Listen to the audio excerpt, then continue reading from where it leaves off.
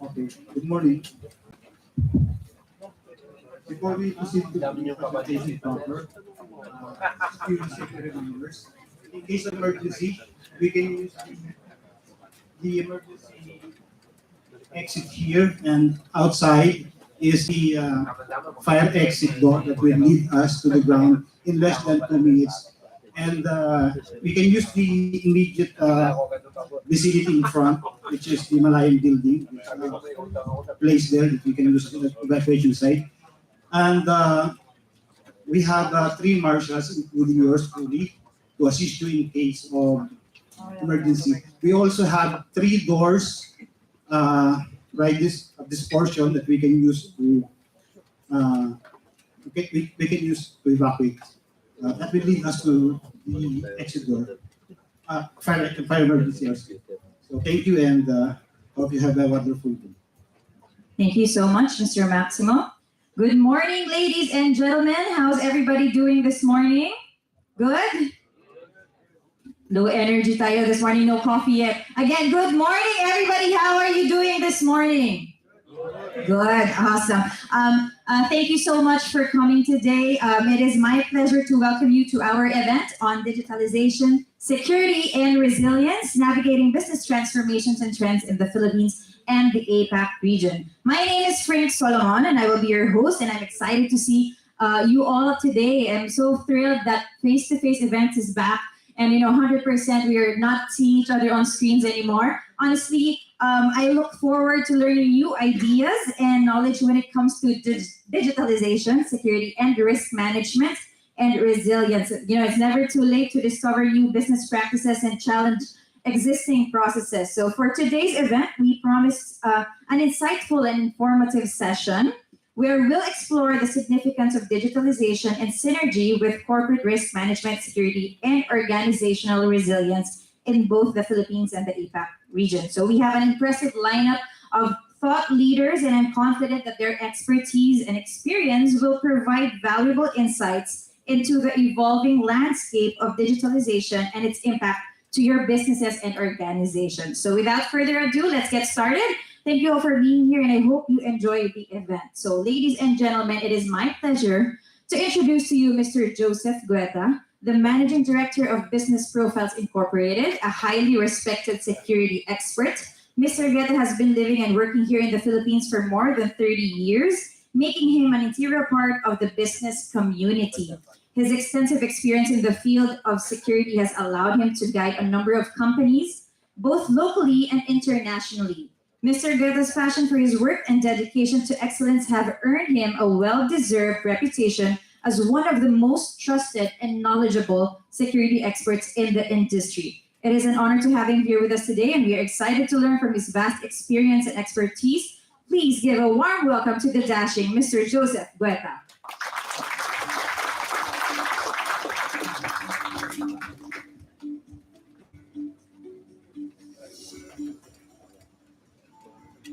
Good morning, everyone. Do you know who is the lady here? No, nobody knows, right? I explain to you, if you look at her, you look at Eric. 13, 14 years ago, I recruited people, just fresh graduate, correct, friends? To be a profiler. She was, for I think, month and a half training with us. Her capabilities, you saw it here. She knows how to talk well. She loves to eat. And after several months after she graduated, the family decided to move her to Singapore. When I used to go to Singapore to visit, I used to see her again crying on my shoulder. She wanted to go back, and she found her love life here, and she got married. I think the Nino. Yes. And up to today, except pandemic time, what I haven't seen them.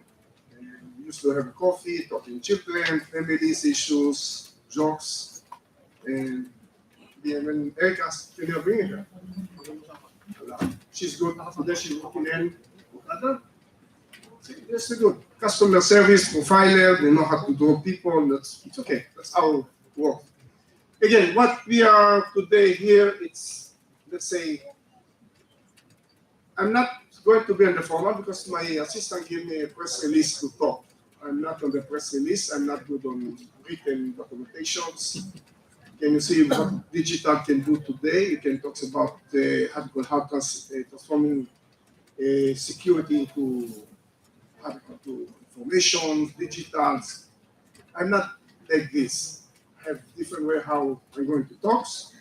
But first I want to acknowledge the guys here, again, coming from the traditional security, coming from the government agency, coming from the finance, power, mining, business sector. I can see one of my friends is there. Always I see them in the pool together.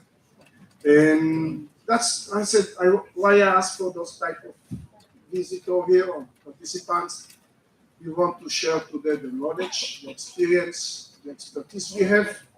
I don't want to have the shy moments here. I like everyone to talk, to share, to explain how you see things, how you handle, and how you see the future with security. How you can see the digital, I call it digital, how we transfer that into a business, how we can upgrade our new generations.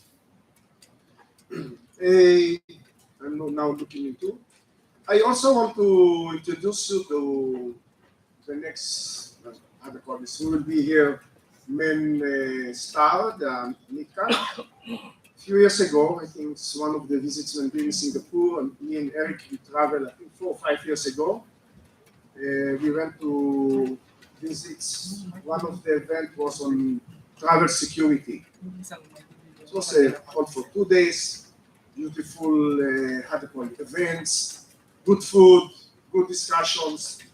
But when I was seeing Eric, I thought, Eric, I feel all talks, it's all press release. Those people understanding in depth the security, what they're talking about. It's all floating for me. It's all reading from the slides. Here, I saw MitKat stood up. I saw Seychelles, correct? Standing and talking and talking and talking. And I said, Eric, I like those guys from India. I said, why?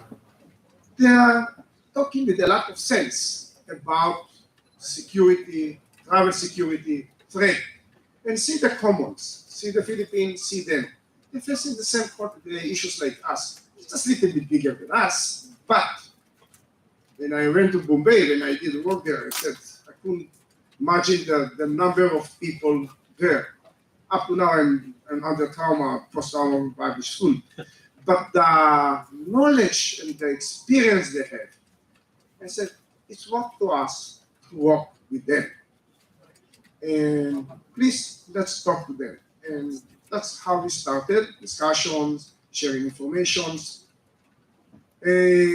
Sadly, the pandemic came, and I just to remind my people, 3 years ago, March 22, March 18, we're supposed to have an event here. Even we put down payment, we're supposed to start, and the pandemic came, we shut down everything.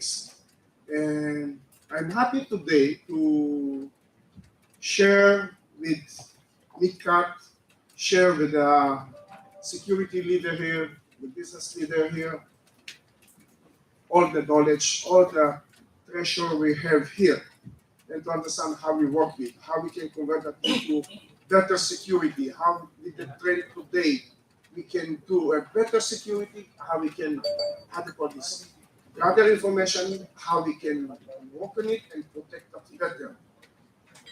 I can say, and I think I'm not talking to one of my friends here, he might knows what I'm talking about. I'm 67, going to be 67. I didn't have that digital profiler sitting here and I can tell you what happened in Tel Aviv. We used to go in the mountain, look for information. I have to say in the ambush to look for the people, to collect information, putting this in writing, running back to give the information. Pleasure today. Or under fire, have to connect to the other group in the front, have to run with the wire under fire to connect the telephone to talk with the back. They have pressure. Today, if I look into, I'm just saying how the Israeli military doing. Today, when you're on the front line or you're on combat, you have a drone, you have an intelligence person beside you, collect all the information, transfer the information already when you're fighting, shooting, you have all the information, you know who's in front of you, you know where to hit, you know where to catch. We don't have that. We didn't have that in our life. We didn't see that. I'm very impressed and I'm very proud. Even yesterday, Raz, I was reading and Israel getting new plane from US. If we have the Iron Dome from US, and remember the war 1992, and correct, with the Iraq war, now the plane has the Iron Dome. They can go farther to capture before it's coming. Now we're not sitting and waiting for this to hit us. We're going there. That's technology. That's where I might again. If you're not aware for, that's how the upgrades or improve our life in security. Sometimes you have to go from the traditional security to step out. But remember, in the end, always I said, the people behind this technology. No matter how much I give you the best, I need a person. The traditional security, if I look, example, De La Cruz here, June, how much experience he has. I can come with all the information. We can put the dots together, how we can look into and make that as a plan. How we can make that as a secure executions. That's the knowledge and the expertise. How does things get to our old people who have the knowledge? If I see everyone has something here. And that's how it translates into what the next generations. Before I end, I'm looking for her. I don't see her here. Eric, she's not yet here, right? Is Mara here? None. One of the police is supposed to arrive. I wasn't the waiting 2019 February. Correct, Carmina? The waiting was. And my friend said, there is a lady I want to introduce you. She's in the cyber. We are working with Israeli company. There is a lady here, and she's in the cyber with the Israeli company. I said, yes. Let me meet her. I told her, she came, and I remember the girl. When I was standing to get my food, suddenly I saw a little girl coming across of me and in front of me and taking the food. I was a gentleman. I said, please, if you're hungry, go ahead of me. When I asked her background, I said, why did you go into the cyber? How did you reach Israeli company? She went to work at the OGT and PNP. She was in the intelligence. She studied it a bit. She went on her own to Belgium to study terrorism, counterterrorism, intelligence. And after that, she graduated from the school in Belgium. She decided to look for a job, and she got into a cyber company. We are doing actually business here. Sometimes here, sometimes in Israel. I was proud to put her in my podcast, if people remember. And I'm proud as a Filipina, representing the next generations into information, intelligence, cyber. And that's what they said, to let this generation comparing to us, very far from us in terms of knowledge and capability. And I hope to see that type of people. When they ask me, why are you helping her? It's not competitive. I said, no, I'm confident enough. Let's groom the next generation of the Philippines. Let's elevate the knowledge, the ability of the people here to be proud to represent outside. And that's the name of the girl is named Mara. She'll be here, and I'm happy if she can share with you more from her experience and knowledge, even she's still young. Thank you, guys. I hope you enjoy. And I'd like you not to be shy, and you know the culture here. I want you to be more mingling, talking, sharing information. Let us know also your thought and also how we can transfer the information we have and the knowledge into the business and protecting the country. Thank you so much. Thank you so much, Mr. Guetta, for revealing my life story. as well as walking us down memory lane. So truly, there's so many technological advancements now in every industry, and we're looking forward for more sharings from our thought leaders later on. So at this point, I'd also like to advise all of the participants that if you have any insights or questions, if you want to share it with us or as speakers, we encourage you to send a message to our event hotline. So if you have a pen over there, just jot this down. It's 0917-808-2055. Again, that's our event hotline where you can send in your questions or insights. It's 0917-808-2055. Simply compose your message and your comment or question and send it to the number, and our team will be monitoring the hotline and will relay your messages to me so that we can throw it later to our panelists and our speakers. So don't hesitate and just share your thoughts with us. As JG mentioned, we want to hear from you guys. We want this to be an interactive workshop so that we can all share knowledge and information to everybody. So at this point, we're ready to start our first session. Ladies and gentlemen, I'd like to introduce our first speaker, Mr. Sushil Pradhan, who will be talking about technology as an enabler for predictive risk. So let's get to know him a little bit better. Mr. Pradhan is the Chief Operating Officer of MitKat Advisory Services, a premium risk management consultancy that provides a range of services to clients across various sectors. He has extensive experience in the field of risk management and has led several risk management assignments in challenging geographies such as Iraq, Myanmar, Bangladesh, and difficult regions of India. Mr. Pradhan has an impressive military background, having spent 22 years in the Indian Armed Forces. He handled combat instructional, staff, and multinational assignments during his time in the military.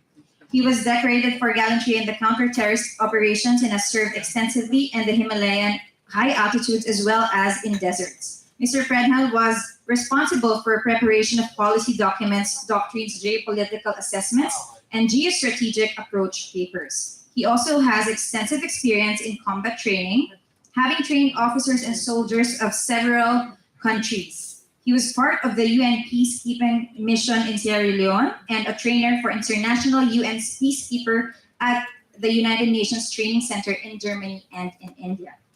At MitKat, Mr. Pradhan created the complete information and intelligence services business that covers daily, weekly, and monthly forecasts for India, South Asia, and APAC. He continued crisis simulation exercises for corporate management teams and other forms of security and safety training.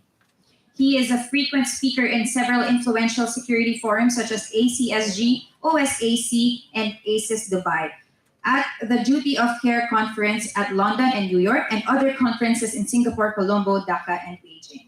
Mr. Pradhan holds an MPhil in National Security Studies and an MBA from Pune University. He frequently speaks by invitation at various forums on regional geopolitics, macro-level security issues, and cybersecurity. Ladies and gentlemen, with such an impressive background, I'm sure that you're all excited to hear what he has to say about the role of technology in predictive risk management. So please join me in giving a warm welcome to Mr. Sushil Pradhan.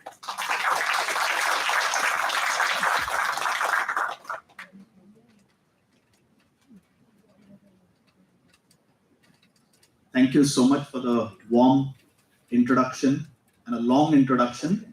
But the only word which I found missing, which she kept only for Joseph, was dashing. So I was waiting for that dashing, but no dashing came from me. So that's because history.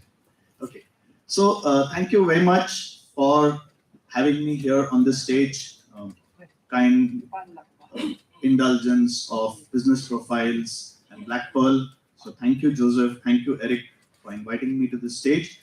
It's a pleasure to be addressing and talking to such a wide audience of such amazing experience. And I saw the guest list and I was seeing there are people from embassies, there are people from industry, there are people from government, there are people from NGOs, there are people from various walks of life, and it would be really interesting to share some of my thoughts with them. And since we have such a wide experience in the audience, I would also request you all to ask questions towards the end. And if we are running out of time, the host has already indicated the number at which you can type in the questions. So maybe we can answer them offline later.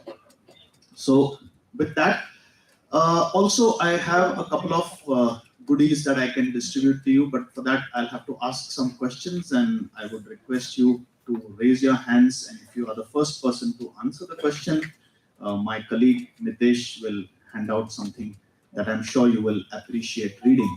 So before I start, let me start with the first question, and the fastest hand, of course. So I represent a company called MitKat. What does MitKat stand for? Okay, so Mitesh, the gentleman there, he's raised his hand. Yeah, but you also have to give the answer. Thank you so much. That's the right answer. So MitKat stands for Mitigating Knowledge Age Threats, and I hope there are more people going to get more goodies in the audience going forward. So what I'm going to talk to you all today about is the role of technology in predictive risk intelligence. So it's a complicated topic, at least the topic itself. And if you find I'm going too fast, yes, I know people are not too used to listening to somebody speaking in an Indian accent. So if you don't understand me, if you think I'm going too fast, please, somebody ask me to slow down, I'll slow down. Yeah. So what is intelligence? No prizes for this question, but I just have a question. Or let me ask you in a different way, and there are so many corporate risk profile people here. So how do you differentiate between intelligence and information? Anyone, please. Yes, sir. From my perspective, intelligence is information that I can use, it's been processed and analyzed. It's an excellent answer, and I think that's the right answer. So you can put it in different words, but information is a lot of data. When you go through that data, when you analyze it, when you synthesize it, when you curate it, and when you come out with something that you can use for yourself, then it's intelligence. So intelligence is different for different people. What is intelligence for a government organization may not be useful intelligence for a corporate entity, and vice versa. So that's the contextualization, that intelligence is something that you can use for yourself, right? So now intelligence is usually based on data. So that data is based on events which have mostly occurred in the past. But intelligence is not going to be useful if it's only telling you about what happened. What really interests all of us as risk professionals, and what should interest us, is what's going to happen. So that's where we talk about the predictive nature of intelligence. Do we have a crystal ball in our homes? No, we don't. So how do we start predicting what's coming up next? Or how do we generate intelligence which is predictive in nature? One of the most important tools for doing this is trend analysis. So you analyze how events have unfolded over a period of days, months, years. You analyze the parameters that have contributed to that intelligence, and then you try and forecast as to what's going to come up next. You also have to put in a lot of other elements like technology, social attitudes, religion, ethnicity, national attitudes, and all of that, and come out with something which is predictable. Now that takes a lot of computing power in the head, and human beings have limitations. The number of people who can do this are limited. So today we extensively, when I say we, that is the world, is extensively using a lot of technology to help us in synthesizing this information to generate intelligence which is predictive in nature. Some of this is, I think, common information to all of you. You must have seen it in media and social media, and when I show you some of the events which have been predicted, you will realize that yes, oh yes, we did know this, but that's only because somebody told you about it, right? So this is what I'm going to talk about, how technology is an enabler. It's not the ultimate answer, and I will echo what Joseph said. Intelligence or risk is not just about technology, it's about humans as well. the humans are a very important part in the generation of this intelligence, as we will see as we go along.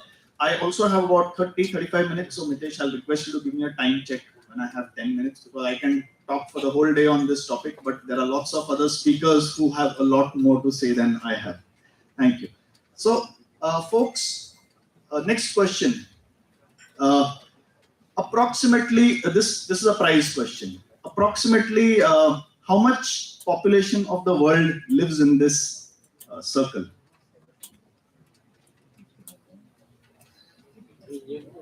Anyone? Give a guess. I mean, whoever gets closest to the right answer. Yes, sir. How many? 2.5 billion. How many, sir? 2.5 billion. No. How much percentage? If you could put it in percentage. Percentage, 30%. Okay. Anyone else? 40%. Anyone else? 60. So you already got one prize. So I'm not going to give it to you. Anyone else?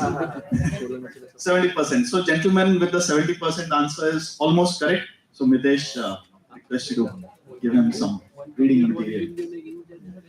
Okay. So we live in a very exciting part of the world, and that's why my focus today when I talk is going to be mostly looking at events and occurrences in the Asia Pacific region. Not that interesting stuff is not happening in the rest of the world, but since we happen to be in one of the most progressive and populous Asian country, I would love to talk more about what's happening in the Asia Pacific region.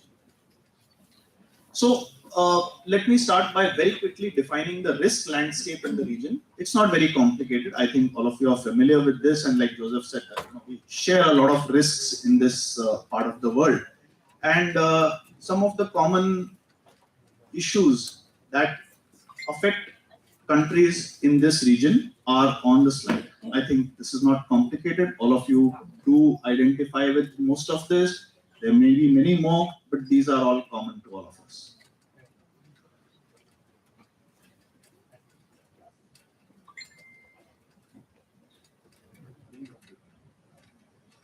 So having said this, I'm going to quickly talk about three categories of events for which we require intelligence.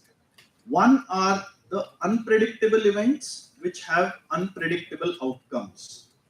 So if you see the picture on the slide, the left one shows you probably the region where the COVID-19 virus originated. No one thought that it would blow the whole world off its feet with the kind of pandemic that spread and the kind of effect it had on the rest of the world. Now the second picture is a prize question. Can anyone say what this event was?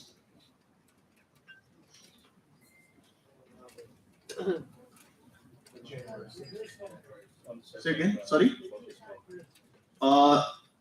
Similar but not the US Congress. Someone here? Somebody said Sri Lanka? That's right, sir.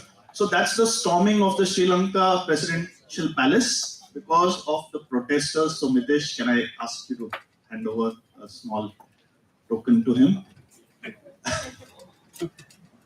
So these were two kinds of events which were absolutely unpredictable and had unpredictable outcomes. Two more.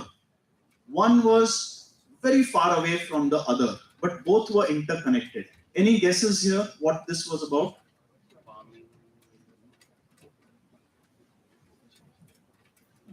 New Zealand shooting. Anyone? Rough guess? Someone there? New Zealand shooting. Yes, that's right. That's a New Zealand shooting. And then the next image is connected to that. It's okay. I think you still deserve the prize. So, Mitesh.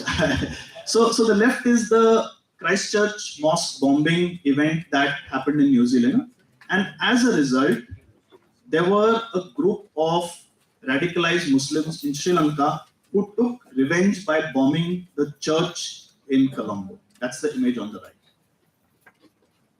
So again, something which was absolutely unpredictable, happening in a far off corner of the world as far as Sri Lanka is concerned, and the repercussions, again, absolutely unpredictable with unpredictable outcomes in Sri Lanka. Then we have a series of events which are usually predictable, but which have unpredictable outcomes. So for example, everyone knew that China is going to impose a zero COVID policy and started imposing lockdowns. But did anyone imagine that there would be protests on the street in China? Pretty much unheard of. People thought that this is something that could never happen. The second image is of the US forces pulling out from Afghanistan. Everyone thought it will eventually happen someday. But the way it happened was so sudden that the outcomes were absolutely unpredictable. And I think all of you would have seen the images and the videos on the TV screens, how people were reacting in that country. And the last images, I don't know if you're familiar, but a year or so back, we had a large number of protests in India by the farmers against the new farm rules. And very similar to what was happening in the US, in the Capitol or the presidential palace in Sri Lanka, we had the Red Fort, which is one of the iconic government symbols in India, which was mobbed by protesters. So these are again some items or some events which were predictable, but the events were absolutely unpredictable. Now we come to some of the events which are pretty much predictable and have pretty much predictable outcomes. For example, the top left image is the protests in Hong Kong. Everyone knew that when the protests happen, there are going to be crackdowns, the people are going to get locked down, but still they protested. Then the image on the top right is the earthquake in Nepal. That's a very highly seismic zone. Earthquakes occur very frequently there.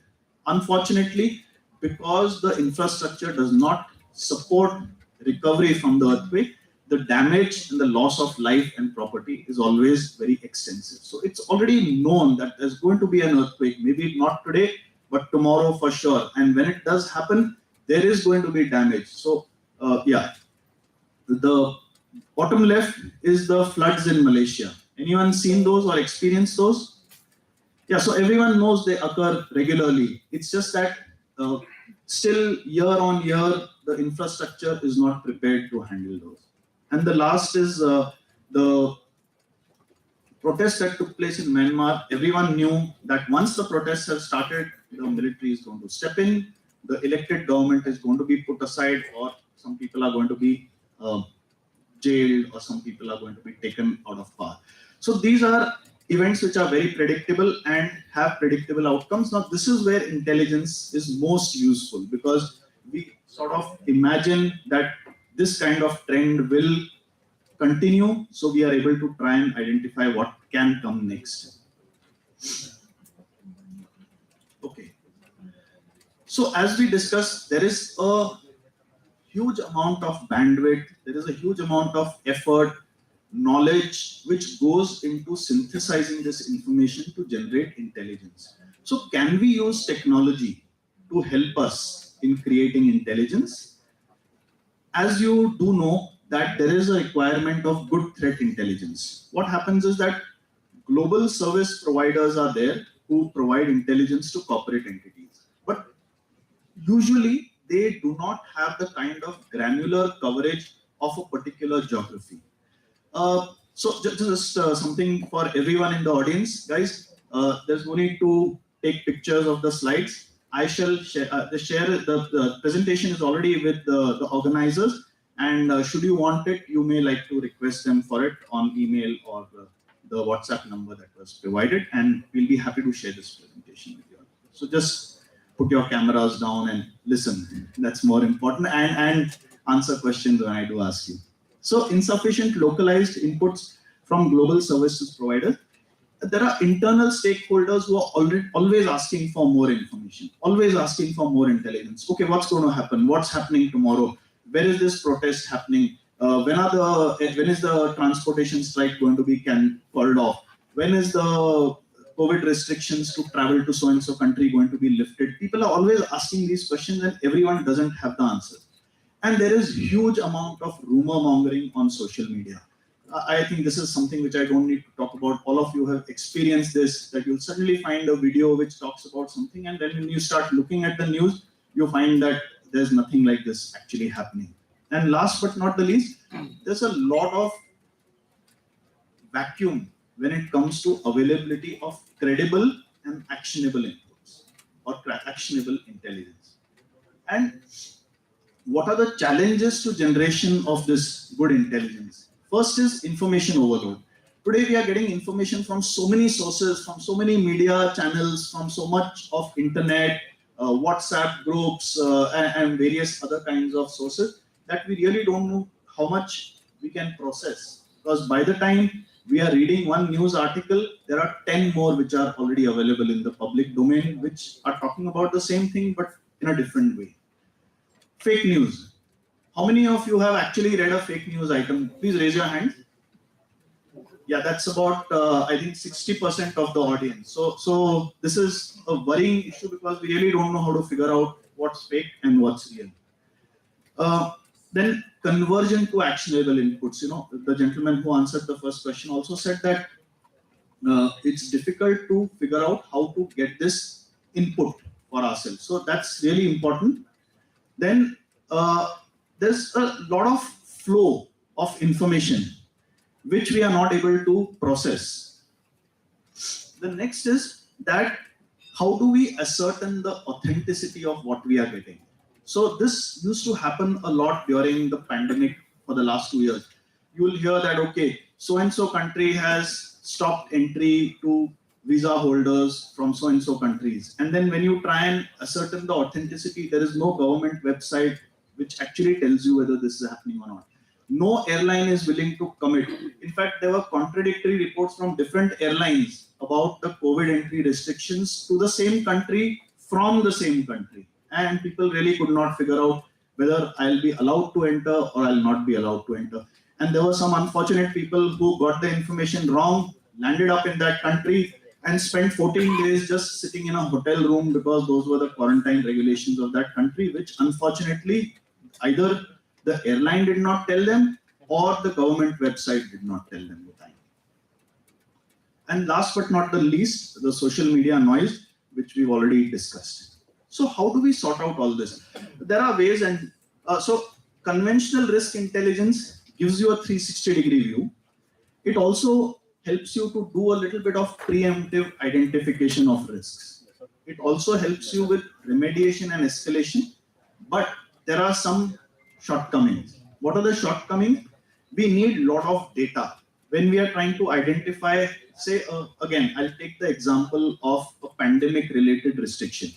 When we are talking about a particular restriction which is imposed for one country, we need inputs from multiple sources. So we need inputs from the government websites, we need inputs from the media, we need authentic statements which have been given by government officials during television interviews, radio interviews. We need data which is coming out of the hospitals in those countries where they are saying that do not allow visitors from so-and-so country to enter the country because of this pandemic spread. So when you get all this data, then you have to try and synthesize it. So do we have reliable data sets? That is what is important. Then predictive modeling has its big challenges. Why? Because we can only process so much information, and sometimes what may happen is that something critical may get left out and then you get into errors. Then do we have the speed and scale to match up with the protests? For example, the protests which led to the attack on the Capitol Hill in the US. While it was being tracked on Twitter, while it was being actively monitored in terms of, let's say, radio transmissions, phone call monitoring and all that, still it could not be provided because the actions were proceeding faster than the information could be synthesized. Because all this was being done at a human level, right? And last but not the least, which is really important, is individual biases. That individual biases and also individual perceptions. So every kind of person, every kind of nationality, every kind of civilization has a different risk perception. I'll take this example of a talk which I was giving many years back in New York, and this was about travel risk management again. And one of the speakers mentioned that when their company senior executive was asked that when you exit a particular country outside the airport, what is the first thing that you expect to see, and if you don't see it, you are going to get anxiety? Very strange question, but I think it was very obvious. And that lady said, if I don't see a Starbucks in the first 5 minutes, I'm going to get anxiety. Right? So that's the level of risk, or that's the kind of perception of various kinds of risks people have. So people are very used to the traffic in Manila, and they treat it as just one more thing. But people who have traveled out from, say, countries like Europe, where the traffic, or let's say Northern Europe and Western Europe, where the traffic is not so heavy, for them this is an absolute nightmare, that to travel 2 kilometers, if you have to spend half an hour in an automobile, that's a high level of time wastage for them. So perception of risk, biases. So if I say that this is a high risk event, it may not be a high risk event for someone else. It may be a medium risk event, or it may be not a risk at all worth taking note of. So these individual biases have to be filtered out as per the organizational requirements. So where we can get help is from technology. And how can technology help? Very broadly. So first is we can get a lot of real-time information, because today you have the technology to collate information from multiple sources, process it parallelly, and throw it up for you. The second is that it's easier to monitor, because you have, okay, let me ask someone. This is a question which, technology question. Okay. What's a crawler or a web crawler? C-R-A-W-L-E-R, crawler. Yeah, sorry for my accent. Yeah, sorry.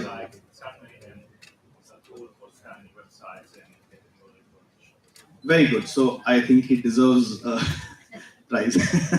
So a web crawler is basically a program, a software program that goes to multiple websites and keeps scanning for a particular type of information. So when we use search engines, we are actually using some kinds of crawlers which are created by those search engines.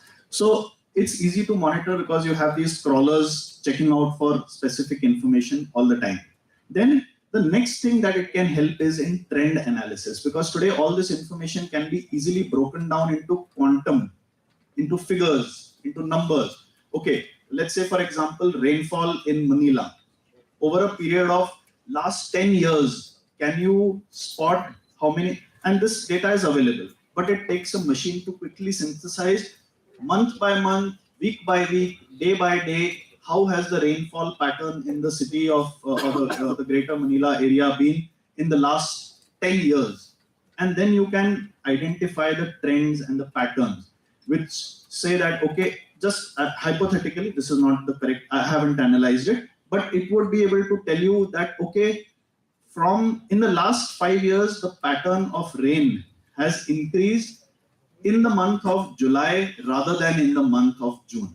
And these are the kinds of trends which can emerge when you analyze huge data sets. And for human beings, it takes time to do this, whereas for a machine, it can be done faster. And especially when you overlay some level of artificial intelligence on it, then it will also be able to predict for you that, okay, in the next year, if the basic weather parameters don't change, then this is the trend the machine foresees for the rainfall parameter for the next 1 year.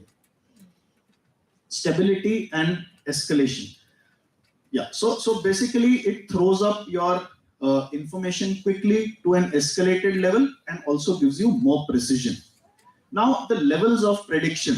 One is crystal ball gazing, as I said, which is more into fantasy land, which may be possible in times to come. The second is more relevant, is over the horizon. That is what's coming next. We talked about combat. Joseph talked about looking out for snipers and ambushes. So today, most aircraft engagement are designed for over the horizon engagement. That is, the two aircraft which are firing at each other are actually not able to see each other. It is their technology, it is their radar, which is identifying that there is an enemy aircraft 100 kilometers away. And it has the technology to launch a missile which can attack 100 kilometers away. So we, for intelligence, technology is going to give us this radar, or hopefully provide some elements of this radar, and this is what we are looking from. And what is more important to us is around the corner. What's just coming next? What's coming tomorrow? What's happening the next week? This is the kind of intelligence which is really critical for us as risk professionals. And how do we enhance this? So we have technical tools, we have domain specialists who will create the actionable intelligence. So what do these guys do? The human analysts are the people who identify which is the information which is important.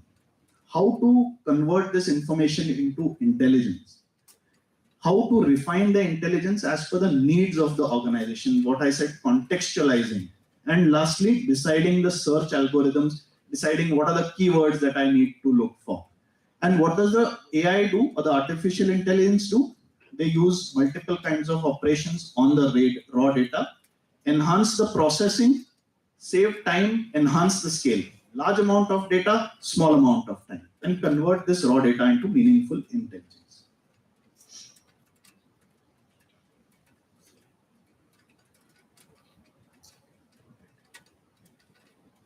So I'm going to now talk very quickly about some technology tools for predictive risk intelligence, and 4 kinds of things I'll talk about. The first one is again a prize question. SOCMINT. What does SOCMINT stand for? Social media intelligence. Who said that? The 2 prize winners already. Anyone else? Okay, so no prize for this question. OSINT tools. What is OSINT? Anyone? Or too many prize winners. So yeah, raise your hands, all those who said it. Be honest. 1, 2, you already have a prize. Anyone else? Yeah, okay. So thanks a lot. So open source intelligence, GIS. What does GIS stand for? Okay, you got 1 prize already. Anyone else? Okay, so we'll move to the next one. And lastly, we have the various kinds of dashboards which depict the risk. So if you all just turn your necks around and see the 2 screens behind you, these are the kind of, just turn around and have a look. And during the coffee break and the lunch break, you please request the people who are manning those screens to explain a bit more about these risk dashboards to you. So these have been developed by MitKat and Black Pearl jointly. Now, social media intelligence is about trend analysis, predictions with the artificial intelligence and machine learning tools, and triangulation and fact checking. I'm not going to explain this in detail because, like I said, it could take me the whole day, but basically it helps us to identify trends, look at predictive activity if possible, and triangulation means trying to find the origin of the actual news item, because it spreads so virally that we don't know where the original one came from. If we can identify where the original one came from, we can also be able to verify whether it's an authentic source or not. And that's the importance of triangulation. Yeah, so very quickly, there are multiple tools which help you to do trend analysis of Twitter, which is a very, very valuable source of communication. And this is what helped monitor the protests on the Capitol Hill as well. Then we have various tools for Facebook, which help you to identify what are the trends. And an example here is where the government was able to analyze the sentiment on Facebook as to who's protesting, who's not, what are the inputs about the activities happening. And they were also able to gauge the sentiment about the statements which were given during the defense at the International Court of Justice.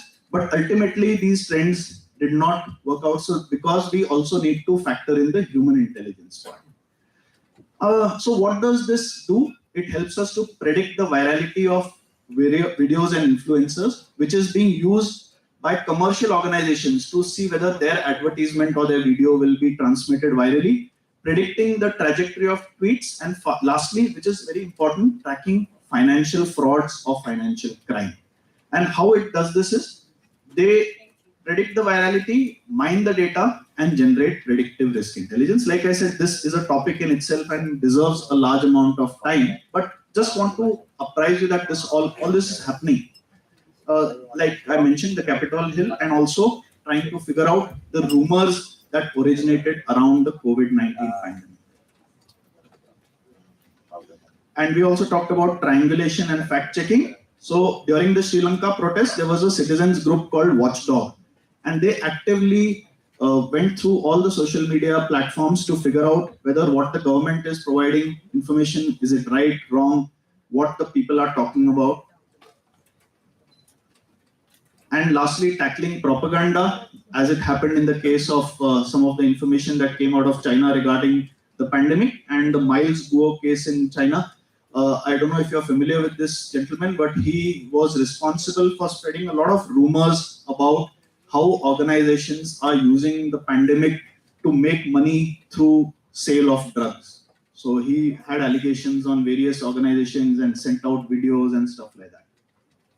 And the Bellingcat was the social media platform segment analysis which helped to identify this. So some of the tools which help this also in predictive, the hosting tools, Intel Owl, BabelX, Spiderfort, Shodan, there are so many. Basically, I'll give you an example. So Intel Owl pulls in the results from various sources. BabelX goes through multiple languages to identify what's to do a fact checking. And lastly, we have Spiderfoot, which also takes inputs from various agencies and gets their IP addresses. Shodan is more about IoT. Yeah, like I said, this is pretty intricate, but I'll leave the slides with you all. You can go through this in detail and also check out these. I've also mentioned the URLs of these platforms, so you can go check it out yourself on the internet.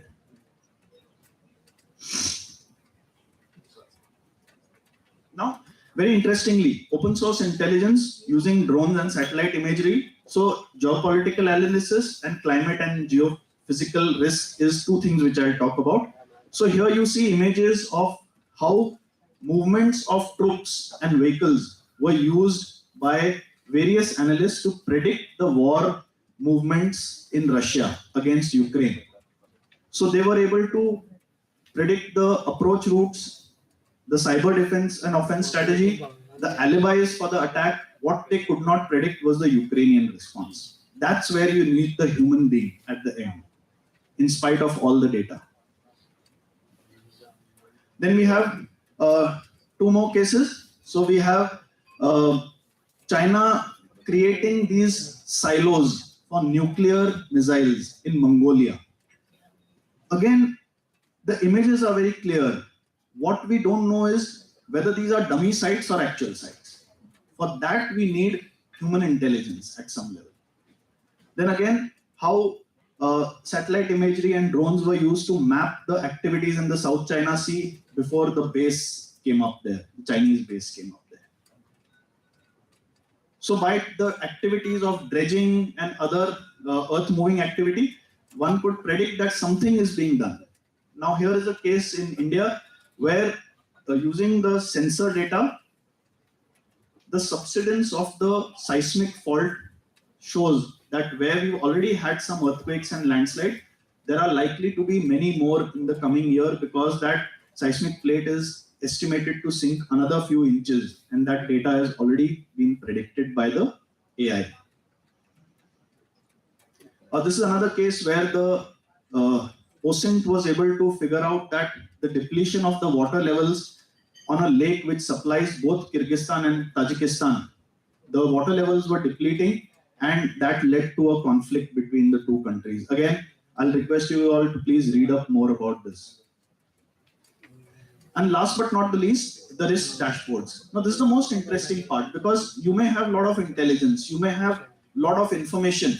How does one person, one corporate risk professional sitting on his desk or sitting in a control room get to see all this represented in one place, and that is using these risk dashboards?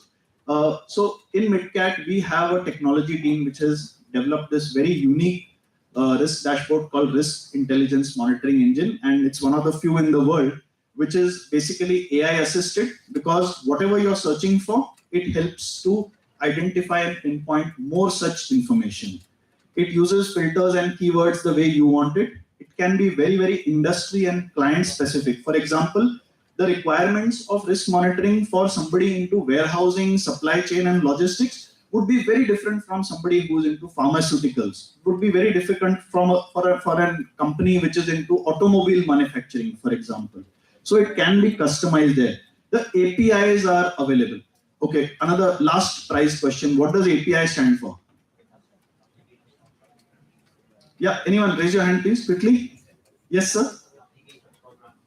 Great. Can you also tell them what it means?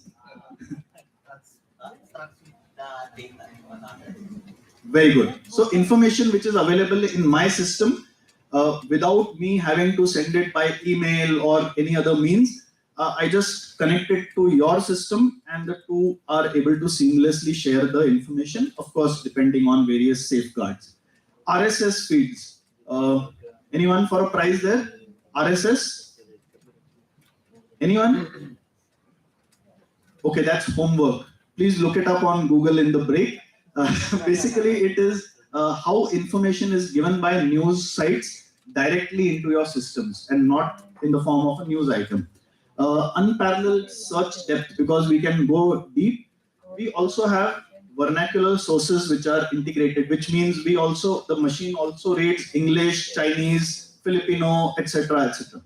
And last but not the least, we also integrate social media handles into this. So the dashboard is shown on the screen behind you, and I'll urge you to explore it a little more. So it helps in contextualizing, because the technical analysis is ultimately topped up by human intervention to say that, okay, this is relevant, this is not relevant. Then it also helps in trend analysis. Like I mentioned, it does a graphical analysis. It can represent it in the form of various kinds of charts, and you can draw your own conclusions. And lastly, it can be used for client customization. Particular locations can be mapped. Let's say a company has 10 manufacturing sites across the Asia Pacific region. Those 10 sites can be mapped, and the risks around those 10 sites can be clearly identified and shown on the screen. The filter options are available. It does geofencing. Last prize question. What is geofencing? Anyone? Anyone, please. Geofencing. Simple English word. Yes, sir. You got a prize, but yeah, we'll take. I answered it. Right. You can automatically put a fence around and mark the place on the land. Absolutely. So when you have an area of interest, using the geo mapping like Google Maps or anything like that, you can draw an imaginary fence around that area of interest. So if anyone leaves or anyone enters that area, you get an alert. Thank you so much. Then data is downloadable in the form of Excel sheets. You can retrieve this archived data. You get a constant feedback. And lastly, the interface is very, very user friendly. So I think this is what I wanted to talk about. Can I get 2 minutes more, Joseph? Okay, so what next? Last prize question, since the last one was already answered very well, but by a prize winner. What is ChatGPT? Yes, sir. Language model. Can you speak up a bit, sir? It's an artificial intelligence language model. So Absolutely. So this is this the future of intelligence? Mitesh, a prize for him, please. Okay. So we have ChatGPT and others which are coming up, which are artificial intelligence language tools, also synthesizing tools. So we just let me talk a little bit about this. So why is it good? Because it has access to a huge amount of data. It's easily available to anyone. It has a human-like neural response, very good computational response, and more and more advanced versions will be able to hopefully give us more predictive analysis. And lastly, there are immense potential applications of something like this. So, but to do a test for intelligence, okay, we asked a few questions. One of the questions was, can ChatGPT replace human? So we asked ChatGPT. So ChatGPT said, actually it said that while AI will play an important role, it can never replace humans. So I think the machine is on the right lines. So we asked 2 more questions. Okay. What are the chances of serious cyclone events in the Philippines in 2023? So it gave an answer. Please read it later or when you see the presentation. We asked another interesting question. what are the chances of political violence during the upcoming general elections in Thailand? It gave an answer. Then we asked another question. What will there be another devastating wave of the COVID-19? Again, it gave an answer. So now what we did is we analyzed the answers which this engine gives us. And what we noticed is that the first thing is it starts with a disclaimer that, I have only so much data available and my answers are dependent only on the data, etc., etc. And then it takes on the various factors which contribute to the predictivity of that event which we are asking about. And lastly, it gives very, very generic advice which, anyone could pull out of any other publication. So as of now, this has not reached the stage where it can really be useful in predictive intelligence, but I'm sure as it gets refined in times to come, there will be more and more improvements. So there are various shortcomings and glitches. I think we'll not go into the technicalities of this. When we look to the future, we do realize that human intelligence and analysis will still remain irreplaceable. And AI-enabled technology can help us in intel gathering and information management, but it cannot replace human beings. But what we can do is that the human beings, the analysts, need to enhance their skills. So acquire programming skill.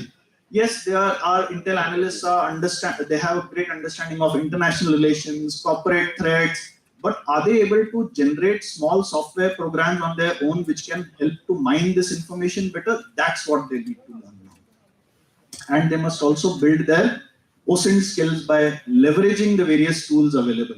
Okay, I may not be great at programming, but I should be able to use all the free tools which are available. And if there are paid tools, then I should be able to convince my organization to buy them if I feel that they are really useful.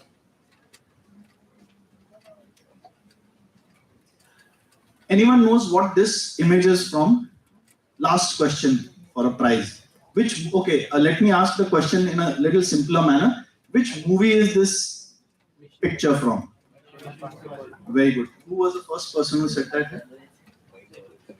Yeah, okay. So Mitesh won prize for him.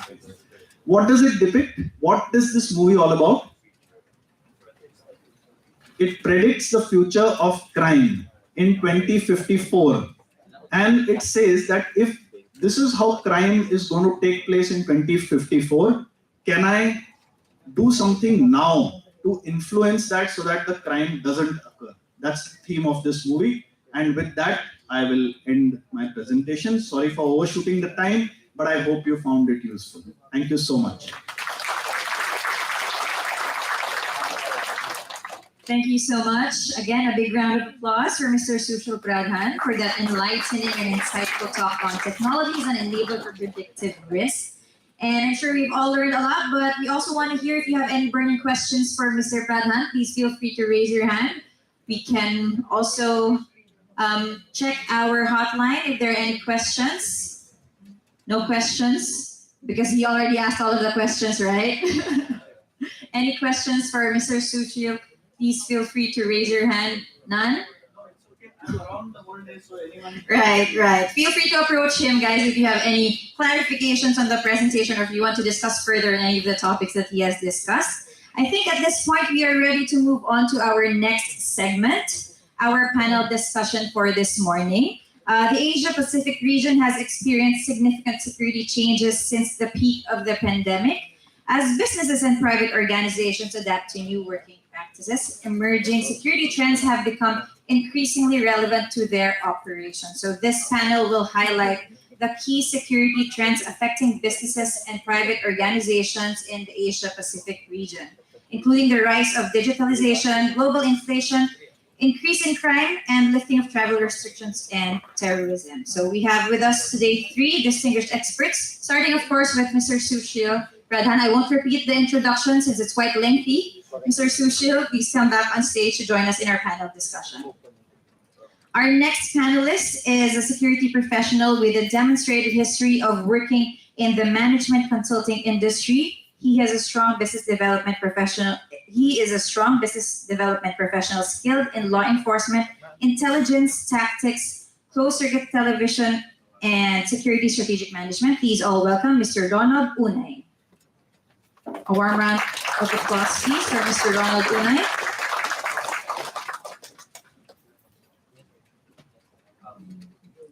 Come up on stage, please, sir. Is that you? Good morning. Our third panelist is Colonel Romeo Bautista III. He was elected for a 2-year term as president of the Philippine Alliance for Safety and Security Management, Inc. on December 2022. He was commissioned in 1993 and was allocated to the Philippine Army Infantry Corps. He has served in command, staff, and instructor positions from tactical to strategic appointments across the Philippine Army and the Joint Force, including as commanders of intelligence and infantry units in Mindanao, commandant of the Special Intelligence Training School, Counterterrorism Unit, and Defense and Armed Forces Attaché in Australia. Colonel Bautista holds a Master's in Human Resource Management from the University of South Wales, Australia, and he's also a graduate of the Australian Command and Staff College and has been awarded a Master's in Military and Defense Studies from the Australian National University. Colonel Bautista is a graduate fellow of the Institute of Corporate Directors Philippines since 2018 and board certified protection professional by the American Society of Industrial Security since 2012. He was one of the founding trustees of the Philippine Alliance for Safety and Security Management, Inc., when the organization was founded in 2019. Please all welcome Colonel Romeo Bautista III. Hello, Colonel. Good morning. I'll join you guys in our little living room here for our panel discussion. So,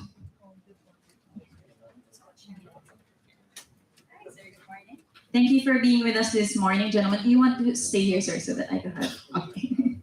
Okay, to start off the discussion, I'd like to ask each of our panelists your thoughts on the key business risk trends affecting businesses and private organizations in the Asia-Pacific region. So what are these business risk trends that are emerging these days, and how can the organization safeguard their assets and employees? So why don't we start with you, sir? Okay. Sorry, it's okay. So let's start with Colonel. What are these business trends, and how can organizations safeguard their employees and their assets? First of all, good morning to everyone, and of course, thank you for inviting us here. If you search the internet for the last 10, 20 years, probably 2010, you see some major trends. Okay? And I noticed three major trends happening for the last 10, 12 years. And of course, one of these is with the Ukraine war happening, of course, you have these Taiwan States issues, and you see that strategic competition is, of course, intensifying. And of course, the risk of this is, of course, the risk of major wars. And number two, you see some grace on tactics, intensification of grace on tactics happening in Asia Pacific region. And of course, third one is, of course, the increasing impact of climate change. All of these things poses risk to, of course, businesses, especially here in the Asia Pacific region. And of course, the impact of these to businesses that we need to, of course, protect our businesses to risk of some risk to our supply chains, to our physical infrastructure, and of course, information infrastructure. And of course, this means that we need to provide more investment in this aspect of our businesses. Thank you, Colonel. How about you, Sushu? Any thoughts on the business risk trends emerging, and how can the businesses safeguard their employees and assets? So let me start by identifying what I call the 3 Ps, which are very dangerous for any country in the Asia Pacific region, and some countries more so. So politics, polarization, and protests, all 3 of which are interrelated. So we always had politics in South Asia. In Southeast Asia and the entire Asia Pacific region as such, politics has been very active. Democracies have been very active because we have such a huge number of people. What has not happened earlier was that politics has not become so mainstream as earlier, because earlier people had restricted availability of information by way of, let's say, newspapers, televisions. Today, everyone sitting in their homes in any village has information streaming through their phones. And that helps to make the population politicized. And when it is politicized, there is polarization. And suddenly you will find some people supporting right-wing policies, some people supporting left-wing policies, somebody supporting climate policies, somebody opposing climate policies, somebody playing up conspiracy theories against one party, conspiracy theories against another party. So huge degree of polarization takes place. And because of this, there are a large number of protests. If you track the protest trends across the Asia Pacific region, you will find that every country is experiencing some protests or the others. Even countries like China, Hong Kong, where there is a very strict control by the government over the movement of people, you will find that protests are happening, which is very strange. So this trend will continue. And because of protests, what happens? It may not be harmful directly to a business, but it disrupts the day-to-day activities, business activities of that region.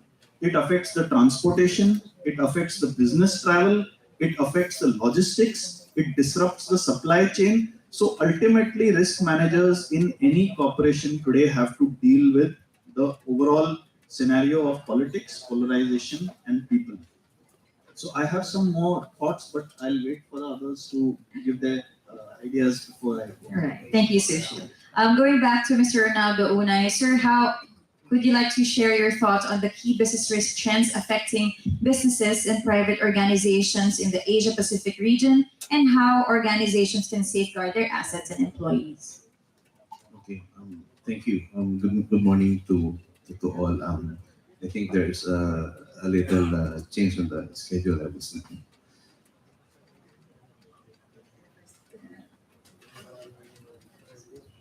Okay, but I think, and I believe that especially in the global setup on the business, I believe there's a lack of ethical standards. Ethical standards, I should say, would oil every concerns or every challenges in the workplace, in other countries, and of course that affects the businesses. And if you could imagine, protection professionals and even the politicians have their moral. They are in their moral rights. They could deliver more to the constituents, to their employees, and they would contribute to the countries they have. For the past or since 2015. Okay, since 2015, I have this advocacy of sharing the basic moral codes for the well, of course, for the Filipinos, and it could be also adapted in other countries. I I I have already changed a portion of the society because some friends like there's some security under the management of Colonel Johnston Tan and also Colonel George Kalubayan and my classmate the Greenfield, Alan Minjola. I think I have changed the mindsets of the people there. Most of them, especially in SM Makati, um, some people are getting their promotions up, and I think yes, I believe it's part of the ethics should be part of the business, uh, essential business, initial business concept that should be imparted to everyone. Thank you so much, Sir Ronald.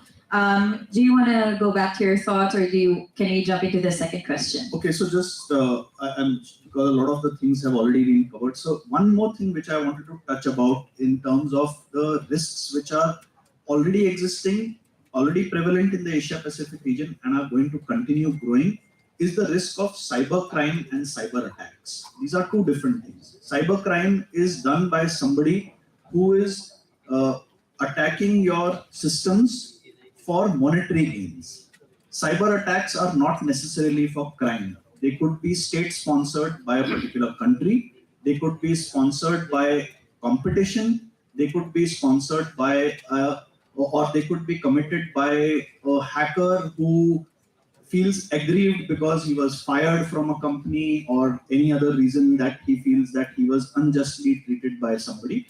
So cybercrime is for financials, cyber attacks not necessarily for financial. Now, today we are in this stage where countries are digitalizing their financial systems, they are digitalizing their transactions. We already have systems now where using your phone itself, you can transfer money from your account to another person's account in Singapore or anywhere else. And these kinds of transactions also come with their inherent risks that they can be hacked, the data can be stolen. We've already had cases where data theft is so common. There is like the GDPR or the data protection regime exists in Europe. Each country in Asia Pacific has its own data regulations, data privacy regulations in a very nascent stage. There are very few evolved data protection regimes. So nobody is scared to commit data crimes. Nobody is scared to commit cybercrime because they know it's very difficult to get caught. If they get caught, it's very difficult to present the evidence, and the legal system does not have the capability to judge cybercrime because they don't have the technical know-how to figure out whether somebody has actually done this or not. And state-sponsored cyber attacks are even tougher because there's a country which has an army of hackers which is attacking your systems. There is a competitor who's attacking your systems, and the worst situation is a lone wolf hacker who's hacking into your systems, attacking your systems because he thought that I got unjustly fired last year and I should not have lost my job. So these are things which countries across the Asia Pacific system, now as our economies grow more and more intertwined and intermeshed with each other, what happens in one country is going to affect the other country as well. So this is something that we really need to be careful of. Thank you so much for that, Sufio. Anything to add, sir? I would like to react on that. It's a good thing that we already have here in the Philippines the Cybercrime Investigation Coordinating Center. It is an attached agency from the DICT, the Department of Information Technology. Thank you so much. That's good to hear, but I just want to caution on that is that criminals are way ahead of the police in cybercrime across the world. So my company MitKat, we are certified by the government to effect cybersecurity measures for other companies. But every day we get hacked. Every day we get attacked. So our own cybersecurity team is busy protecting ourselves rather than helping to protect our clients. So crime will always be ahead of the police. I think especially so in cybercrime. That's true. I think I saw somebody from the audience who was raising his hand. Sir, you have a question?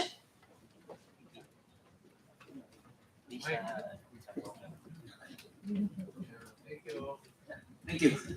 To second the motion of our SME from MitKat, I'll have to say that the Philippines having a diaspora, we have no choice. Our OFWs, the overseas Philippine worker, has no choice but to transmit money to their loved ones wirelessly.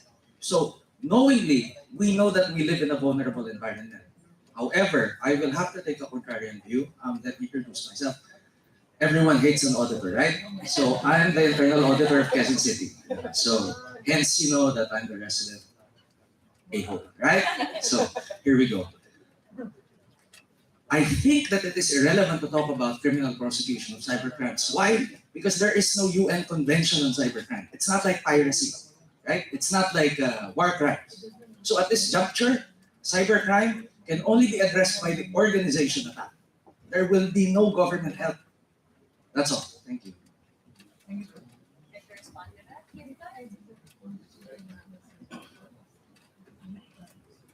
All right, no further comments from Mr. Sushil on that one.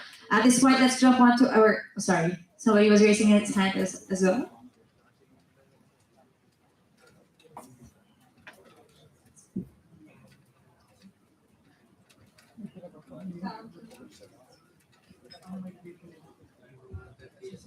Good morning. I'm Mayoraldo. I'm from Barangay San Lorenzo. That's the political local government unit where we're stationed here. Good morning and welcome. I just wanted to comment, sir, on the first speaker. You said that there were 3 P's, no? Politics, polarization, and protests, which were very 3 major danger areas. I thought I don't know if it's there, but there may be a 4th P. And for want of a better word or words, I will call it propaganda or process disinformation. I guess we all know that right now there is probably an avalanche, a plethora of false news propagating all over the internet, globally, and as alleged by many media leaders, it's being propagated through popular media such as Twitter, Facebook, TikTok, and all of these things. So I think that is a very valid fourth risk because it affects everything from politics and maybe even in business. Eventually, it will be used. So I think that this should be recognized as a major security risk. And somehow I'd like to support the comment of this, Sir Unay, who thought about, in the end, everything is ethics, everything is morality. Everything is business, social, corporate responsibility. So we all have a role to fight disinformation and fake news. It's already affecting a lot of politics all over the world. And we know that it is being used by some major totalitarian states who are using all of those data, those approaches, those matrices, those tools of artificial intelligence to control and manage the lives of people. I just wanted to share that comment. Thank you. Thank you so much, Sir Al, for your thoughts. Very valuable in our discussion. Any other responses from our panelists? No, but I'm very thankful to you for pointing out the 4th P. And when in my next talk somewhere, I'm going to use that one as well. Thank you so much. All right, let's have our second question. A prize. Yeah. Our second question to our panelists: how can businesses and private organizations? Sorry. Yes, sir. You have another question. The question is, because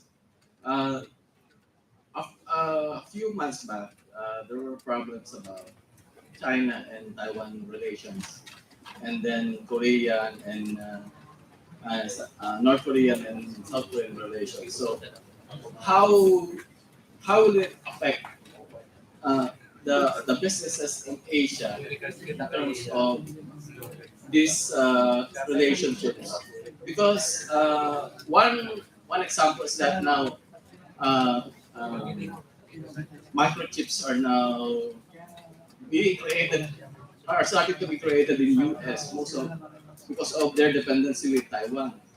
So the microchip industry is shifting called that their regional areas. So what industries are we looking at that may be affected by these changes in the relationships? To answer your question, of course, one of the major impacts of this economic, some geopoliticians call this strategic competition. And of course, one of the risks here is a kind of incidents. I call this incidents. And one of the risks here is yung of the company supply chains. So for businesses like for example in the power, the energy sector, and of course in the technology sector, these are the sectors that are mostly affected, no, because majority of the microchips are being built in Taiwan. And of course, these seedlings near Taiwan State, of course, where majority of the oil and of course other products are passing. So the first things that are being affected is of course the of course energy products. So of course businesses can of course mitigate these risks by of course diversifying their of course where they get the oil and of course their microchips and of course other technology products. So Thank you so much. Any more questions from the audience? Can I just take one comment on that question? That's a very interesting example that you took about microprocessors and microchips. So just for, there are three kinds of microchips. There are the high-level microchips, which go into your MacBooks and your iPhones and those kind of devices. Then you have the middle-level ones, which go into your cars, your automobiles, and that level of automation. And then you have the third level, which is the lowest level of microchips, which go into your washing machines, your microwaves, and make those machines a little more intelligent. So each industry has a different effect. So the ones which are made for microwaves, washing machines, and those kind of devices are not very complicated to make. They don't have to be made in Taiwan.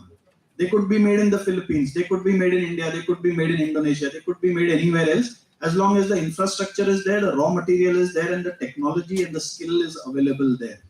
As far as the middle level are concerned, who's most affected? The automobile industry. As you are aware, when the supply chain for these middle level microchips stopped from Taiwan during the pandemic, who was hit most? The automobile industry.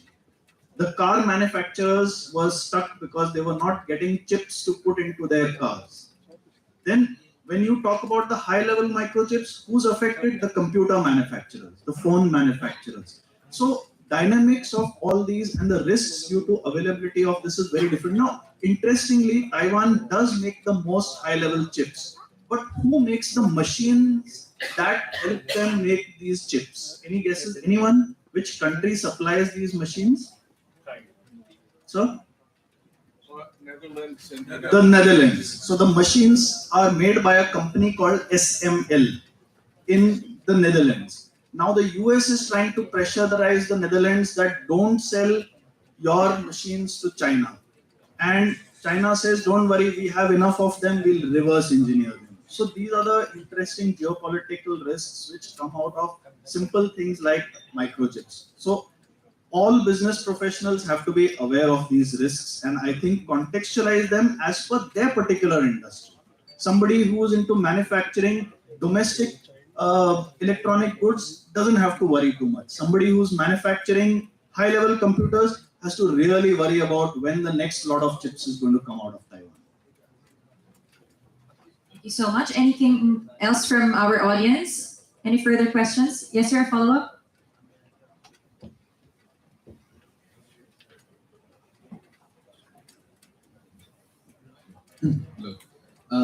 Rodel, representing the Cybercrime Investigation and Coordinating Center as well as the DICT. We're very much aware of the cyber attacks, the cyber crimes here in the Philippines. Um, Recently, like a week ago, we suffered a breach in one of the defense agencies. Um, but in our side, um, majority of the difficulties solving the cybercrime is mostly on the attribution part. We do have, well, starting last year, we do have like capacity building when it comes to cybercrime investigation. And the main obstacle um, for prosecuting these cyber criminals is mainly, as what I said earlier, attribution. If we have an IP address and we got like a cybercrime warrant from the cybercrime courts, when we serve that to the telcos, to the ISPs, they can't give information pertaining to the subscriber. So that's one of the obstacles. But my question is, apart from the technological disadvantages currently of the telcos, what might be, in your perspective, um, lacking the Philippine government, and how can the Philippine government act to it to solve that problem? Thank you. Anyone from our panelists who want to take the question, sir? Of course, in the private sector, you have laws pertaining to data or information privacy. But on the part of the government, of course, you have some executive orders, 1968, I think, 64, and then 1970s. There are some executive orders. But what is lacking actually is we don't have uh, a legislation on the protection of assets, a protection of information. So that's one of the main issues affecting generally the Philippines. And of course, in 2018, this is one of the major legislations that need to be enacted based on our national security policy. But unfortunately, this has not been enacted yet. So on the part of the government, there's really a need. Of course, that was recognized back then, 2018, for a legislation to protect information for for the government. So that's one legislation actually is very critical. And from there, uh, we would have some cascading mitigation measures, like for example, process to protect information, of course, personnel. So basically, we need to hopefully our government can prioritize this bill on protecting government secrets. Thank you, sir. Sushil, any additional to that? So, all right. Yes, sir. Additional question. So, just to recap, Colonel Romeo said that legislation on protecting information is lacking in the Philippines, and that's the biggest vulnerability that he's. Yeah, thank you, ma'am. I recall you completed your 3-year stint as Defense and Armed Forces Attaché in the Commonwealth of Australia, sir. Congratulations for completing that stint. Commonwealth of Australia, Canada, New Zealand, and Papua New Guinea, I think. Now, would you be able to share with us some security trends that may have occurred in that part of the world, and which may have some applicability in the Philippine setting, or at least somewhere in Southeast Asia, sir? Colonel Bautista. Thank you, sir. As I have said earlier, of course, I mentioned earlier three shall I say, issues that are being looked into by, of course, countries in the Asia, that part of Oceania. Of course, that includes mostly Southeast Asia. And of course, one of these, as I said earlier, is strategic competition. It's one issue that they're very most concerned about. Of course, indicators of this is, of course, the this Taiwan issue a few months back. And of course, you have these lingering issues like the unfinished Korean War. So the risk there is, of course, there is risk there of course, the what shall I say, weapons of mass destruction of both contending parties. And of course, another issue that they're mostly concerned about is, of course, the increasing impact of climate change. Of course, it's a big issue because most of the countries, especially in Oceania and of course Southeast Asia, is generally if you check the geography of these countries, they're mostly, I think, on the average, the average elevation is around 760 meters and less, and some are, I think, just 1 meter above median sea level. So the increasing the climate change actually affects these countries, you know, the small, especially small countries, and of course, why this issue is a big issue, especially on the part of Australia and of course New Zealand, because if some small, for example, tsunami happens in these small countries, they they usually go direct to either New Zealand or Australia. So mass force migration. So these are some of two issues that they're contending right now. And of course, hopefully mitigate these two major issues. Yes, sir. Last question because we're running a little bit over time already. Uh, could we somehow specify government initiatives either undertaken by the Philippine government or by the Australian government that significantly impact upon businesses? If we see parallelisms of initiatives undertaken either, I mean, by the Commonwealth of Australia or the Republic of the Philippines that significantly impact upon businesses as they navigate towards digitalization and resiliency. We have concerns that we have earlier cited, you know, strategic competition, security concerns, things that affect freedom of navigation in the maritime areas of Southeast Asia, and then of course our commitments to the United Nations in the field of climate change,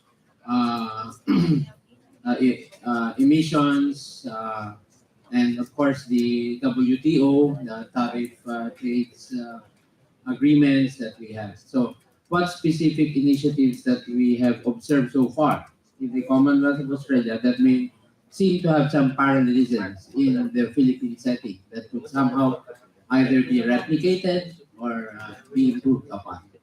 Thank you, sir. To all the gentlemen.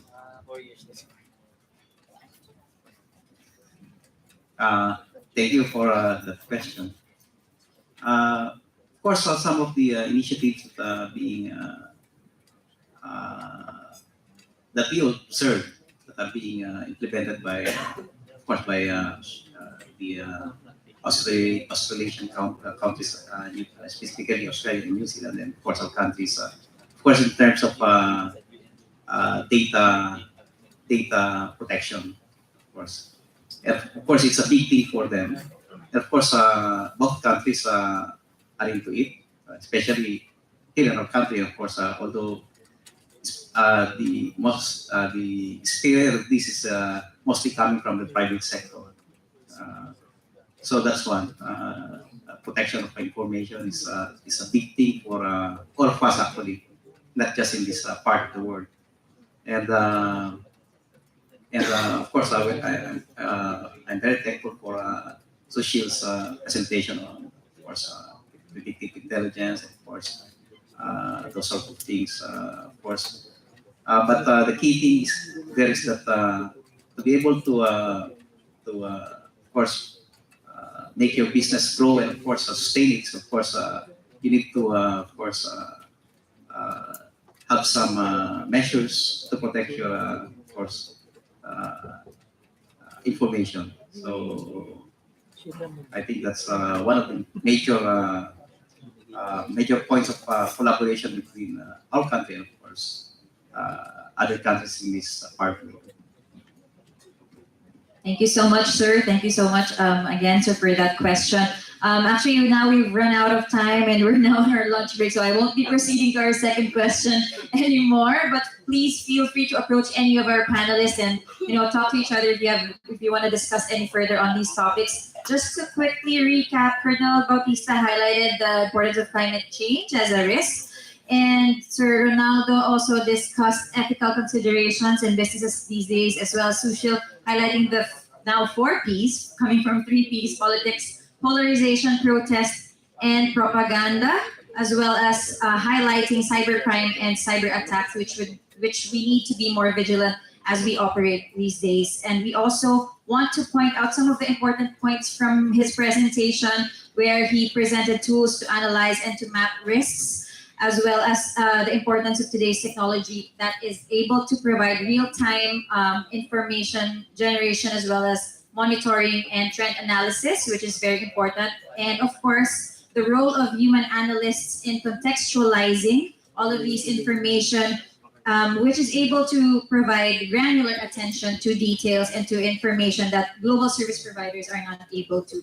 So there's also the risk dashboard that was discussed earlier, and the risk intelligence monitoring engine, which provides customized information according to your industry and according to business needs. So once again, thank you so much, panelists. Please give them a warm round of applause.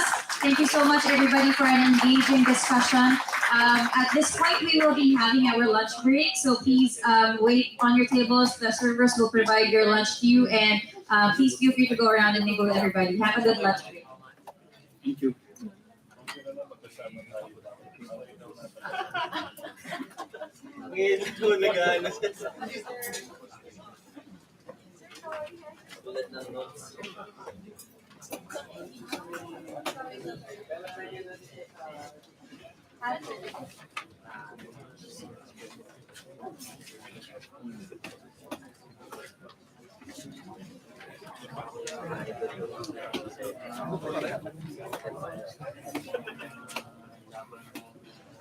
Yes, congratulations.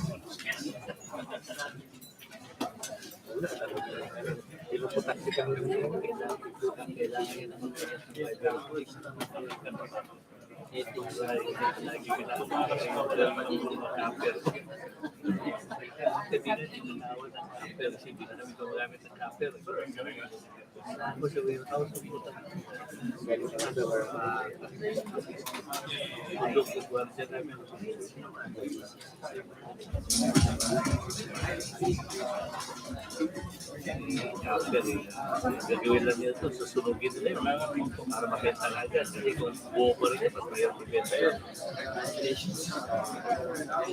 Madaling kahuli. Nasa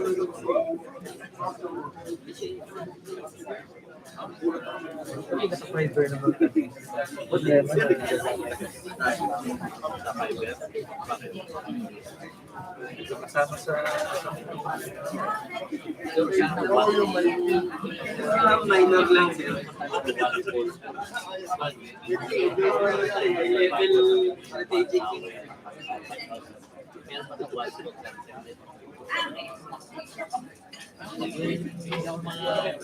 Yung electric, iba yung electric, iba yung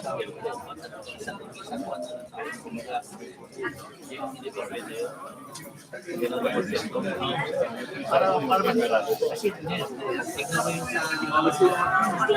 ko sa paso. Ang ito mga kwan eh. Kaya mo sa mundo sa yung panahon ko stay. Pagkakalo yung linya natin.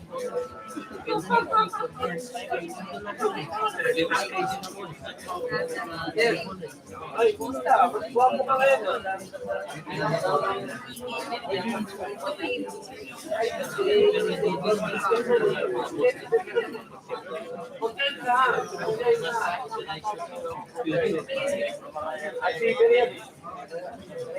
Tapos yung mga sino mag-invest sa poste.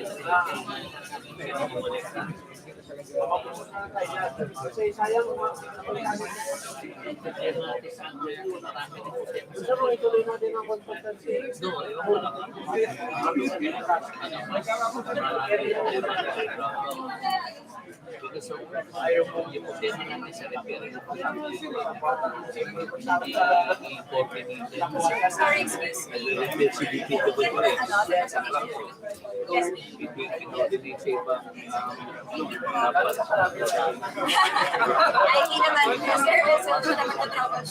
Ay, hindi naman. Service, so naman na-troubleshoot. Gugulat na kami, may putol na. Di ba? Mga ganun na hindi nila. So, parang yung sabi, yung pantay cabinet namin, meron kami gano'n. Pag kami, sabi ko, pag may makita kayo construction na ginagawa dyan, meron kami dyan, sabihan na lang. Uy, natin yung meron kami linya dyan. Parang gano'n. Parang siyempre, consciously na what, alam niya na meron kang dapat ingatan. Kung hindi mo sabihin yun, tira ng tira yun, puta na ulit, putol. Yung pala, backbone pala yun, puta. Malaking problema. Akala natin walang wala, pero ang laki ng mali sa bagay. Kasi yung DPWH sa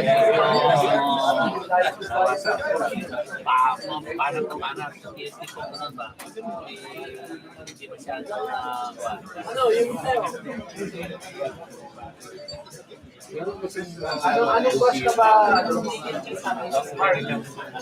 direction underground na lang lupa main nagagawa ko nun yung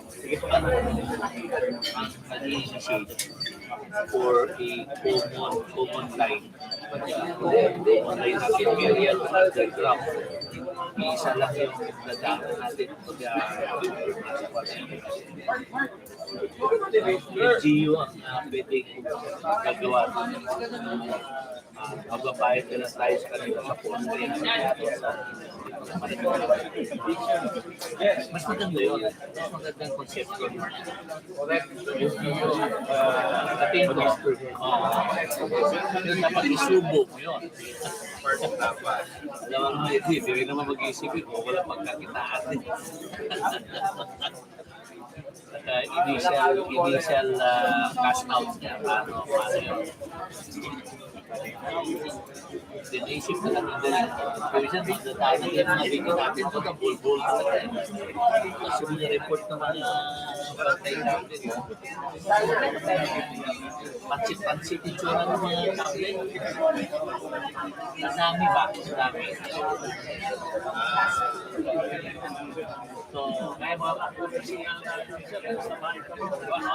yun hindi masyado quality yung pagkatirada.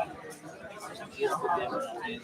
Tapos, masama ng quality ng tao natin. Hindi natin, sir, tapos na ito ha? Hindi na pupunta. Hindi sinecheck.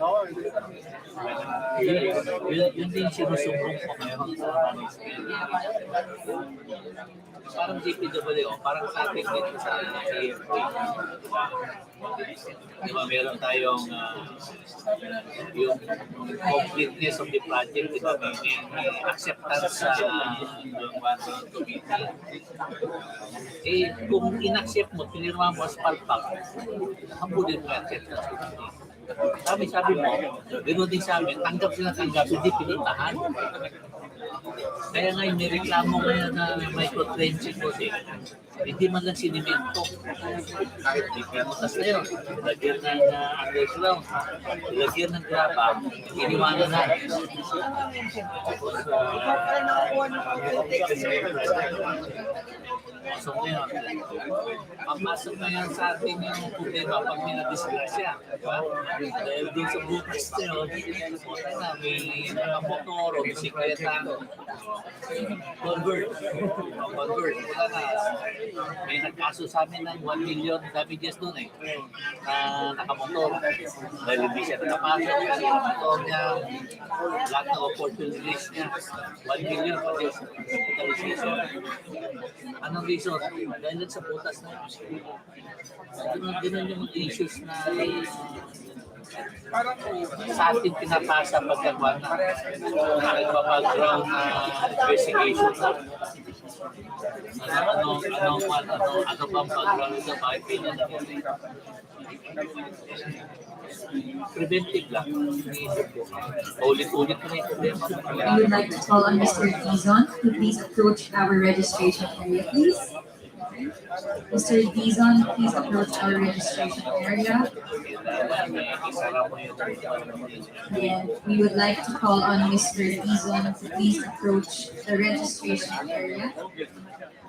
Your car is being towed. Your car is being asked to be moved. Mr. Dizon.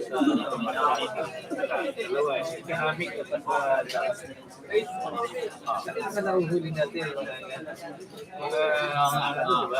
puro ka na eh. Yung iba sa tingin ko, organize yung mga bata eh. Baka mga pakawala din.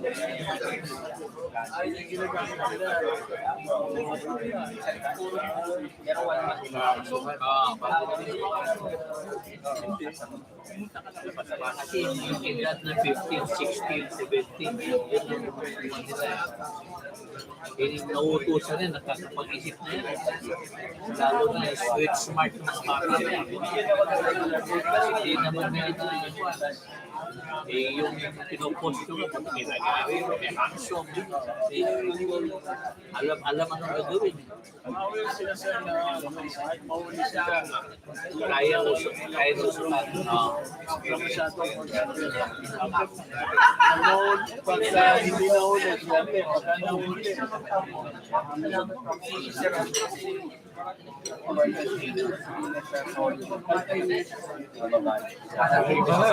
Takot pa yung mga kain na nakahuli. O, bawal nyo kami saktan, ha?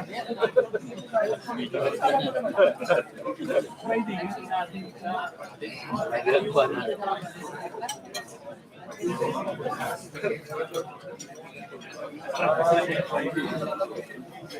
Sabi ko nga, ng time na wala namang ganda problema. Oo nga, lumabas na naman lately yan. Ako lang huli na naman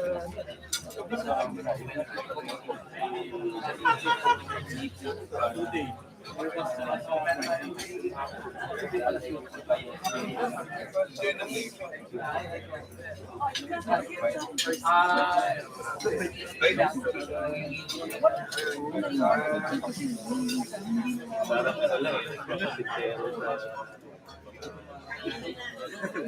bantay natin, senador. O wala na. Miss Parker din yan eh. Yung mga napapantayin natin, pinapantayin first visit ko.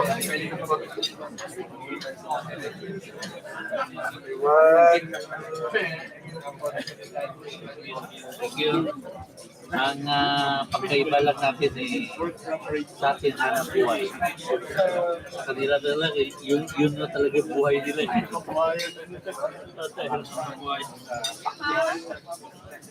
Kaya ikaw umalis, kahit umalis kami, sweldo pa eh. Diba? Yung mga bata natin. Eh sila pag umalis, walang pagkain.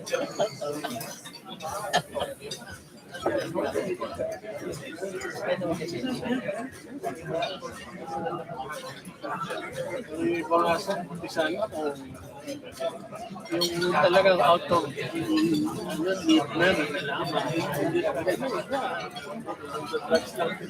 Yun yung sinasabi nyo. Follow up. Hindi masama na.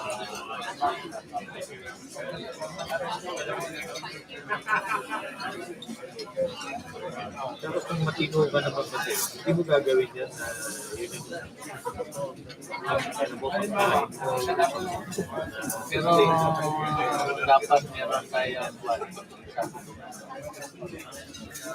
paano natin i-convince yung manager natin. Magkaroon sila na magka-part ng tempo na ilabi yan sa book para mas mabigat yung pataw sa kanila pag gano'n na ginawa mo sa lahat. Kasi kung theft lang, anong worth lang no kanang worth 40,000, 10,000.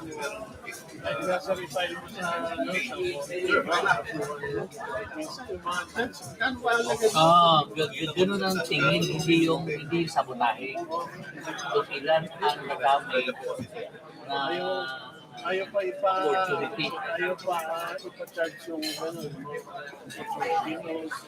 Ayaw nila. Basta kung magkano na yung nawala sa'yo. Pero bakit 3,000? Sabihin nga ng pulis, hindi nga sir, yung modem na yan yung nahuli mo, may kumuha ng modem, gali doon sa bahay. Nahuli. Sabihin ng pulis, sir, magkano yung worth ng kuwan? Baka pwedeng amicable na lang. Kasi matrabaho din sa kanila yun eh, di ba? Kasi yung worth, and inisip nila yung worth eh, sa atin hindi yung worth eh. Yung iba pa sir, yung iba pa nga sir, talagang ayaw nila tanggapin kasi magkakaroon sila ng tawa na may non-citizen. Oo, isa rin nga. Mayroon din talaga iba ng pulis na pero ginagawa. Sana kung tatanggapin kasi sa settle, record. Yung iba talaga ayaw tanggapin eh. Parang zero, try zero. Hindi mo yung inisip mo dahil false reporting ka ma-award ka na zero try ng area mo. Zero ako na, pabago yung lowest na time ko. Wala pa maling gagawin nila na parameters to give award sa mga police unit. Gulat tayo.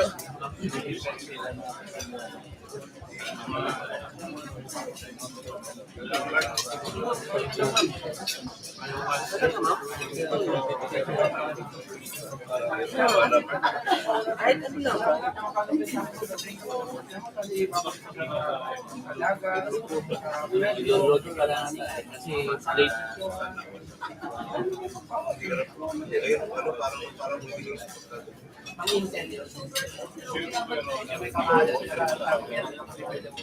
Distinct kasi.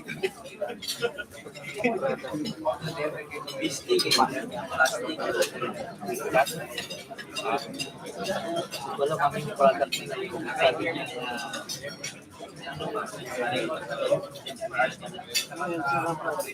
demo ba nila? Paano tayo tulungan niya?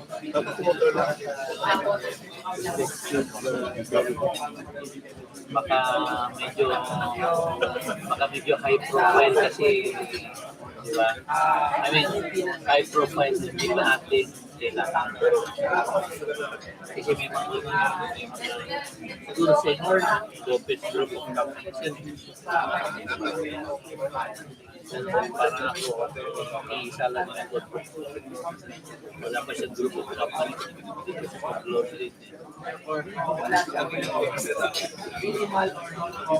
Next one, YouTube.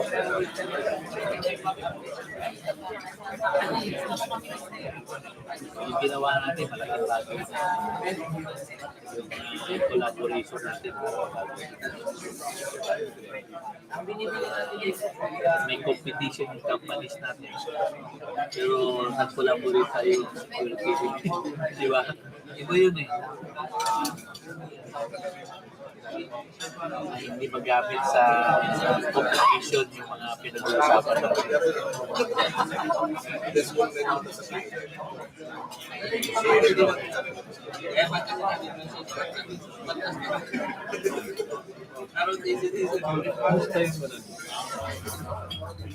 Dapat yung manufacturer.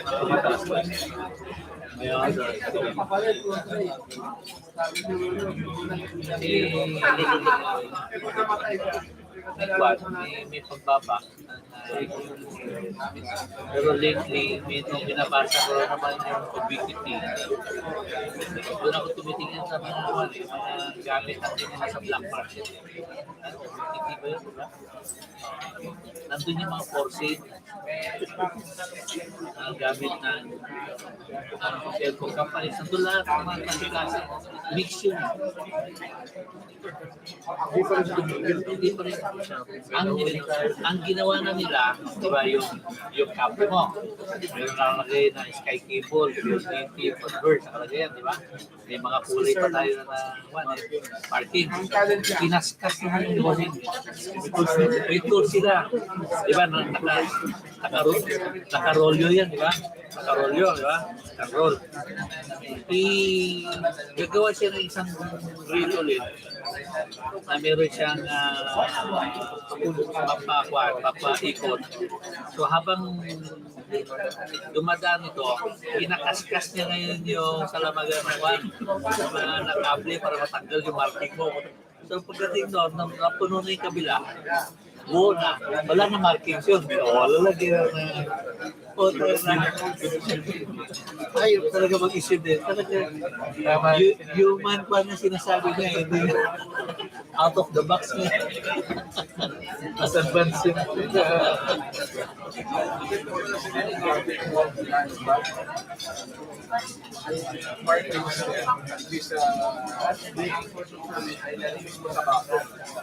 Oo, mas maganda rin yun. Dalawin mo na lang.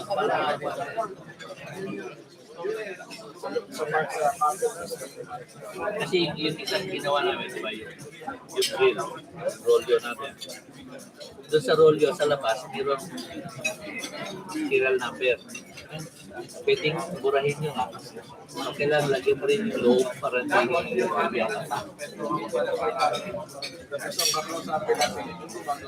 yeah, yung gumagawa yung China natin.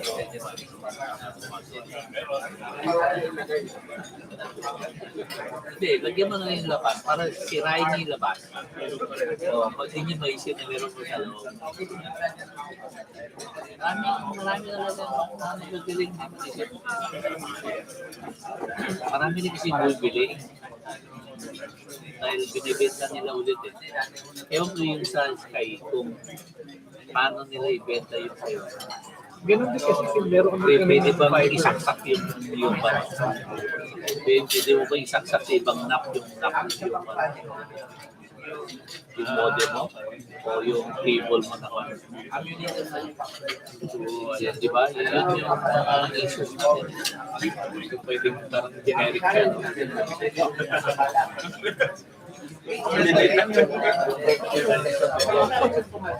Salamat na.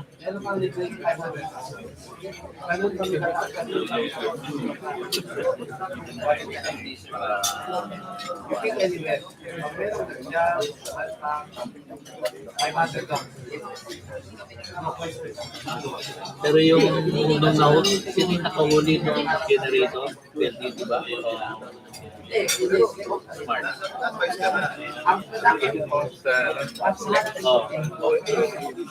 Yun, malaking bagay doon kasi nawawalan kami ng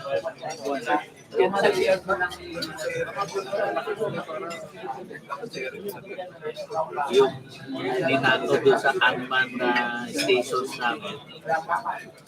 Kita nung chinik namin si CCTV, total na naka-boom track pa yung mga ginagawa.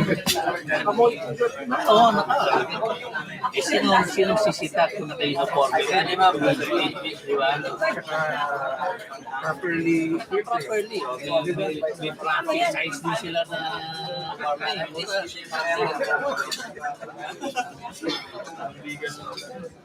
ikaw isip ko. Malamang mayroong dokumento yun na fake. Ordinary ka eh. Alam ni Mayo malalaman na legit siya. Ayop pa mo sa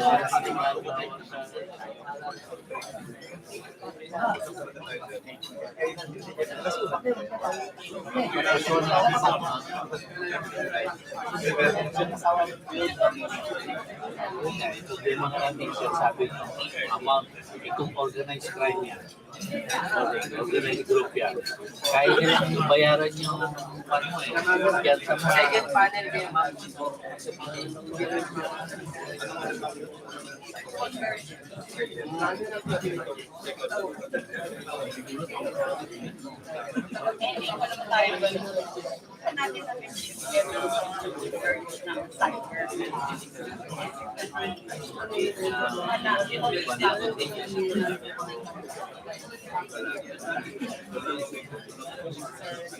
Thank you.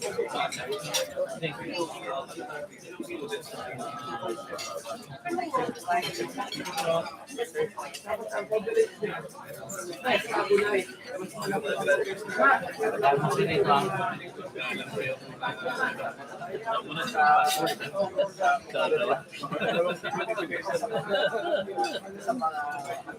Gawa ito yung pagkakasalbabo natin.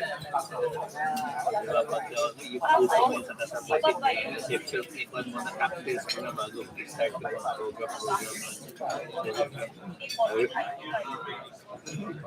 Dito mo nalang dalhin mo ba? Hindi ka na tumatayo. Hindi ka na pakikilat. Hindi ka na pipida.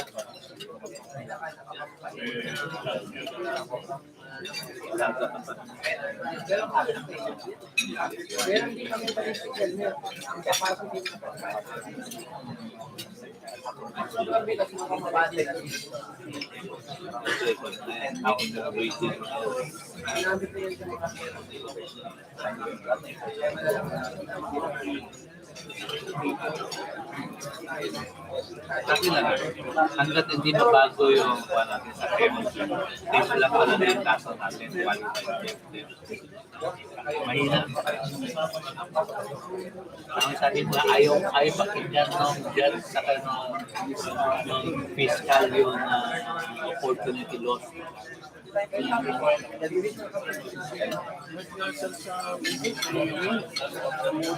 Huli ka pa pagka nalaman mo kung yung kaso mo, mababa lang.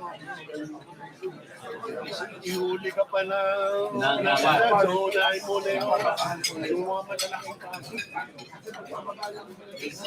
Hindi na, atin kami na clearing, umaga pa lang, schedule mo, umaga lang. Ako na yun.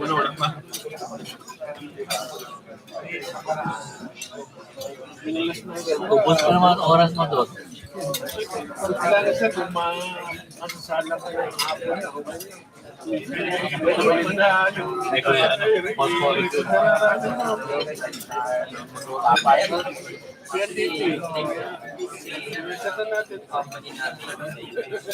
ang dami na may lawyer kayo.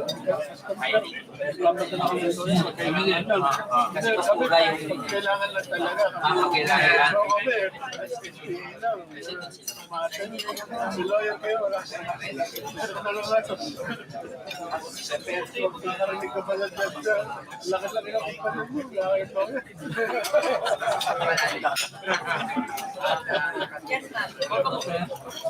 Nang inis pa man. Yung reality sa tapos nakahuli ka.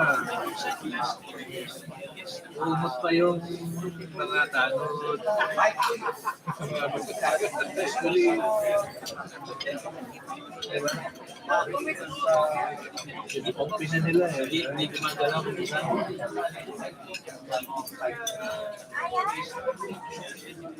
Hanggang may lista, amicable settlement ang gusto nila.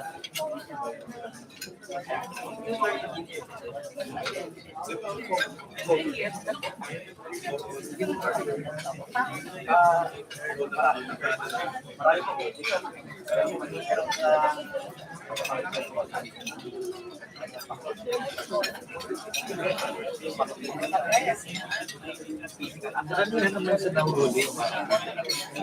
Bira lang yung hearing talaga. Yung mga maabot sa hearing, ano ba?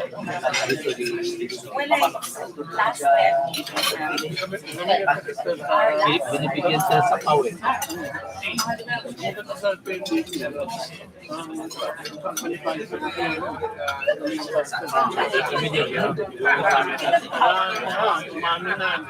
Whatever, basta Pero pagka halimbawa na running na ng 6 months, 1 year na, ang ilang mo nangyayari na, tapos libo na, kasalanan ka na pwede mag-naiwan sa sige,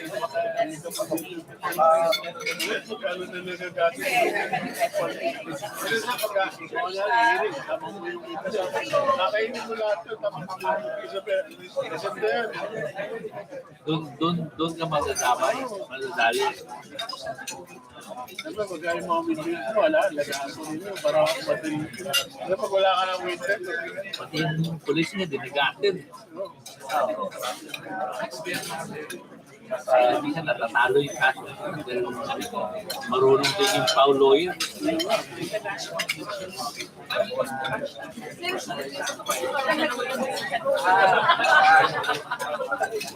iba sa'yo namin natalo.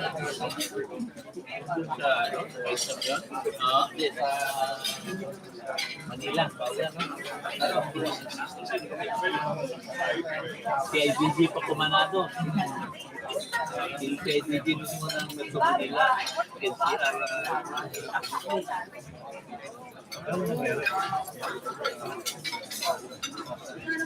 Yun ang hindi ko maintindihan. Huli-huli mo. May Makati, may bayad, may wala. Pero ba yan? Technicalities, sinalo.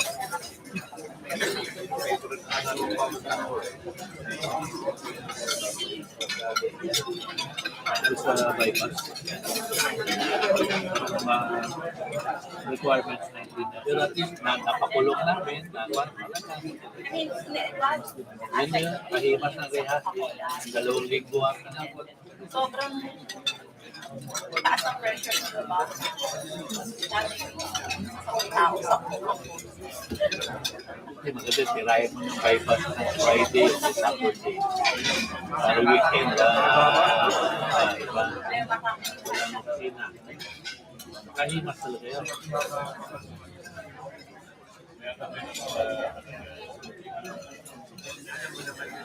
Kahit na tanay ka na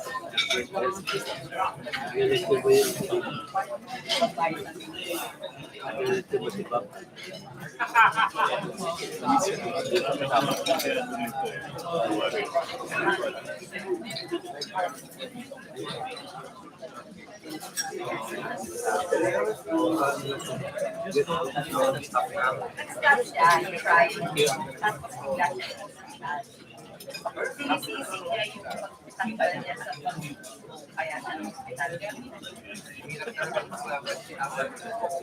Baka biglaan yun dahil stick ko.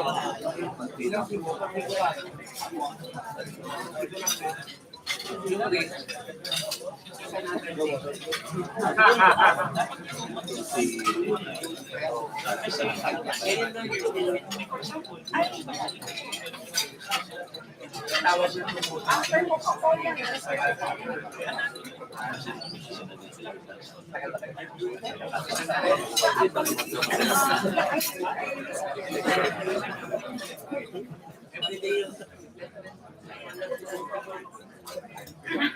Abnormal, kamulan sila ng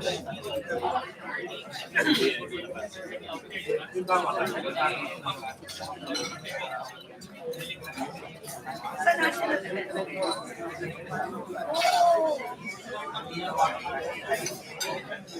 Whatever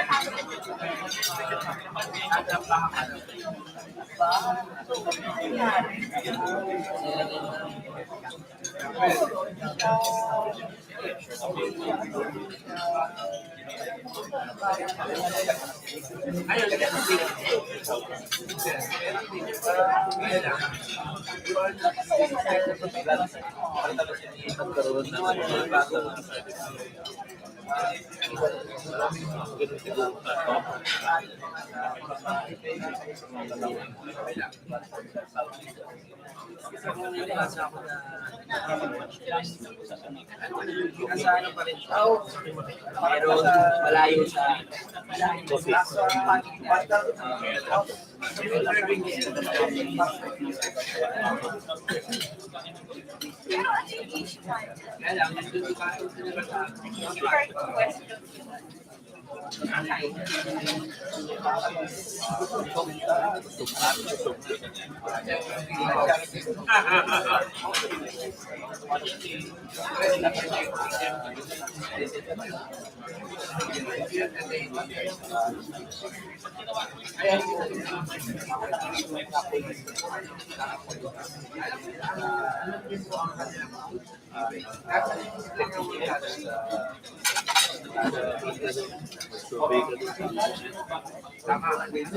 Tulong ko sa atin, no?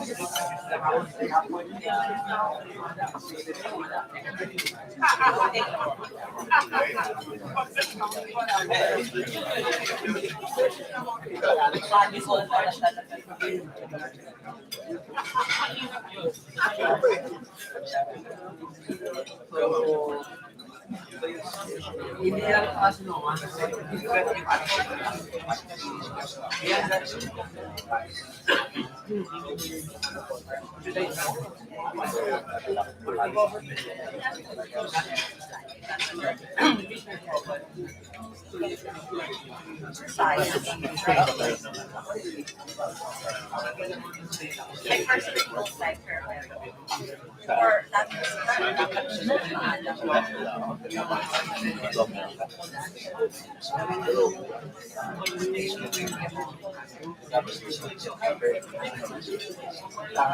Ano, magagamit ba natin yung Digitalization?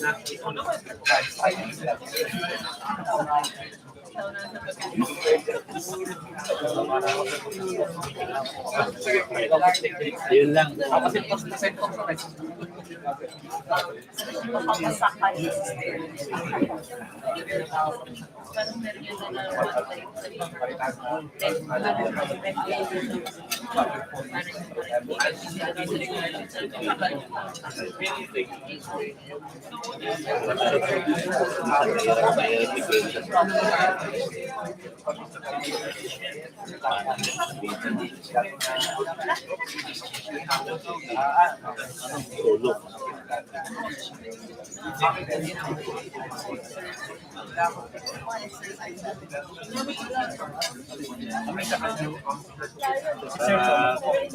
Mamaya daw,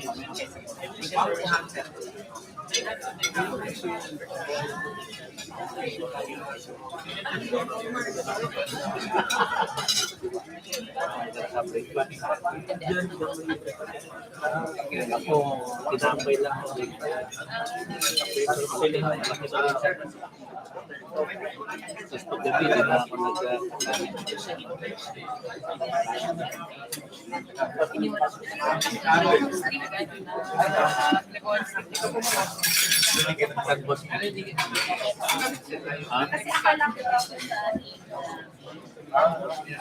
Ay, panay tayo. Yes, sir.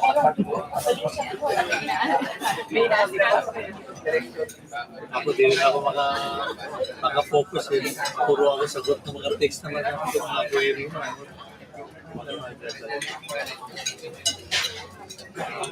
Minsan ang disadvantage ng cellphone, eh. Hindi mo ma-okay. Online center, may schedule ka ng specific time. Yun na yun. Parang sir, decline na lang.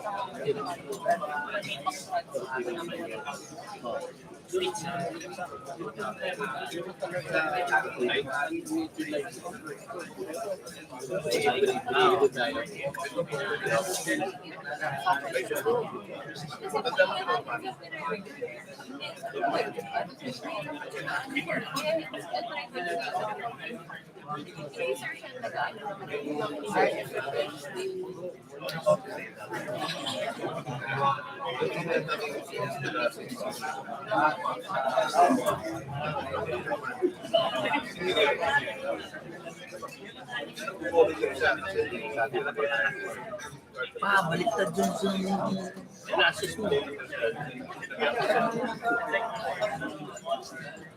Ayaw pa kamimig kasi. Ayaw pa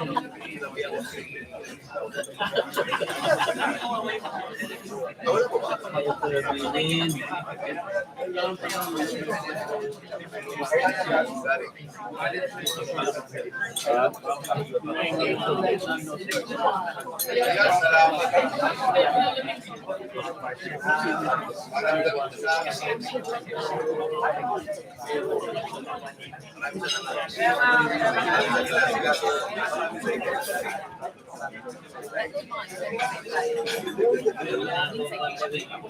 National ID.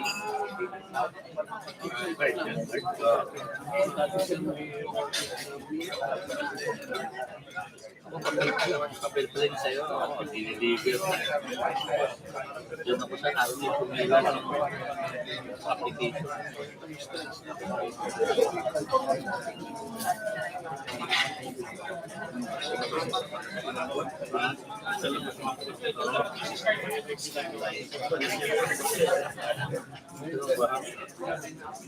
Dahil natin yung nag-apply.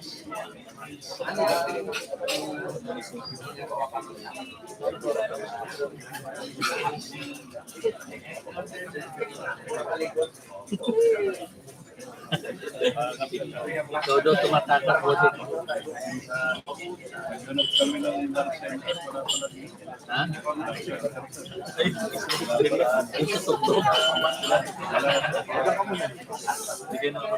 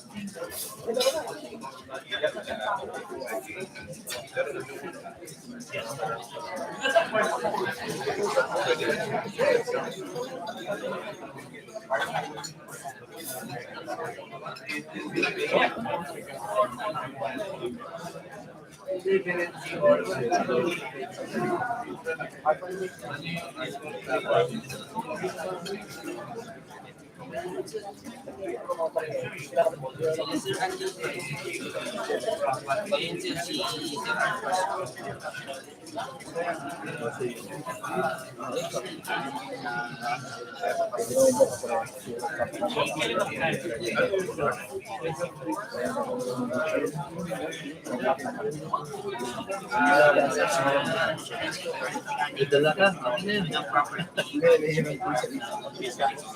Yung pag-produce sa mga hindi na so, para walang magkuhan.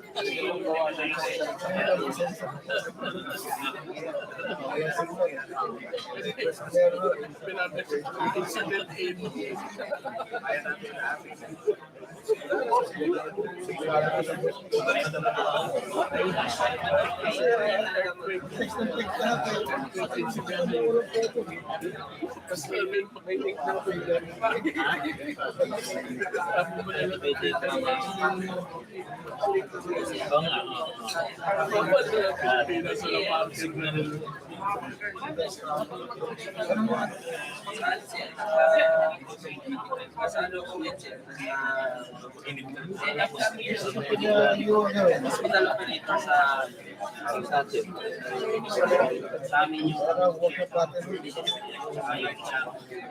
meron silang details.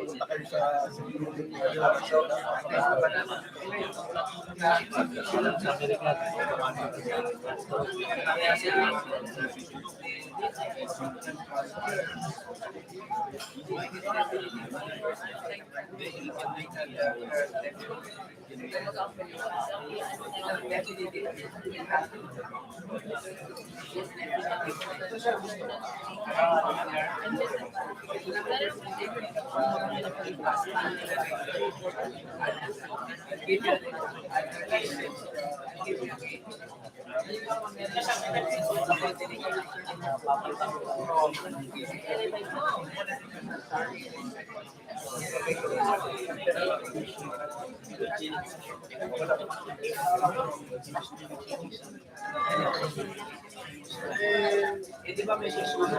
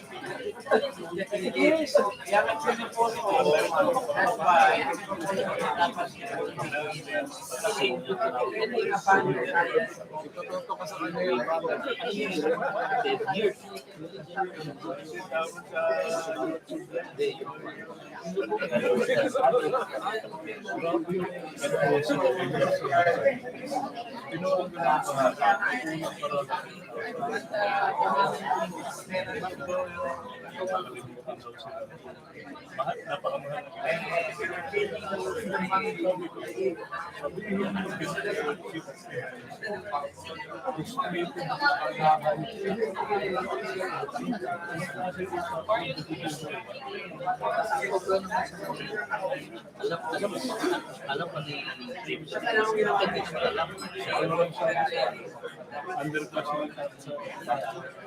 yung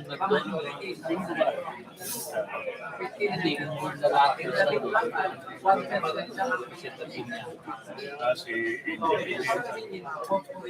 Angel. Kulang din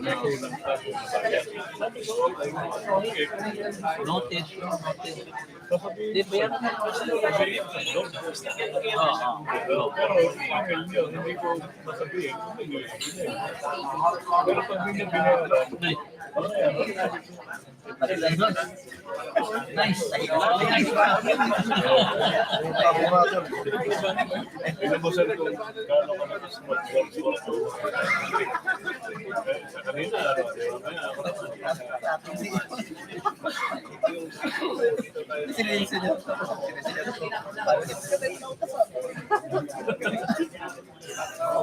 Kaya naman, board work, sir.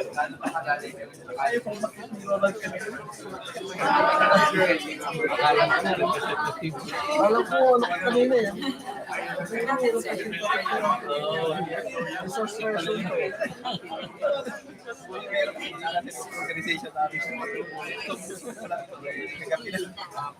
Alam ko, resource person. Buti sa akin. Active na ba? Yes, sir.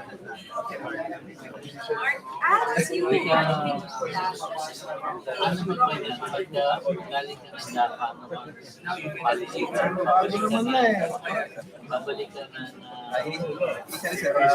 negotiations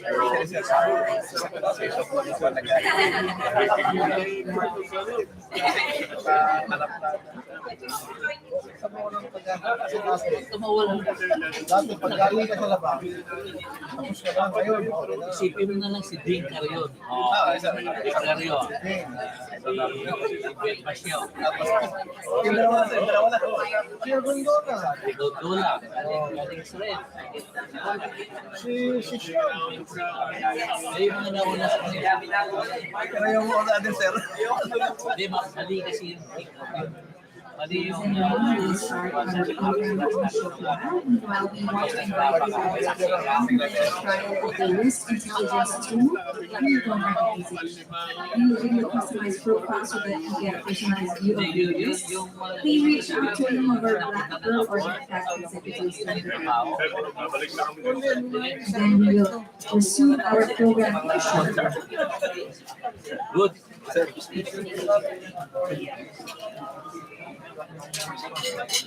you.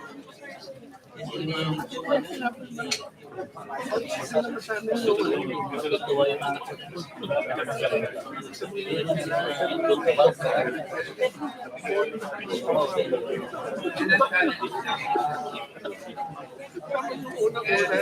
Ba't tinama mo yung plato?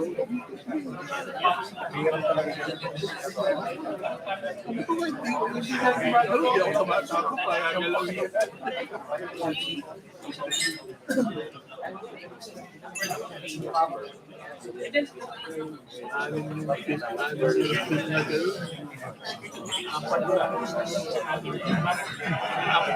Anin yung tapos meron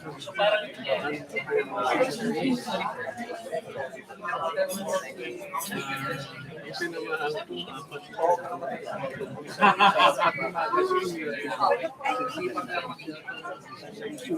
baka kasi ang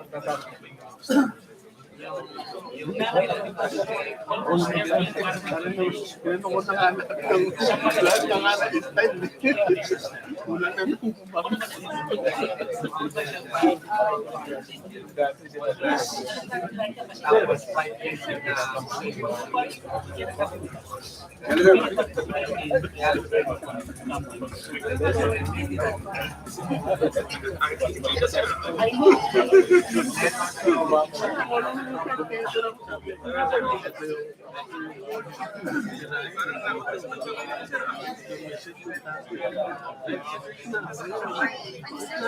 sabi nung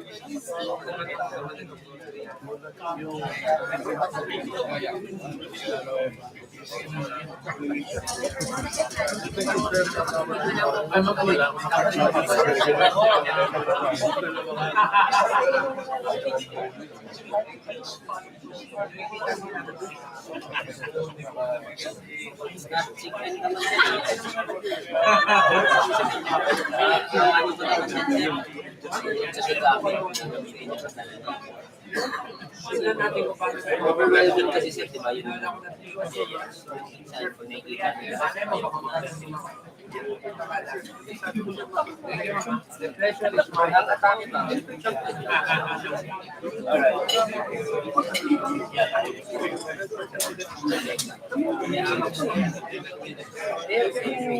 question lang. Pero ano sila, di ba nagbago ng COA? Based on old COA kasi. Kasi yung sa ginawa ko na kasi sa kasi ginawa ko na para ma-check na nila wala kasi dati pagka nag-investigation sila check yung hindi ko sila na-investigation. Again, we invite everybody to get a complimentary trial of the risk intelligence tool for your own organization. We will be giving you a customized profile so that you can get a personalized view of risks. Please reach out to any of our Black Pearl or MitKat executives.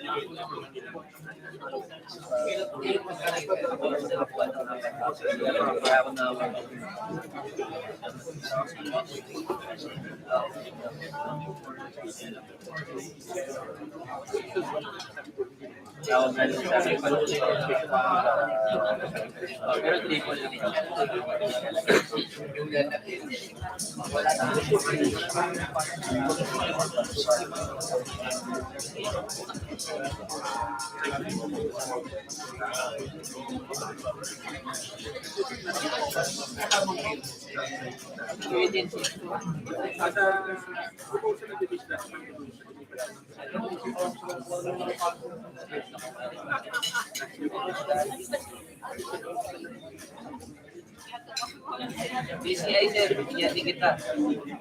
Para makuha mo na yung trip account. One month lang mo, BCI ka na.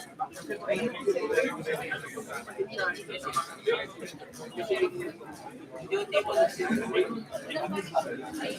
Bisa sa kanya naman sa kanya kasi.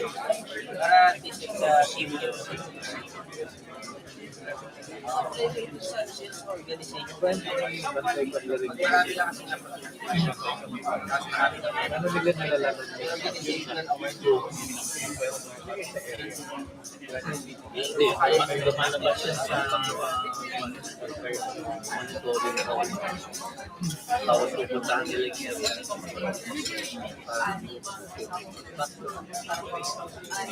pero kung minsan, yung pating up isa sa mga pating nila, prevent yun.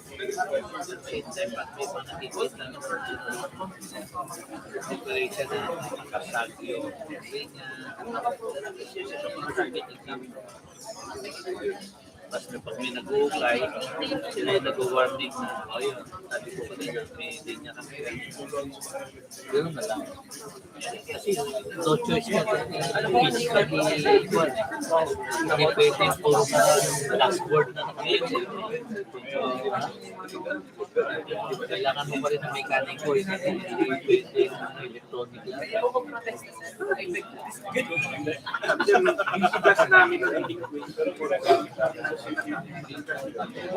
Sa PLDT meron birthday cover.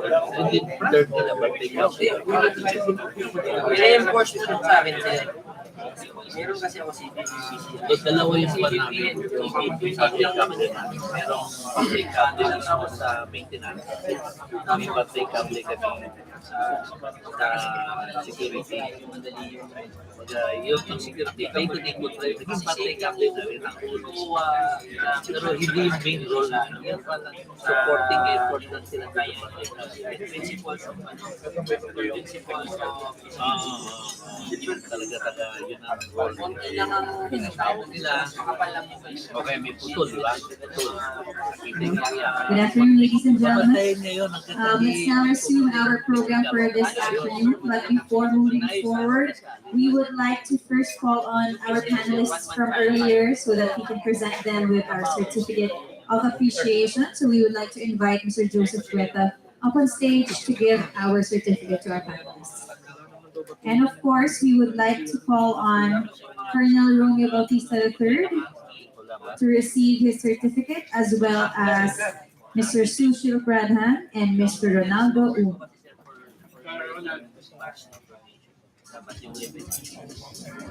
Meron kasi tayong space na para mas ma-improve siya sa government. Meron yung akong There you go. Yes, sir. You just can go up all together. Colonel Romeo Bautista III, Mr. Sushil Pradhan, and Mr. Ronaldo Unay. The certificate of appreciation is presented to you for sharing your valuable insights and expertise during the security forum on digitalization, security, and resilience, navigating business transformations and trends in the Philippines and the APAC region, given this 22nd day of February 2023 at Makati City. Our certificates, please.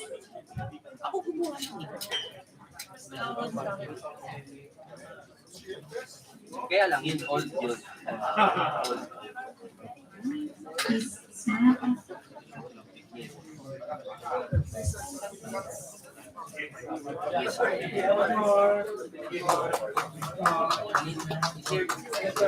Basta sa grupo nila para mag-inyo. Pati PSD. Big smiles. Thank you so much for being with us this morning. Thank you so much, everybody. Great panel. Thank you so much, Sir Joseph. We also have some presents for you. Some alcohol for tonight. Yes.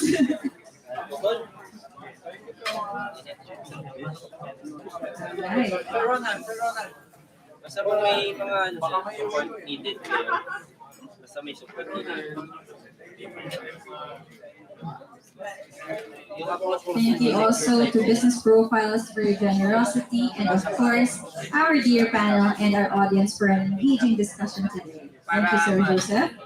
Ladies and gentlemen, at this point, we would like to introduce our next speaker, Mr. Jefferson Eric Alindogan.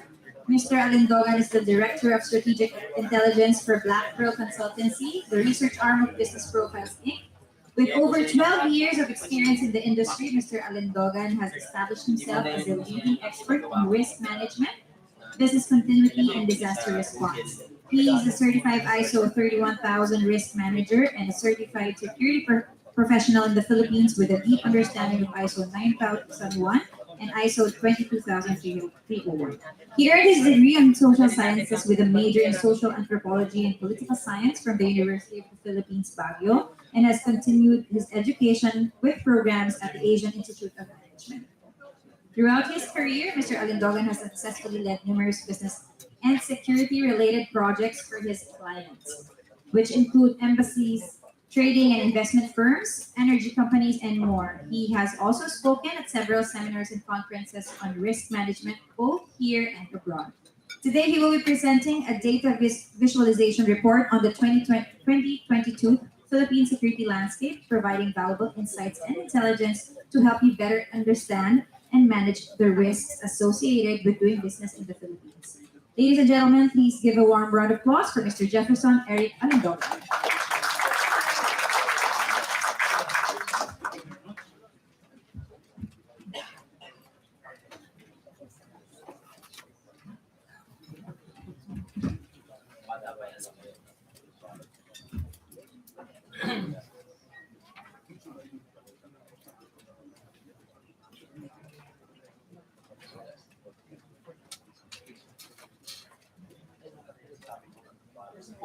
Hello, good afternoon, everyone. My name is Eric Alindogan.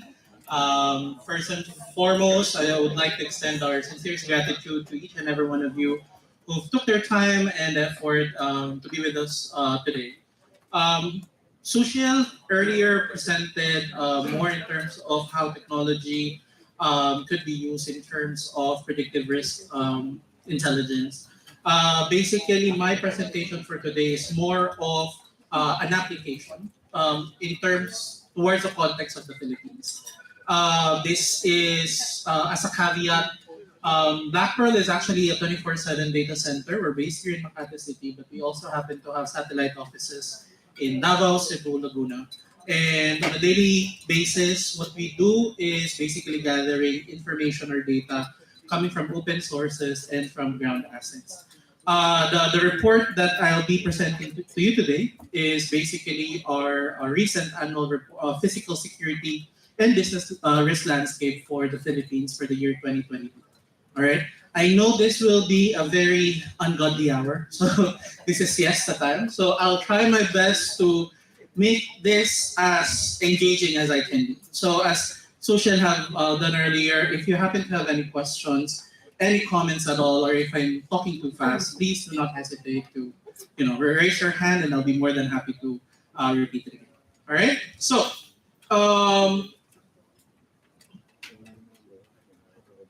basically, this is Social earlier have mentioned what a dashboard is. So basically, this is a data dashboard that me and my team have developed over the past year, focusing on various aspects of business. So we're looking at, for Black Pearl, we're actually more focused on 5 different aspects of business risk. So we're talking about crime, civil unrest, geopolitics, terrorism, insurgency, as well as cybersecurity. This is just a general overview. Of course, each and every one of you coming from various contexts, different company or organization may happen to have different appreciation of the data.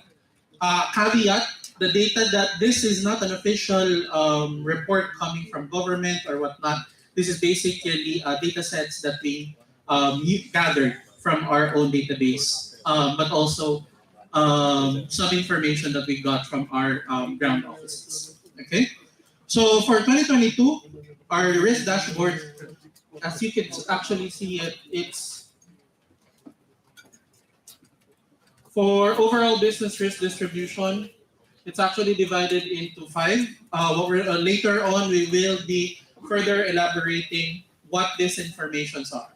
So we're talking about overall business risk distribution, risk maps, graphs, what are the top locations that happens to have the most number of incidents, for the sole objective of basically assisting every one of you to come up with a good decision making in terms of your day-to-day operation.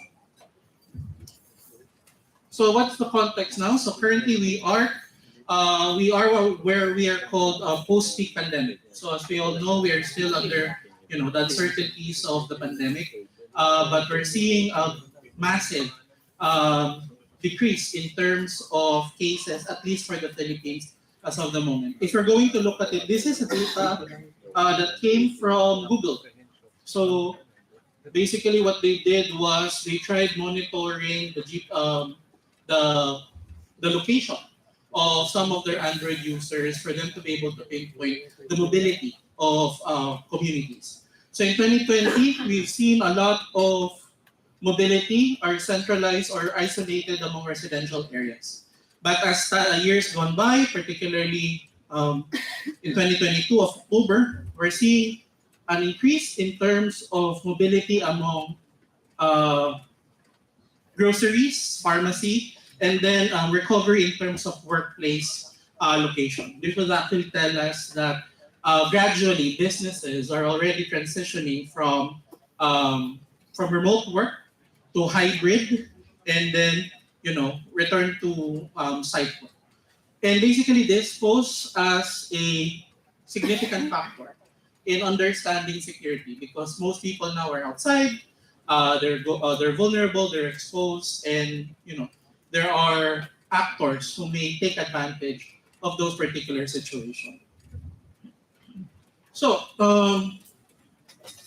in a collated report that we got from the Philippine National Police for 2022, we've seen actually a continuous decrease in terms of total crime volume per year from 2018 to 2022.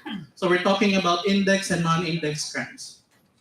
In terms of crime clearance and solution, we're also seeing significant improvement for 2022 compared to the last year.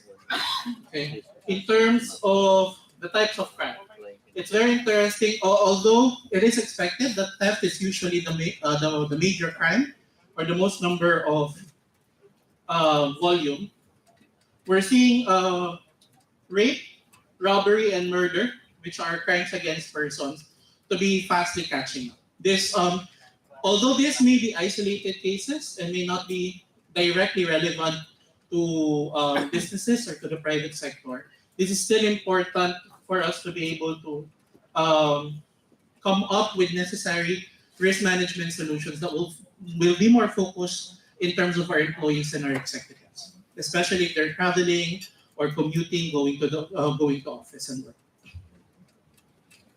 Next. So when we talk about crime volume, it does not necessarily mean that the higher the crime volume is, the dangerous the area is. Okay, it doesn't usually equate that. Most of the time, there are areas where they happen to have lower crime volume simply because most of the crimes there are not reported. If you look at rural areas wherein the next nearest police station will be 5 kilometers, 1 hour trip, so most of these crimes are not reported. Most of the crime volumes that reported are among densely populated areas, key cities in Manila like Metro Manila, Cebu, Davao, Iloilo. Okay, that's why in appreciating crime landscape, what we always say is that crime volume should not be the sole indicator when you look at the crime landscape of an area. Sometimes nowadays we're seeing a lot of aggressiveness in terms of threat actors, and that's also something that we really have to focus on. So we're looking at kidnapping, isolated killings, gone high exponentially, rape, and then carnapping and robbery. Okay? Let's look at GRS map, or in terms of crime volume. As mentioned earlier, most of your crime reports or crime volumes are concentrated in highly densely populated areas. But if you're going to look at it, most of the index crimes are actually really going down, except for certain crimes like theft, robbery, and then murder, which is basically quite higher in some regions, particularly in Metro Manila, Davao, and then Central Visayas, which pertains to Cebu. So what are the key observations here? As expected, densely populated areas happens to have higher crime volume. However, crimes against persons is relatively high. So we might want to focus most of our risk management or security solutions or strategies pertaining to personal security awareness or personal security safety. Okay? So in terms of industries, so what we're looking at is, what we did here is basically identifying key industries or key industry players in the Philippines, talking about outsourcing, aid and humanitarian, manufacturing, logistics, industrial, and then real estate. And if you're going to look at it, similar with what I presented earlier, most of the higher risk pertains to human, employee, and other assets. Okay, consequently may have direct impact in terms of their operations. Okay. So let's talk about a non-state armed actor. So if you're going to look at it in the Philippines, we happen to have several threat actors, particularly NPA, terrorist groups, lawless elements who usually switch hats, and then you have crime groups. Key indicator here is that we're seeing consistently, we're still seeing declining trend from 2018 until 2022. All across the group, from NPA, ASG, and Maote Group, as well as AKP. Okay. Next. So if we're going to, we've also managed to produce geo heat maps. So basically, the geo maps pertains to the concentration of incidents pertaining to certain threat groups, like what I mentioned earlier. Interestingly here, most of the incidents, when we look at lawless elements, are concentrated in Calabarzon area, Bicol area, Central Visayas, and then Bar. Okay. Most of this lawless-related violence actually pertains to isolated killings. NPA-related, we're seeing significant decrease in terms of NPA-initiated attacks. Most of the incidents that we've captured here are actually military-initiated. So we've seen intensified anti-insurgency campaigns against insurgency groups coming from the military. So most of the distributions are actually encountered, and just for them to be able to get hold of the remaining NPAs who have not yet surrendered. Okay. So if you're going, we've also come up with a chrono risk. A chrono risk map pertains, what we did here was from 2016 to 2022, we tried plotting all of the incidents on a monthly basis. Okay, this would allow us, for us to focus our security strategies on a particular month of the year. And surprisingly, in terms of violent incidents, we're seeing increase from April, May, up to June, and then August. All right, most of the time, our analysts say, most of us would actually suggest that April to June are actually months wherein most people are outside, summer season, family reunions in provinces. Some of the red flags here are the NK anniversary month, which is in March, and then summer season. Residential costs are also happening here during this time because most of residential expenses usually goes up because in preparation for the school year, which usually happens during June. August, the nearest or the closest analysis here will be the start of the rainy season. So there are actually actual studies wherein crime and weather happens to have correlations. Okay? So in terms of lawless elements, what is interesting here is that assassination, shooting, stabbing, and then ambush actually comprises most of the violent incidents that we've recorded. So isolated killing is a threat that we are seeing, significantly rising as of the moment. In terms of your heat map, as I mentioned earlier, most of the concentrations that we're seeing are in Negros, Maguindanao or Barm region, Calabarzon area, and then Bicol. So these are the top locations where most of the violent incidents were actually recorded. And in terms of isolated killings, we're seeing a relative success when it comes to isolated killings because in every 3 attempts, 2 of them become casualty. Only 1 is there's a 2/3 chance that victims may be, casualties for this matter. So in terms of isolated killings, again, assassination, stabbing, ambush, and hacking are the most preferred mode. So in terms of ambush, usually the riding in tandem is still one of the most preferred modus operandi for them to be able to act on this. Next. So in terms of target analysis, we're actually seeing, aside from civilians, 696. Businessmen are usually the most targeted, 21, followed by police, politicians, and then the military. Okay, in terms of area where isolated killing usually happen, most are concentrated among residential areas, followed by public areas and then commercial areas. So in terms of nationality, there's one foreigner to every 77 locals that are usually targeted by isolated killing. Most of the isolated killings are also Chinese. So this is more of like an industry-related mode of crime.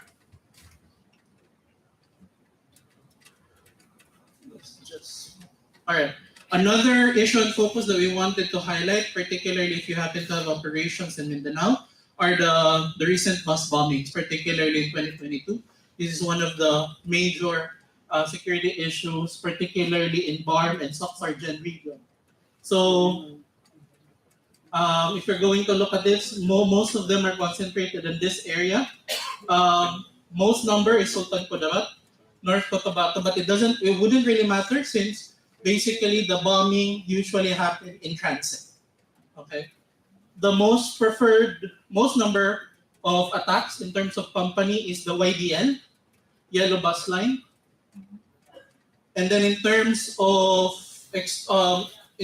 motive, we're actually looking at extortion. Most of these are extortion. I think what we have to understand when we talk about Central Mindanao is that most of the threat groups there actually switch hats or assume certain roles. Like sometimes they would be extortion groups, sometimes they could be DIFF, or it could be AKP. Okay, so they jump from one profile to another.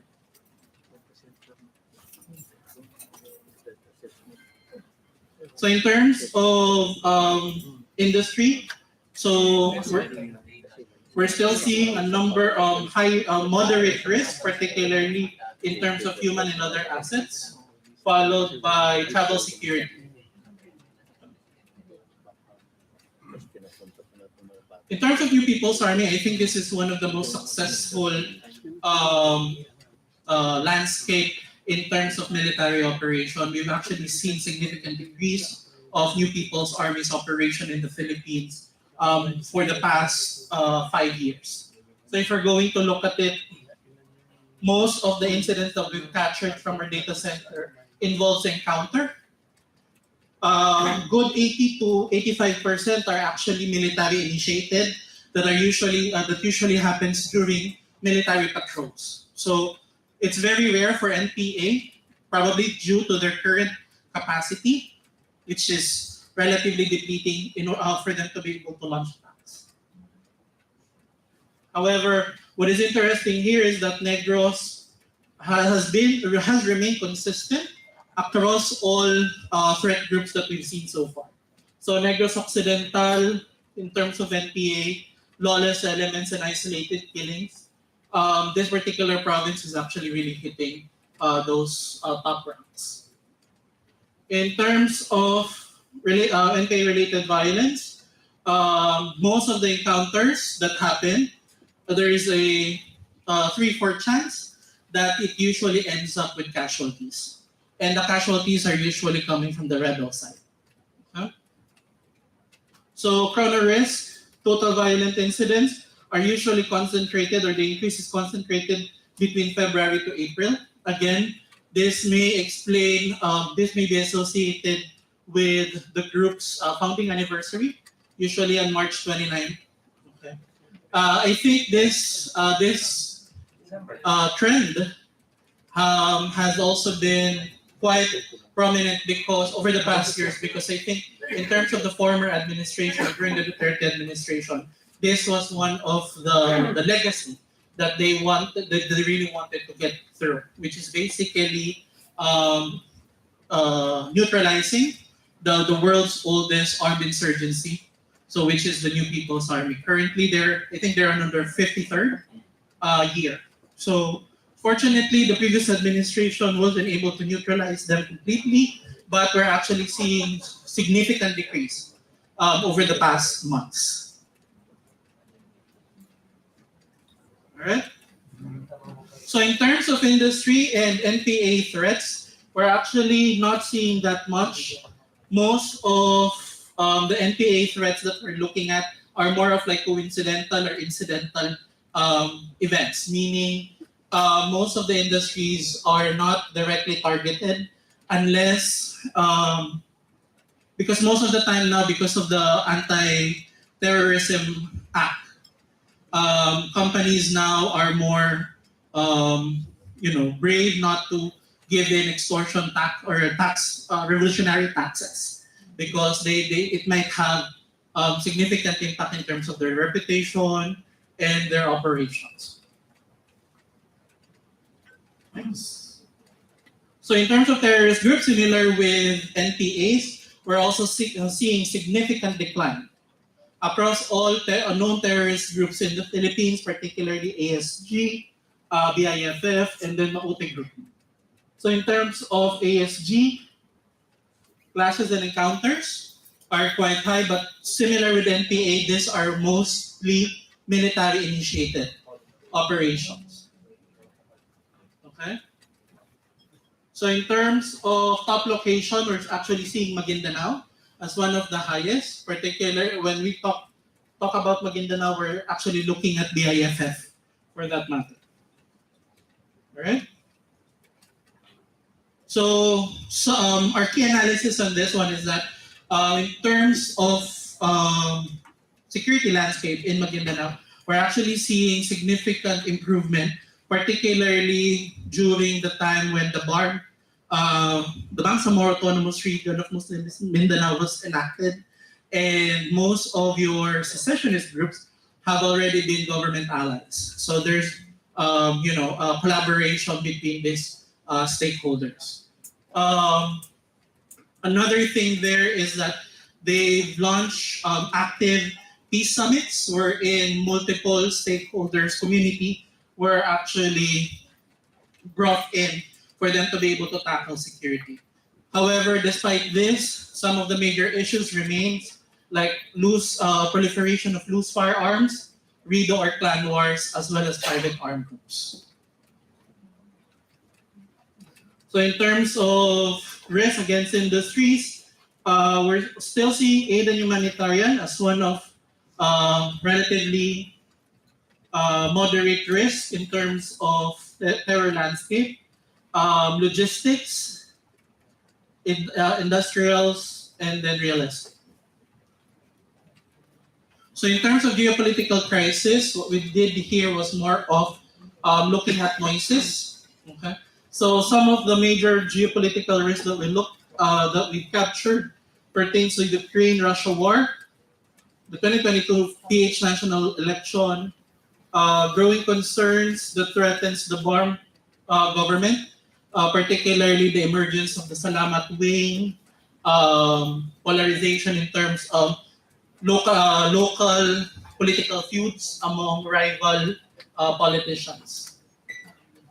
And then foreign policies that are rekindled by the PH-US relations. So far, in terms of geopolitical risks, the industries that we're more concerned of is more on the logistics and forwarding sector, particularly on this particular business functions. All right, in terms of cybersecurity, so the COVID-19 pandemic, as we all know, have created a global, imperative for most of us to adapt. Okay, So what we've seen is that most of the organizations that adjusted in terms of work from home arrangement, since it's too abrupt, most of the employees were not given the necessary training in terms of data privacy, in terms of data protection. That's why they've been subjected, based on this particular survey, they're put at risk, not only among themselves, but the company's operation as well as their reputation. In terms of cybersecurity attacks, so as you can see, from March 2020, when the Luzon-wide lockdown was declared by former President Duterte, we're already seeing a number of malicious attacks against both public and private industries or organizations. Then, when the peak of the pandemic came, most of the cyber attacks were also RAS. So we're seeing these are basically news data pertaining to organizations and government offices and what type of attacks they've actually received. And then when the restrictions were lifted, or not lifted, but more of like eased, we're also seeing a significant decrease by July 2022. All right, in terms of industry, I think one of the major issue here, aside from operation, is its impact on company reputation. So I think when we're talking about cybersecurity and cyber attacks, the angle not only of the physical asset, but also the company's reputation should also be taken in largely consideration. So in terms of industry and then the cybersecurity, so if we're going to look at it, distribution per business risk, most of the risk still goes within the side of the crime. And then crime, cybersecurity, those are the two major business risks that we have to focus on. In terms of business core, we're actually more similar with the risk rating earlier. It's more focused on human employees, executives, and other assets. So in terms of industry, what we're looking at is more concentrated on humanitarian aid. So this is basically major or one of the biggest, probable target for the next year.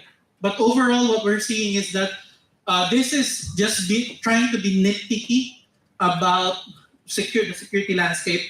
But overall, for 2022, we've actually seen large improvement. Opposite to what we have expected, na there might be a phenomenon called revenge crime or revenge threat attacks from groups that may want to recover from opportunities that they've lost during pandemic lockdowns. So, in terms of risk management, this is basically how we see or how we observe businesses have been evolving over the past year, particularly during the pandemic. So many companies, many private sectors may have been focusing more on Six Sigma, but during the pandemic, we've actually seen a lot focusing on innovation. Okay? And then we've also seen a lot of companies who thrived well during the pandemic that they've also tried decentralizing their leadership, capacitating most of their department heads or their supervisors in coming up with key decision making in terms of business operation. Aside from that, most of the companies now, they're also focused more on what they call red flags, black swans, like what Sushil had mentioned earlier, events that are purely unexpected, unprecedented. So the pandemic is a big black swan. I think Bill Gates was the only one who have focused it during one of his talks that one of the biggest business threat will be pandemic. Okay? So I think aside from that, the most of the organizations in relation to their direction have already started emphasizing shared values. So companies are already looking at sustainability, talking about energy, climate change. So I think that's the observed generation as of the moment. So the question here is that what are the biggest challenges now of companies when it comes to building their operational resilience? I think what is important here is to highlight 4 core functions, which are leadership, process, product, and people. And if you're going to mix them together, basically it would highlight, for you to be able to get what are the biggest challenges, it would highlight lack of trust, lack of foresight or adaptability to certain events, lack of shared values, and then of course lack of innovation. So what are our present and future business risks? Based on the risk studies that we've conducted, I think not only in the Philippines, but across industries, these are some of the major challenges or the business risks that we have to focus. As for my last slide, so where's the Philippines now? So I think even before the pandemic, we've actually seen a lot of emergence of smart cities. So they're more focused now on smart cities, particularly in Manila, Clark, Davao. And I think in terms of the private sector, this is very important that they align their business processes and their business strategies if they're operating among smart cities. Aside from that, we're seeing a lot of growing pool of startup ecosystems. So this is something that we also have to take in consideration. Growing pool of data analysts. I think one of the biggest assets now is big data. If you're going to look at it, in one study that we read, nowadays hackers are no longer targeting banks or financial institutions. There's a decrease in terms of that preference. Most of the preferred targets of hackers are big data, coming from MNCs, coming from private citizens, coming from hospitals. And this is basically one of the most valuable assets that you have to protect. All right? And I think the creation of the ACT and Data Privacy Commission have also contributed a lot in terms of our current position in terms of cybersecurity, as well as the country's readiness when it comes to digitalization. All right? So in a nutshell, I hope I have time. That's basically my presentation.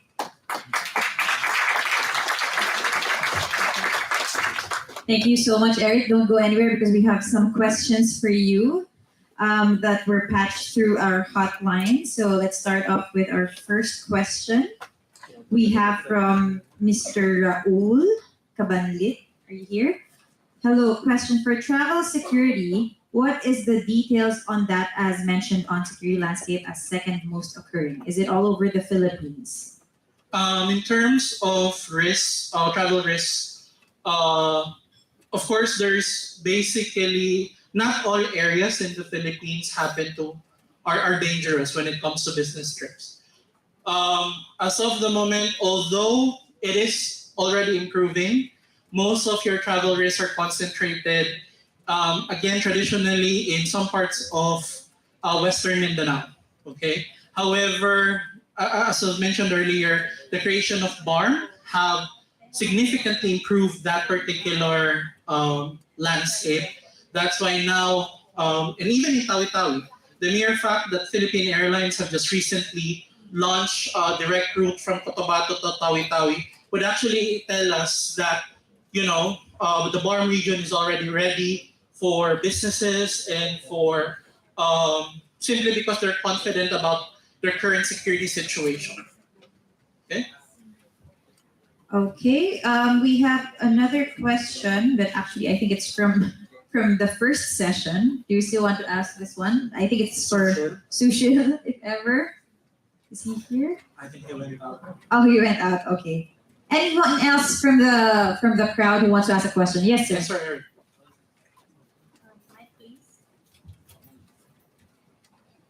Hindi ko alam kung ano, pero sunod-sunodin ko lang. Bahala ka kung... Sige po. Sige. Let's try. To exercise your due diligence as a data center, what are your measures or indicators of data accuracy and reliability? I noticed that you're collecting from open sources and of course, you have to exercise due diligence. Kasi you are disclosing this kind of data and we are making conclusions. Tapos this could potentially mislead decision makers from the business sector, government sector. I'm not saying I am assailing the integrity of your data. I'm just saying how much due diligence did we exercise or input so that we can somehow come up with a certain degree of credibility, reliability, and accuracy. Number two, may we know the profile of your ground asset so that at least the authorship of this data will somehow be firmly established. Kasi we're dealing with some data, tapos syempre, some are okay with the government, some are not okay. Of course, may tendency, the government's tendency is to be jealous about its own data based on its official disclosure in its official websites. Third, you very well know, and it's popular knowledge, na uploaded data is most of the time unreliable and inaccurate. So, what have you done so far to counter this one? And then what data analytics have you employed so far? What are your analytical tools? Because with due respect, I have observed certain things, but I'm not willing to say if this is a delta or a plus. I'll just give a careless whisper to you later. And then you're engaging with simple percentage as a statistical measure. Again, based on survey, this is a bankrupt method of research, as both AIM and any decent research institution will agree, be constrained to agree. It's a bankrupt research method because survey is only valid only at the time of the administration, so that perceptions will change over time, even for the next minute. Okay? Now, your percentage of data emanating from government websites, how much data in terms of percentage allocation are you collecting from government data so we can somehow estimate the credibility of your data? Again, no intent to dispute or disparage the credibility of your data. And then, one of your simplistic analysis of the crime landscape, low or high incidence of crime reportage. So, what are the other indicators of crime landscape aside from crime volume and high reportage have you so far identified so that you can further enrich your analysis if that can be called a decent analysis?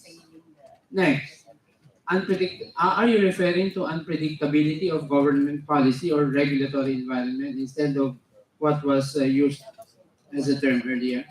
And with reference to the Smart Cities project, I remember the local government unit of Quezon City adopted the Smart Cities project and spent millions for that. They put in place around 2,000 IP and CCTV cameras citywide. It did. We collaborated with the Quezon City Police District. I was their consultant. In contrast, yung Singapore, naglagay ng 48 to 52,000 cameras. So nag-invest sila sa Quezon City Police District. Now you're referring to the Data Privacy Commission. I think this is a non-existent agency because I think it's the National Privacy Commission. Tama po ba? So let us just review because DPA, that's a Data Privacy Act, but the National Privacy Commission, not the Data Privacy Commission. We need to be informed properly. This is an audience of decent individuals wishing to be supplied with missing information because there's an information gap.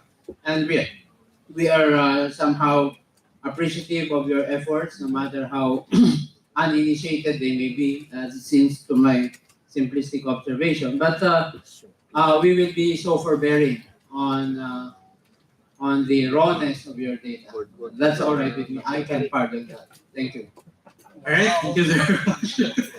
All right, so let me try answering or give comments to some of the points that Sir Frederick have mentioned. Again, very much appreciated the comments, sir. So in terms of credibility, basically our data center, what we do is, aside from OSINT, of course we highlight more on the credible sources. Okay, so we're looking at CNN, ABS-CBN, some analysts following their social media accounts, and then of course in terms of the crime statistics, all the crime statistics were actually came from the IDM. So this is a monthly engagement that we have with them for us to be able to. The reason why it's very generic is because as far as we really want to get the police blotters, because nowadays the good thing about police blotters, it happens to have coordinates, and through the coordinates you could actually do specific heat maps and incident concentrations. Again, in terms of the crime landscape, this is very general. What are the tools that we're using? Currently, we're using aside from the usual Excel, Python, Power BI, we're also using MitKat's platform or their system for us to be able to come up with some of the data. What else? Again, that's a typo in terms of the Data Privacy Commission. I'm very, that's the National Privacy Commission. I'm correcting myself on that. What else? So again, the report is very generic, since you don't necessarily know all of the context or industries or the companies that you're coming from. So that's why we wanted it to be more general. Yes, sir.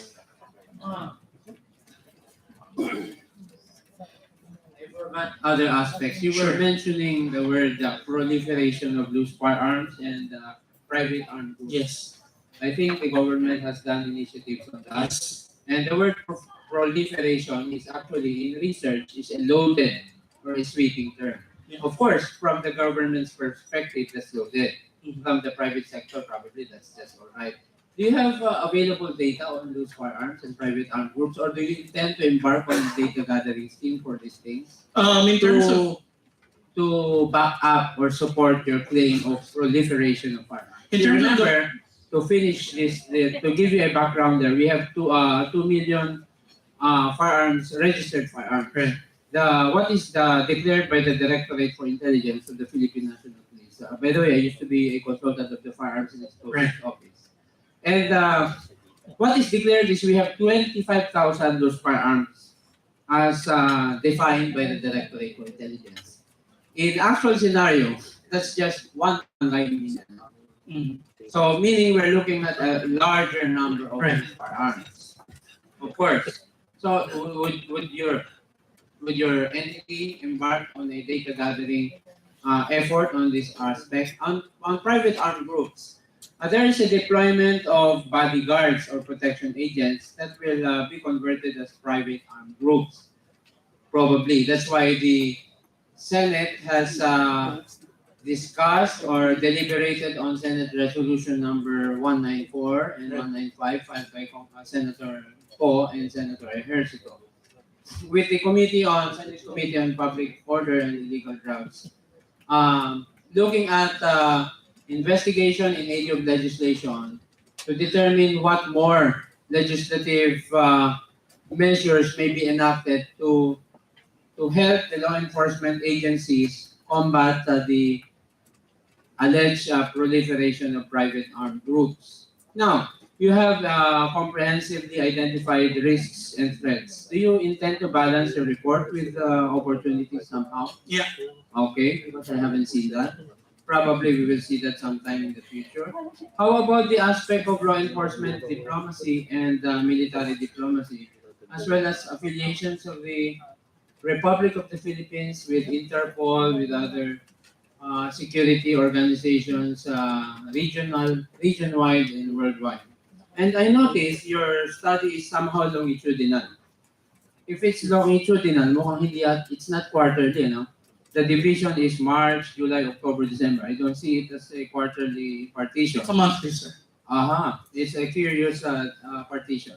But anyway, these are my observations. Again, no offense. No problem. Thank you. Okay. In terms of the loose firearms, I think what I just want to emphasize, the loose firearms are actually more concentrated on areas where we've seen a lot of isolated killings, particularly in Negros and in central Mindanao. And to reply as well, the data that we've got, in order for us to be able to come up with an analysis that there are issues of loose firearms, was mainly coming from studies conducted by International Alert and other local or ground NGOs working alongside PNP. Yes, sir. Yeah, you are talking of loose firearms. Is this in reference to the domestic law, which is the Republic of 10591, otherwise known as the Comprehensive Firearms and Ammunition Regulation Act? Well, we're just basically talking about unregistered firearms, sir. So did we attempt to define loose firearms from the domestic law? Or you are inventing your own term, loose firearms?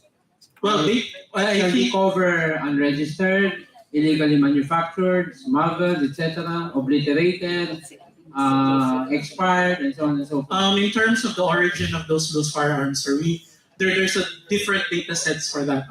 We didn't want to indicate that anymore because the data that we wanted to focus more will be something that will be relevant to them. Which will be misleading to the decision makers in the business field, because this will not give them data that will give them accurate decisions as regards the security landscape. Again, sir, the audience happen to have different contexts, different backgrounds. That's why. Again, the report is more of like an overview on a general. If they'll be needing something very specific, we'll be more than happy to but as an added input, may I respectfully add that it is important that we, because the firearms law is an international commitment of our country to the United Nations and to other regional organizations. That's why it is just imperative, it's not mandatory for us to somehow be compliant with our own regulations.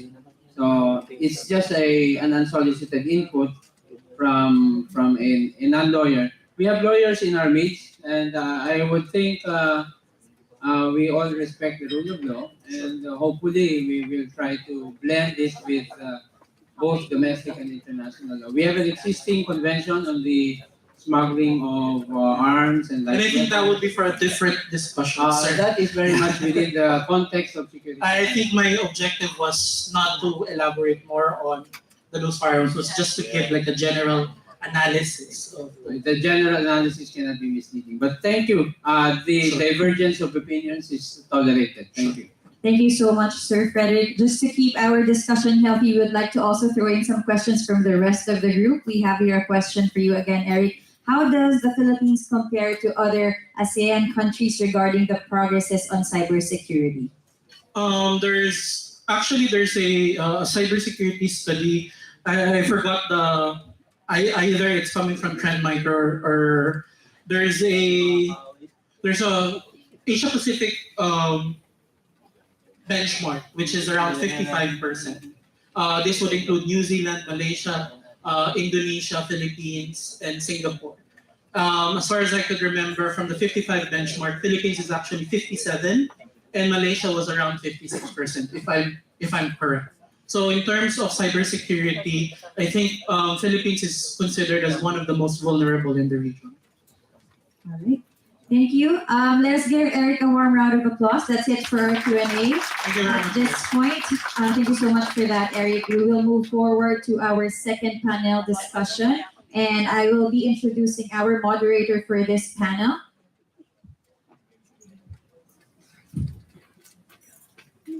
Hang on a second. All right, so for our next moderator, we have Mr. Mitesh Shah.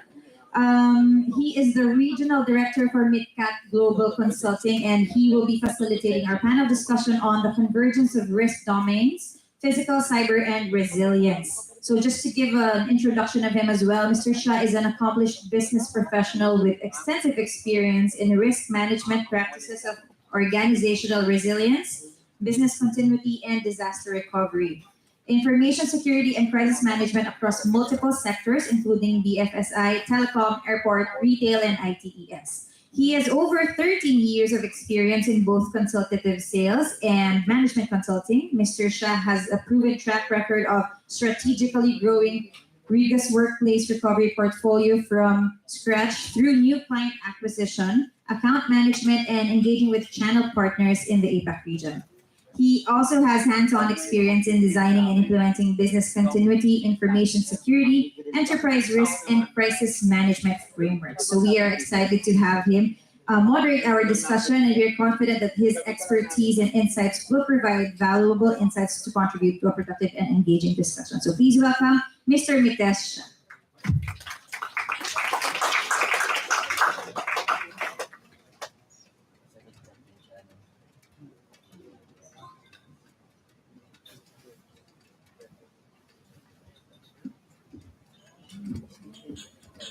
Good afternoon, everybody.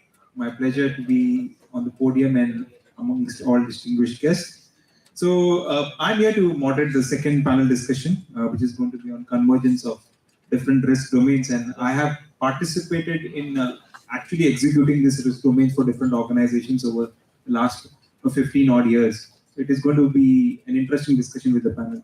So on that note, allow me to just introduce the panel. So ladies and gentlemen, today's panel discussion on emerging security trends in the APAC region would be, our first panelist for that would be Mr. Stephen. Allow me to introduce Mr. Stephen. So Stephen is a PhD and a director for Guide Meridian, a Philippine company that focuses on helping clients use technology and practices to gather, collate, analyze, and use massive amount of data for effective and efficient customer service. He also consults with Philippine and international governments, including private entities, on technology and security matters. He teaches cybersecurity, business resilience, and disaster preparation. Among other things, he has served for 5 years as the head of FBI in the Philippines, capping a 22-year career during which he conducted successful complex investigations in organized crimes, corrupt public officials, and a wide variety of frauds.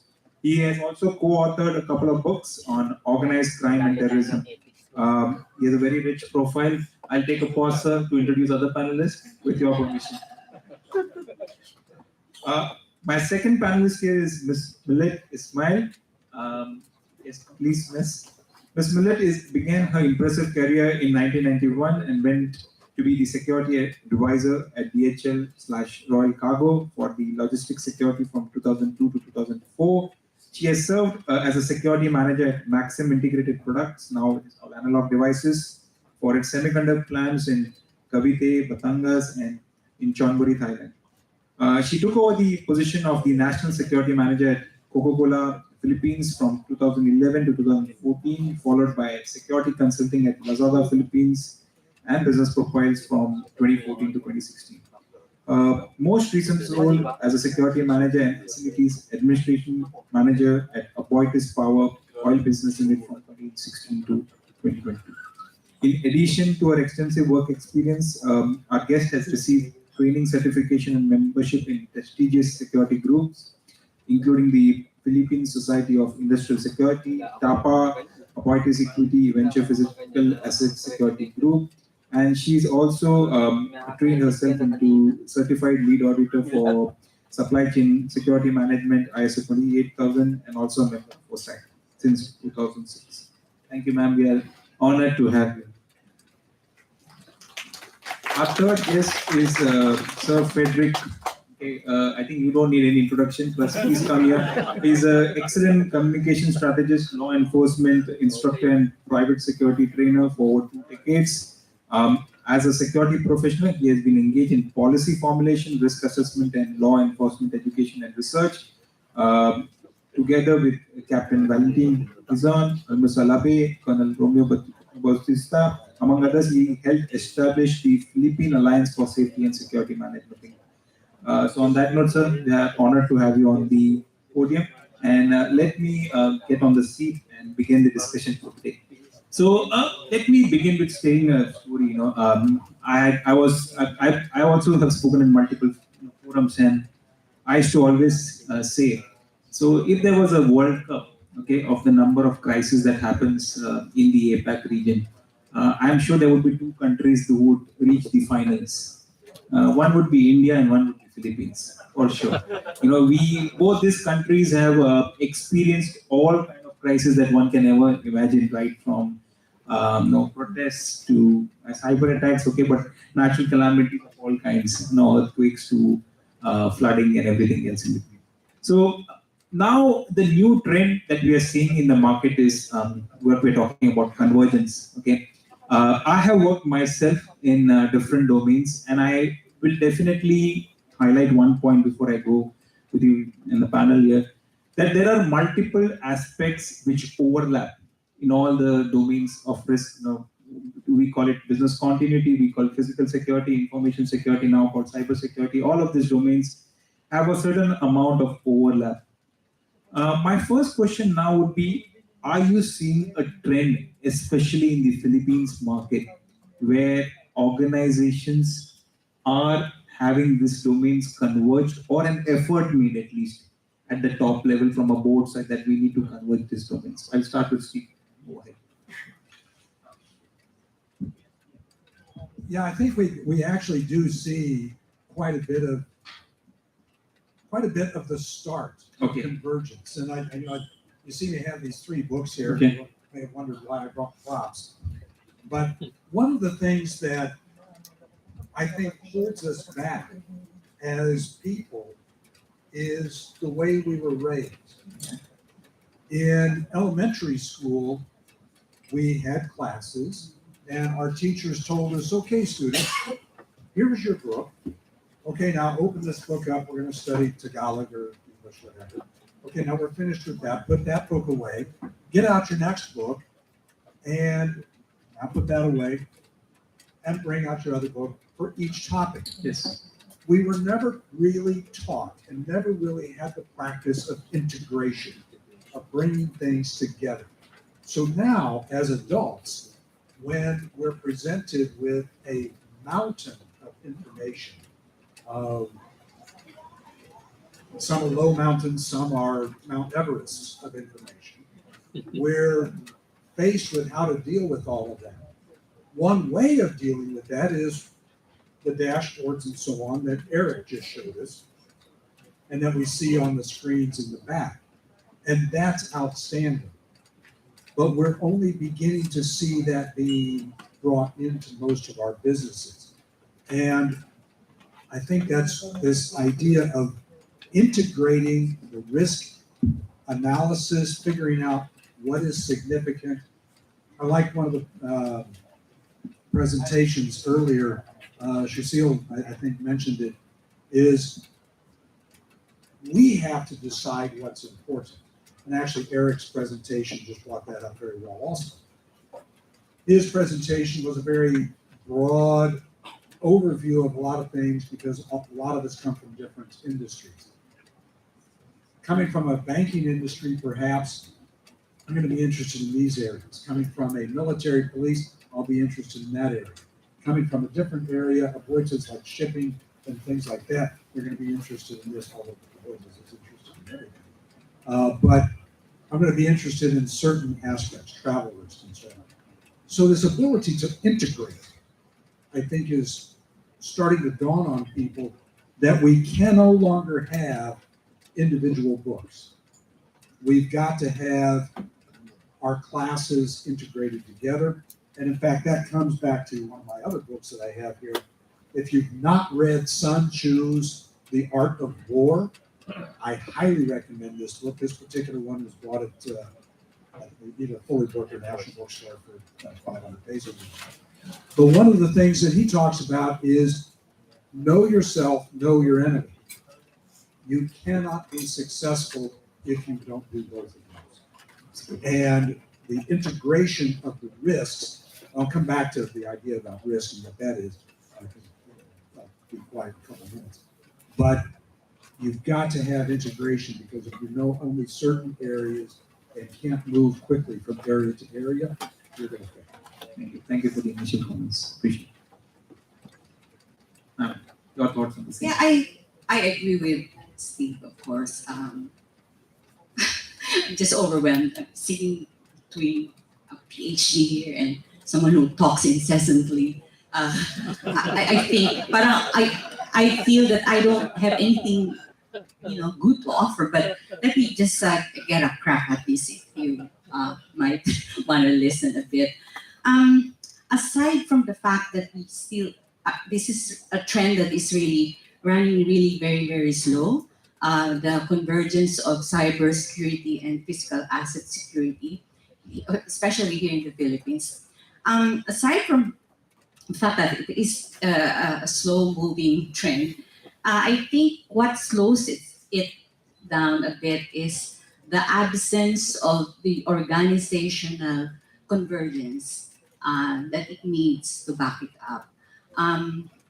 Even in Aboitiz, when I left in 2022, cybersecurity is running in silo. Also, the physical asset security. So we don't expect it to happen anytime soon, unless because we also lack contractors or vendors that offer a converged or an integrated system. You'll have vendors for security, ground security. You will have a different vendor for that offers, the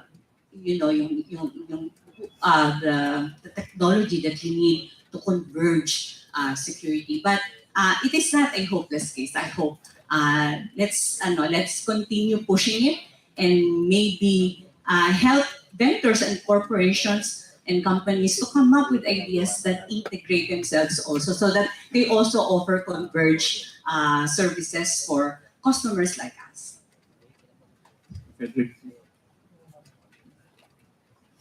I'd like to be as palatable as I can be. But if the distinguished living legend Dr. Cutler would allow me, I do not know where he got his never, because the word never is in the superlative. As a language teacher of your native language, Dr. Cutler, never means zero, nil.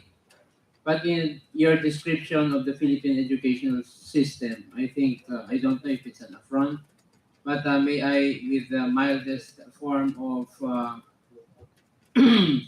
clarification, I think the government has done so far in infusing integration and synthesis as an essential component of the Philippine educational system from the basic to the tertiary levels, following the model of our idol America. So I would safely say that that has been integration for the last 2 decades. We're even aligning with global standards. That's why we have adopted K to 12 and so on and so forth, despite the natural resistance from the ground.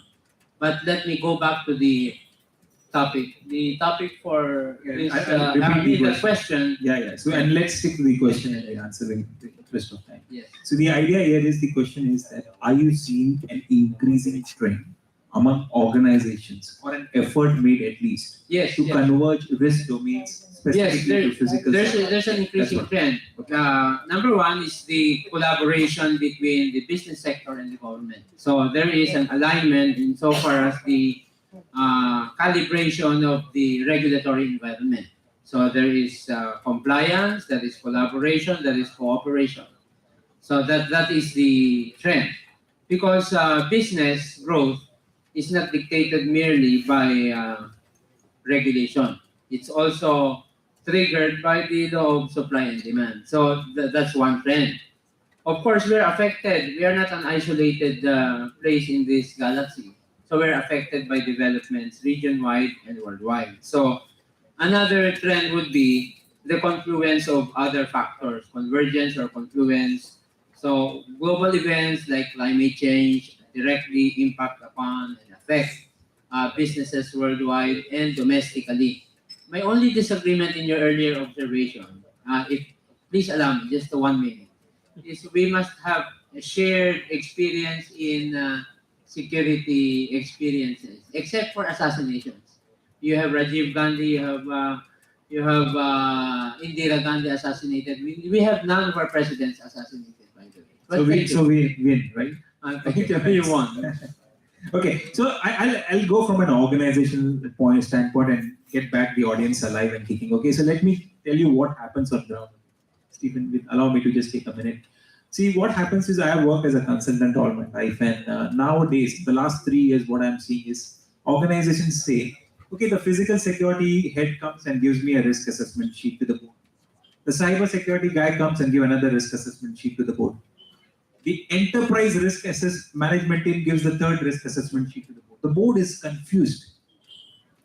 See, either you're telling me 3 different stories, or at least you 3 guys talk amongst each other, at least understand the context and may give me a consolidated sheet. That is what is happening in the region.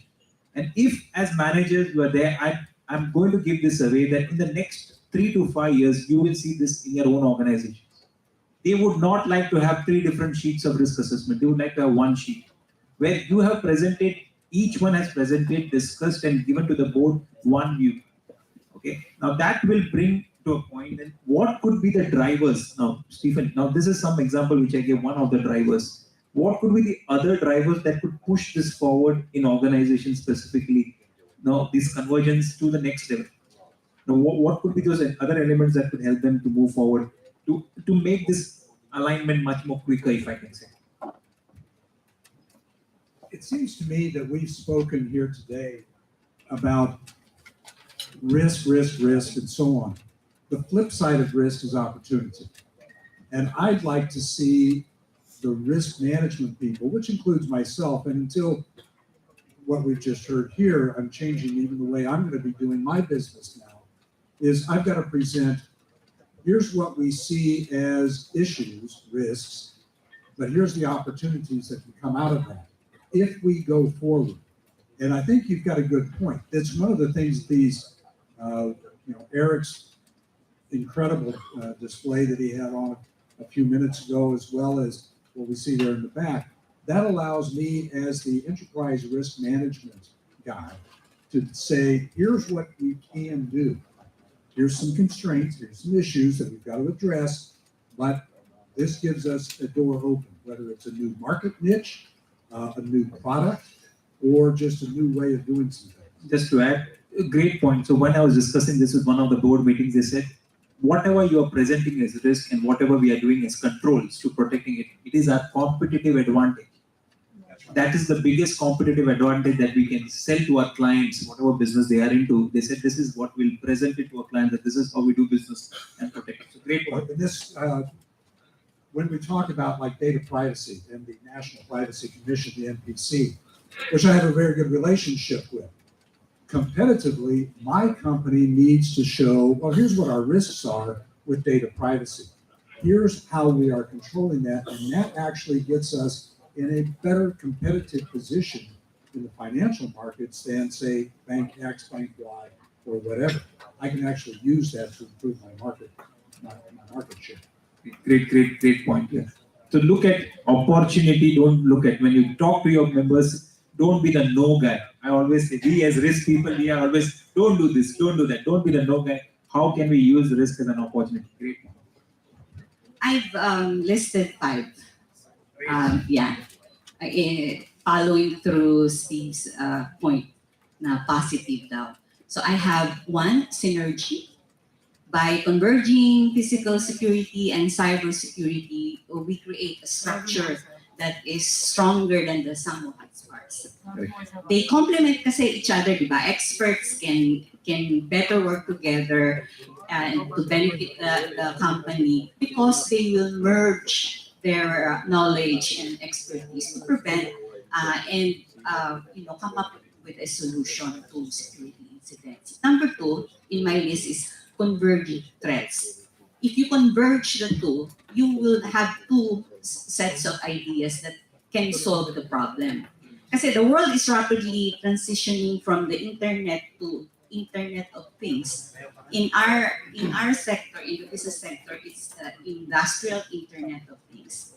Now it's not just laptops and smartphones connected to our networks. You get your facilities equipment attached to the network, your doors, your HVAC, everything in between. The line between what falls under physical security and what falls under cybersecurity is fast disappearing, di ba? So cyber attacks are increasingly a combination of physical security and cyber techniques. For example, criminals can hook in or hack the details of the RFID access cards of your employees to get inside your facility unbeknownst to you. Because they use wireless hacking tools, di ba? Ano na yan eh? It's a growing trend already. Number three, I only have 5, so please bear with me. Reduce confusion. You were talking about confusion a while ago. Some security incidents are cybersecurity events, while others fall under physical security. But we know there isn't always such a clear distinction between the two. This confuses the organization that have yet to converge security in their organization. So who's going to handle what? Is it going to be cyber security team or the physical security? The answer is both. With a converged security structure, you no longer have to think about which security arm should handle what situation. Number 4, competitive advantage. Think about this. If your organization uses cybersecurity and physical security to protect its customers, its vendors, its employees, you promote the idea that your brand is that you take care of your own people, their privacy. Therefore, you promote yourself as something that they can rely on and they can trust. So that gives you a competitive advantage over other companies if you have that. And then number 5, lower cost, because you can blend functions that were usually handled by multiple people into just probably one by using technology to assess and make recommendations and offer solutions. I'll just give one more insight here. The lower cost. I'll give you a practical example. I don't know how many of your organizations are ISO certified. So there could be ISO 9000 for quality, ISO 27001 for information security, ISO 22301 for business content. These are different.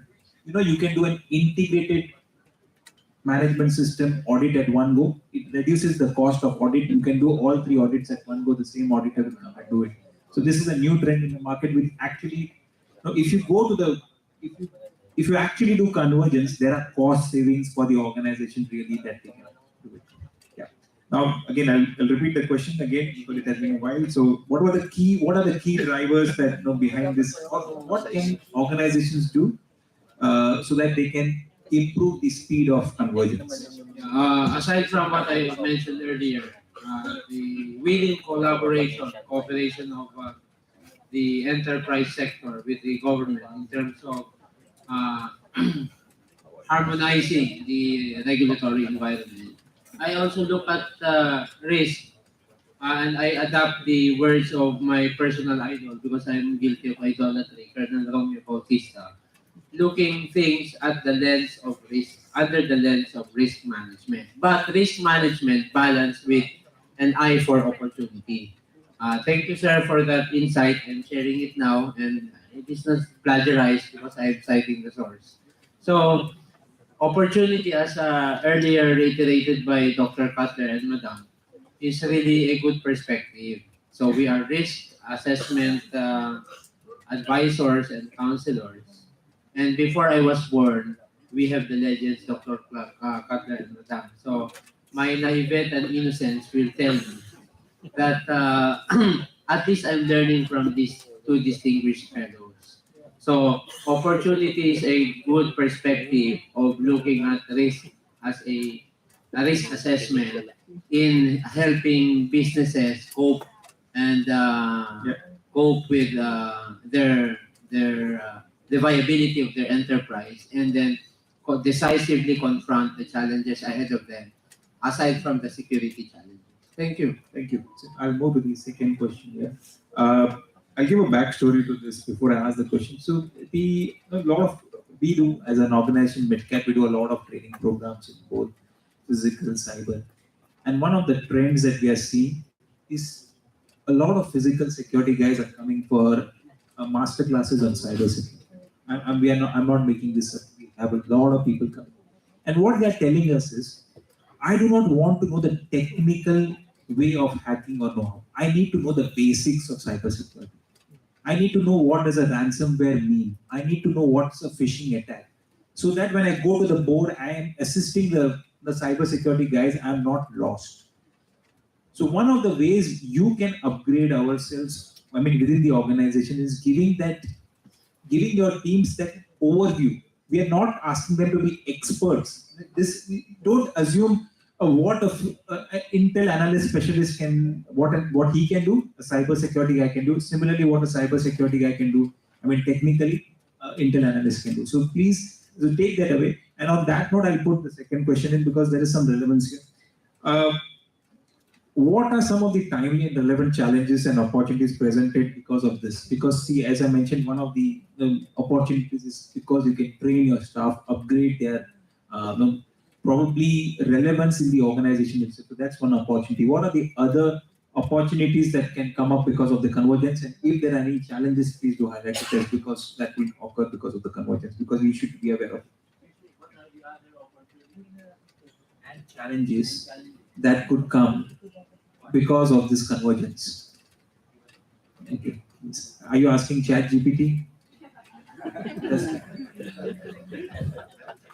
I think one of the things that comes along with changing our people and with training and so on, and helping them to expand their minds, their thinking, so that they can reach out across the silos, so to speak, is to think about the business processes that we do also. Once we have all of this information, now what do we do with it? And that's where the key is going to come in. So it isn't just in the security field, your marketing and sales people. Marketing used to be marketing, sales used to be sales, and they didn't meet. And in fact, they gave each other a hard time because their jobs were different and each laughed at the other one. And I think that's going to converge. So now what we're going to see is across the entire business, silos are gradually going to break down to where there will be chains and change and wiring, so to speak, going between them. But I think we also need to keep in mind that it's going to be an evolutionary and not a revolutionary way of doing things. So what works in your company right now, good for you, God bless you. What works for me in my company right now, good for me. But I can't judge my business necessarily by yours, especially if we're not in the same industry. So what I think we need to also do then is, this goes back to Sun Tzu, know yourself, is know where we're at and where we're trying to go. And it also touches base a little bit with the idea of risk. What is significant risk? Well, what's significant to you in your line is going to be different than significant in my line. So we've got to be comfortable with that as well. So one of the ideals and one of the good things about bringing this group together is that starts that convergence even among different industries, because we all represent different industries. When ICT or DICT deals with us, there is a tendency to think of, oh, you're a user.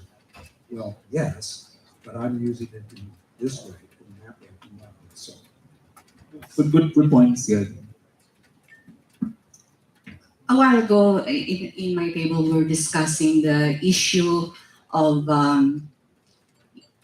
people with skills that can operate the technology that we want to converge with physical asset security.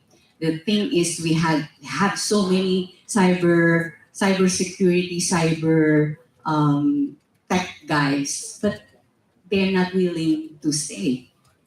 The moment they graduate, get some experience, they fly away to greener pastures. So I think there's really a lack of skillful, high quality trained professionals to run the team. And even if they are here, there is also one problem with communication. If they are unable to articulate quite clearly what they want and what they plan to happen, how the system would go, how it would flow to make to meet the business goals of the company, then I don't think they would be able to help the organization converge itself to make a clear cut, distinct, systematic process that will help this fly and to make it work for the company as a whole. And I'll tell again a small story. So we were doing this. We had this mandate with an organization where we were told the cyber security guys need to be taught the fundamentals of physical security. The physical security guys to be taught the fundamentals of cyber. That was a mandate given to us. And during one of the coffee breaks, one physical security coordinator comes up and says to one of our trainers that I am scared with this program. I'm actually scared. Is it if those guys learn what I can do, will my job be threatened? So I think one of the breakdown of walls will happen by giving assurance to your guys, both sides, that by learning each other's skills, you are not taking up each other's jobs. I think that has to be driven from the top. You have to tell them that you by learning you are going to be much more contributing to the welfare of the company rather than fight amongst itself or be scared about their own jobs. So that came up. Yeah. So Frederick, quick thoughts on the question. I still recall the question. Actually, I asked a software to answer the question.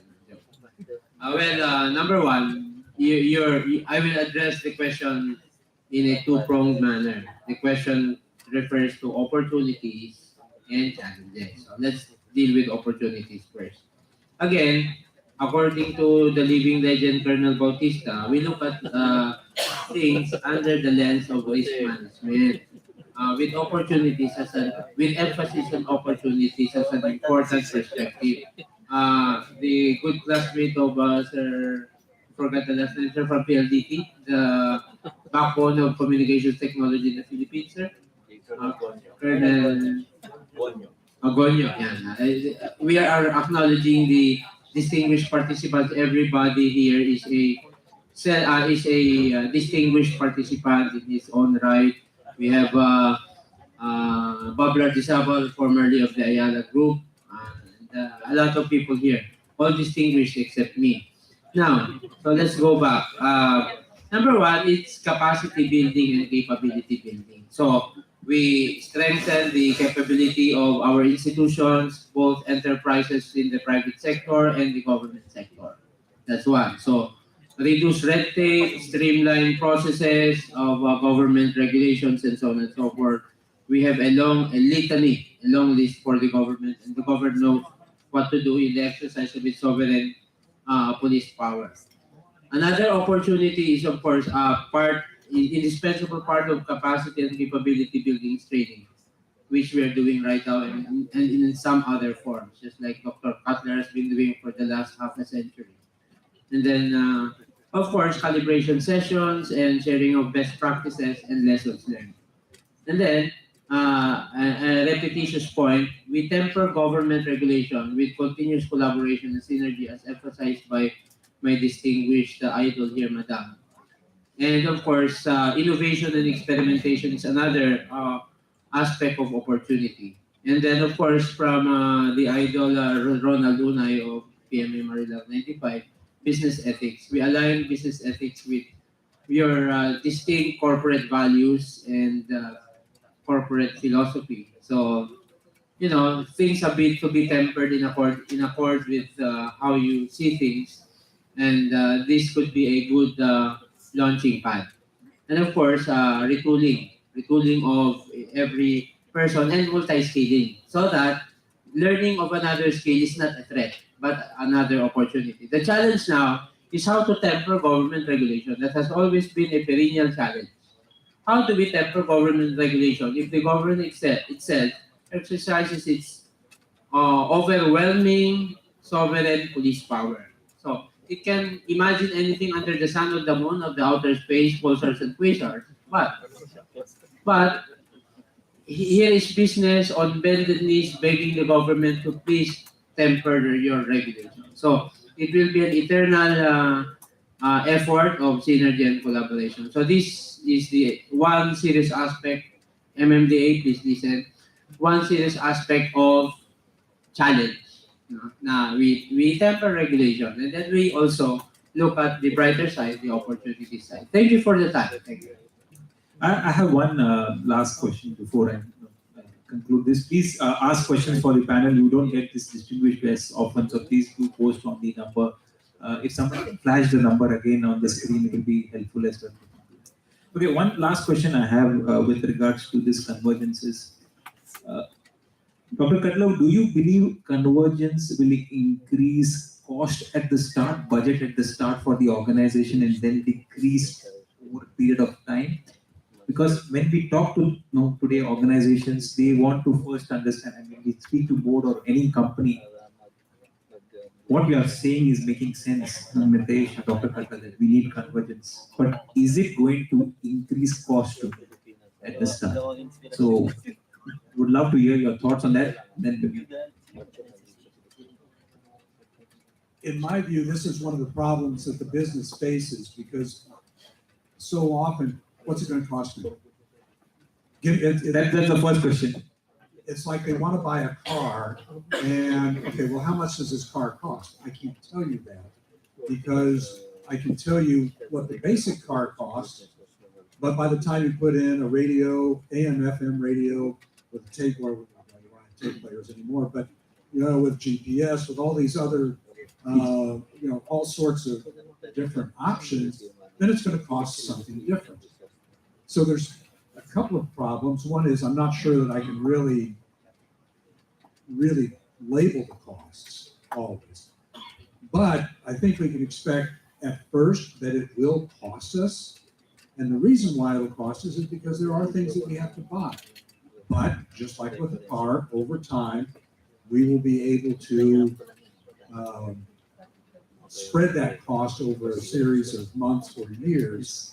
The key then will be to plan our budget, and this is one of the problems that the government has, all governments, but especially here in the Philippines, the way, so what is it, 9184, the procurement law? Yes. By the time they get things through the procurement, everything's already out of date. And then they're not allowed to scale up, okay, well, we're gonna have to refresh the software next year, refresh after that, get new stuff, and eventually things will happen. So there will be a cost, but we're going to save cost because we'll be much more efficient. Okay.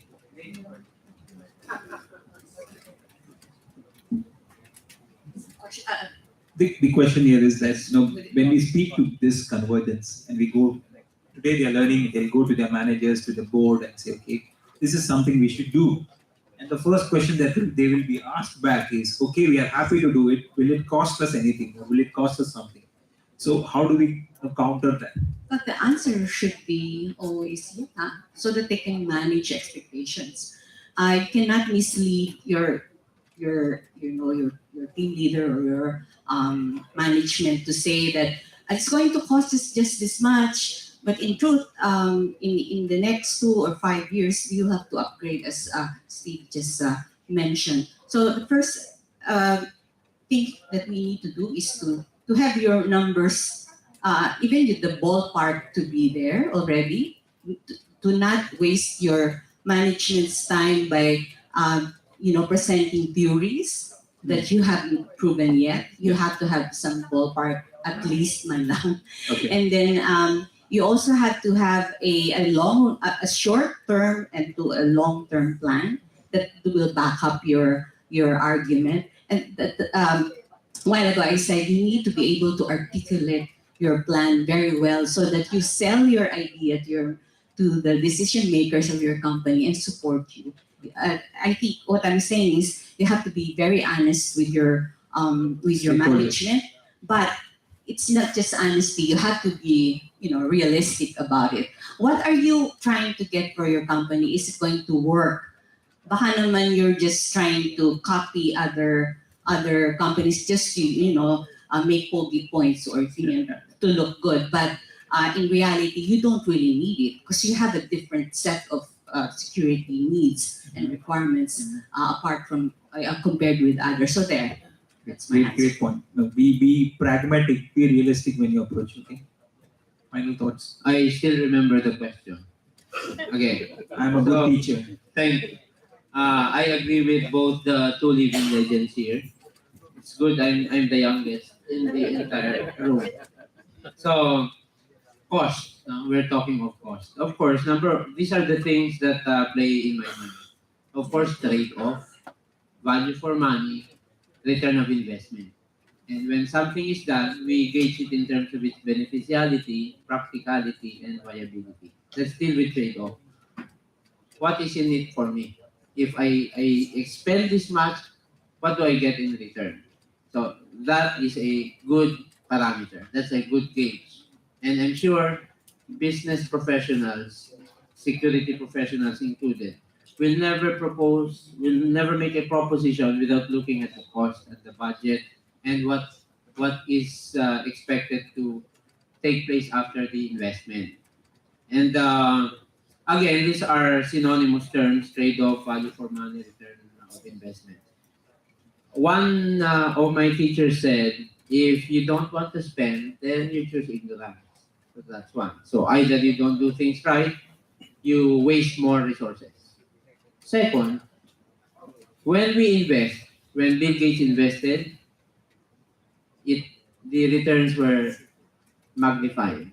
Meaning, we will have a litany of examples rather than exceptions on the value of investing rather than delaying the investment. So that's the cost. The trade-off is you'll expect it to get more. Now, as far as probability is concerned, lesser is the probability that you will tend to lose. If the process of convergence is done properly, methodically, and systematically. Thank you for the time and thank you for the living legend. Thank you. Okay, I have one question from the audience. Okay, as of now, business is currently focusing on innovation, digitalization, and automation, which is primarily affecting the physical security side. How can we ensure the physical security adapts to the fast-paced changes of the technological advancements that we're looking at? So, how do business ensure that the physical security domain adapts to the fast-changing technology advancement that is happening?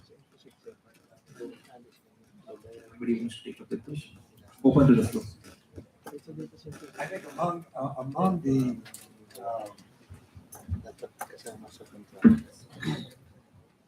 I think among the challenges that we have in the physical security arena with technology are things like biometrics, surveillance, and so on, which are just massively moving forward. So this comes to where we need to kind of plan out, look about where those tools are headed and what are we trying to accomplish with them. And that's going to be a big issue because one of the things with like putting cameras around, well, then we don't need as many physical guards, because we have cameras. Well, cameras are nice, but as they found in the UK, cameras can be everywhere, but if you don't have any kind of response after you see something, all you've got is really nice evidence and a very nice videotape of somebody getting killed. And that doesn't do us much good because the idea is to try to stop crimes from happening. So how do our physical or our people, are they assisted? And you touched on this earlier, that I don't want anybody to lose a job out of this. So how do we make the technology as a tool help us to work better instead of replacing people and actually do worse? And I think that's something that in the physical arena, we need to be aware of, and to also make sure, you brought up a great point, show our management and board, this is what we expect. Our people will be able to be more efficient, more effective in the long run if we give them the better tools. And that's going to cost a little bit of money, but they'll be much more effective.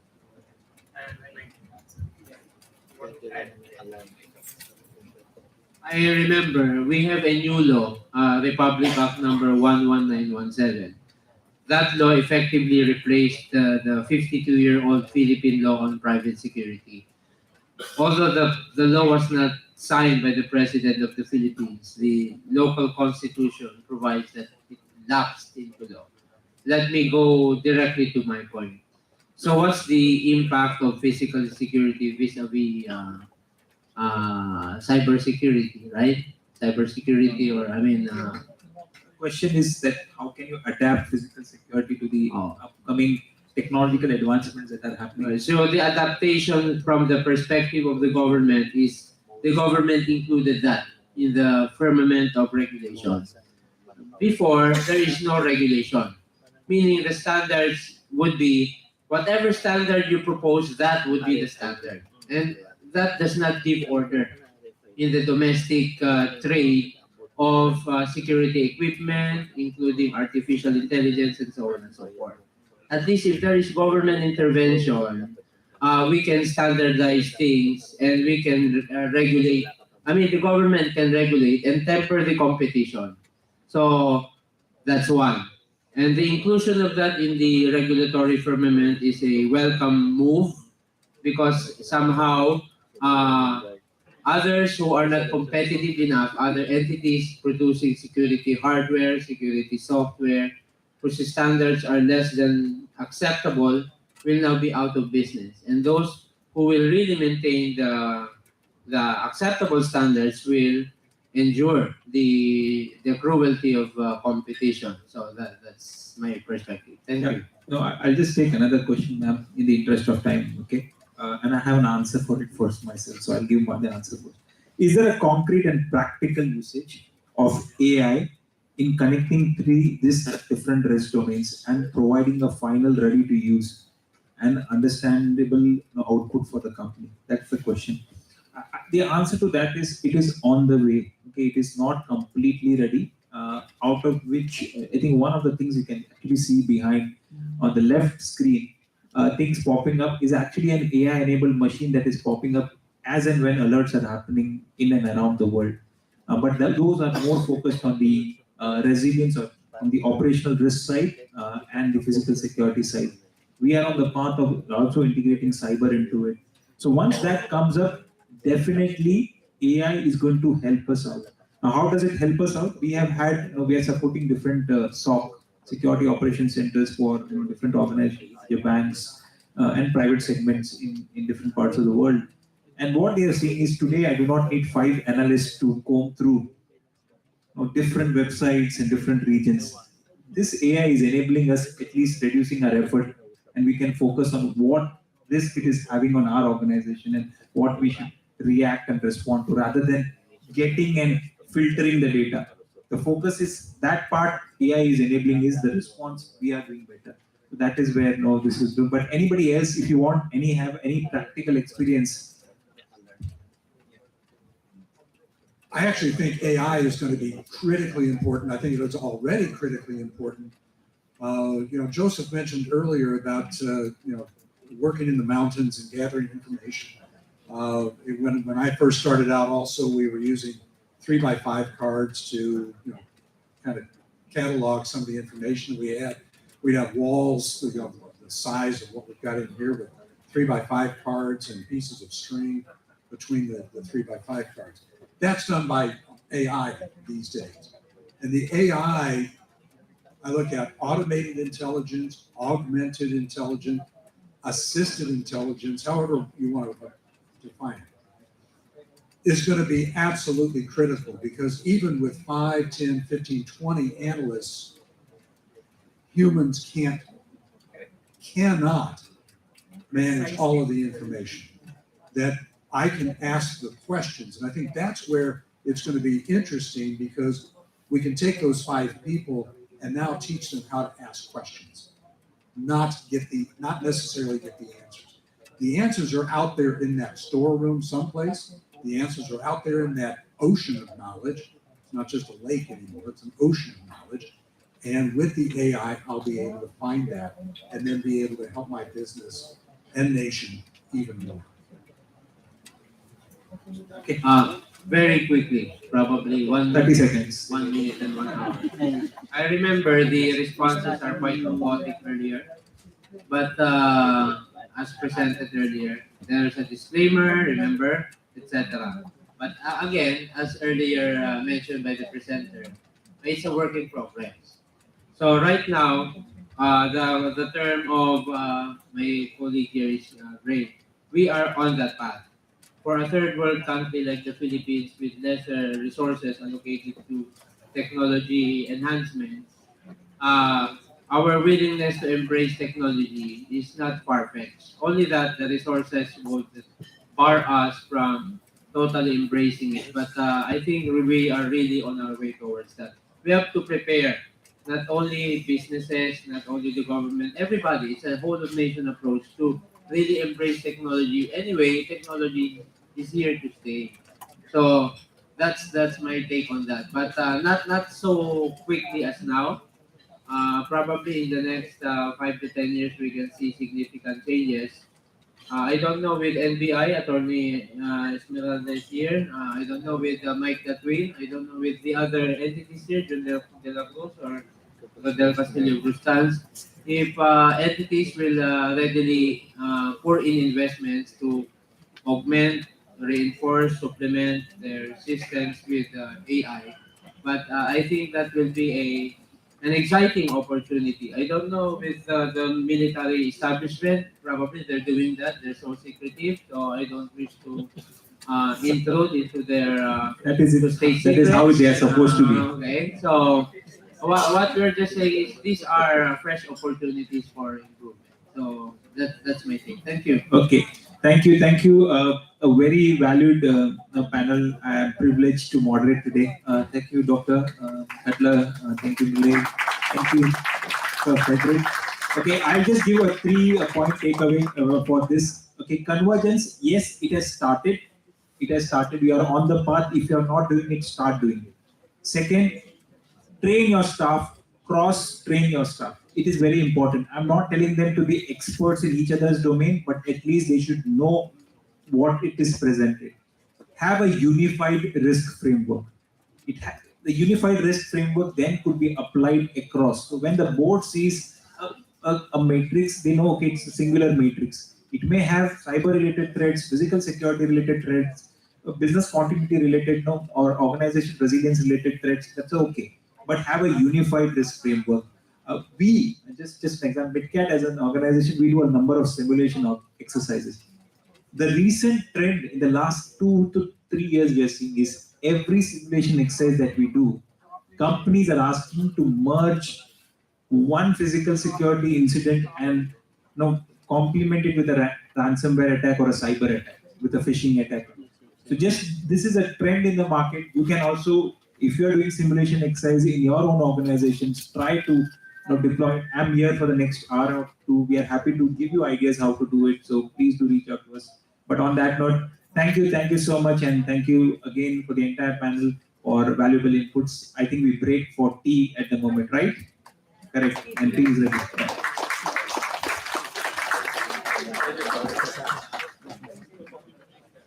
Thank you.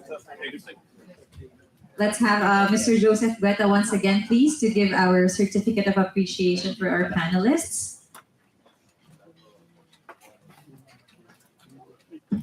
What a rich discussion. Thank you so much, everybody. We have, again, Dr. Stephen Cutler, Ms. Millet Ismael, and Mr. Frederick Rigonan.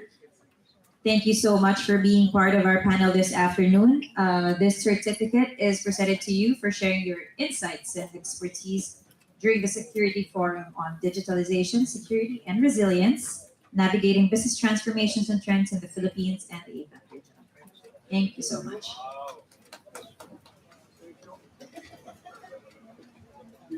My love always. I love your comments. I love your comments. It was too long. But again, I like always to see the opposite thing, not always be agree for everything. Thank you. Photo for everybody. Yes, look. Biggest smile. 1, 2, 3. All right. Thank you so much. Ladies and gentlemen. Yeah, okay. Okay, I will give you also wine, right? I have to get drunk later. I have a nice two guests here. I'd like to introduce, and I want to hear from them later on about cyber. One of the first ladies, she is from DICT. She has a knowledge about cyber. I'd like to hear her comments, what they're saying, or what the country going towards, okay? That's my request. And I have another good friend, a very quiet Mr. Gons. He really doing cyber. If you say somebody doing cyber, is doing really cyber, is work for Robinson. And if you have that few minutes just to say your thoughts, organization, structure, what we're going, your frustrations, that's what I would like to hear later. Okay, please? Thank you so much. Hey, wait for the one, please. Thank you, Sir Joseph. At this point, we'll have a 15-minute coffee break, so please stretch your legs, take your time to go to the restroom, and we'll be back later again for our third panel discussion for this session.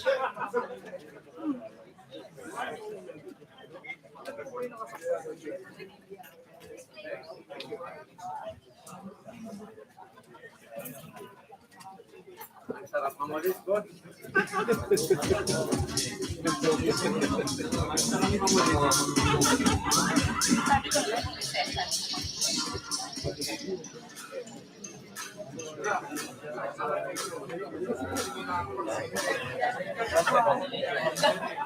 I sorry. Yeah. Turn. Kayo na po. Buwan lang. Sabay niyo kasama. Huwag lang magtatanong.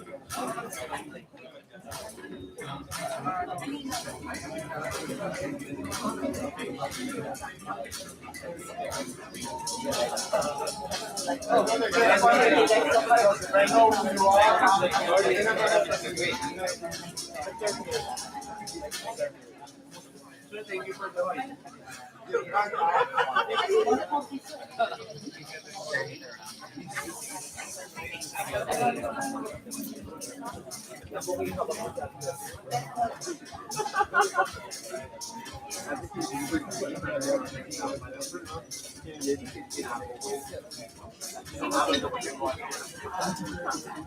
RNB na lang.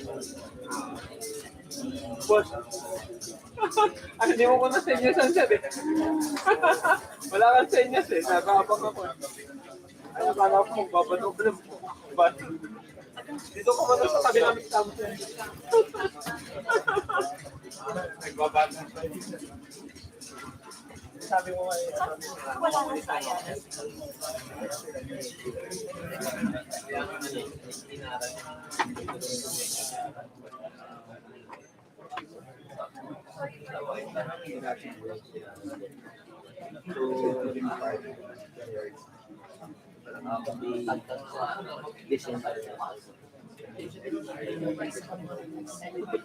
Parang yun ang inaabot ko. Before kasi diba, legit how to do it. Mas maraming different.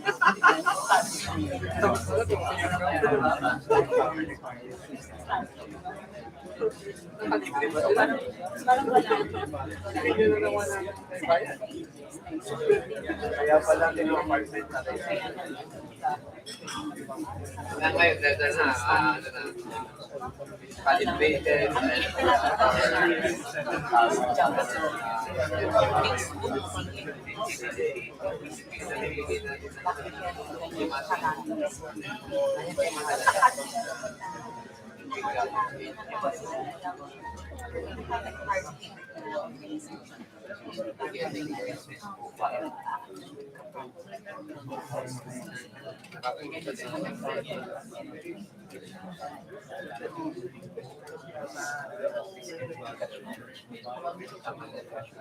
nawala sa Hindi mo lang makita.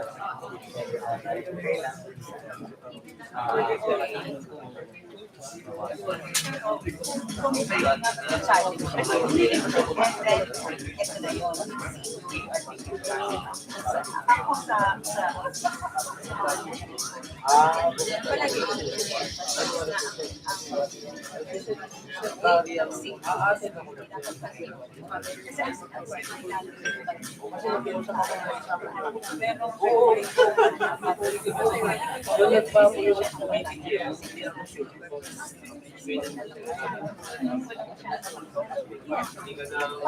kaya nga,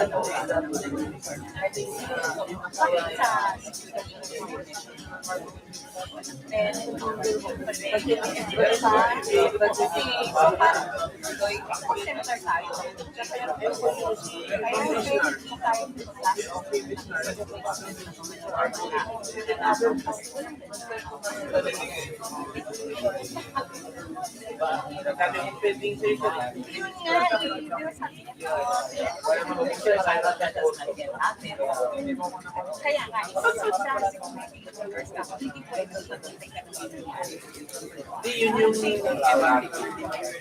you. Yun yun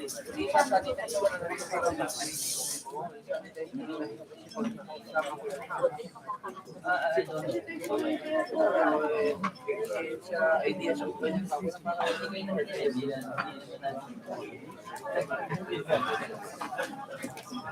your radio.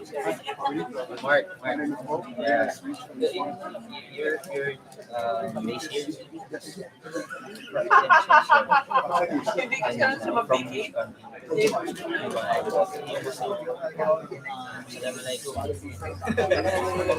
Hello, how are you? Royal Cargo. Yeah, and agent.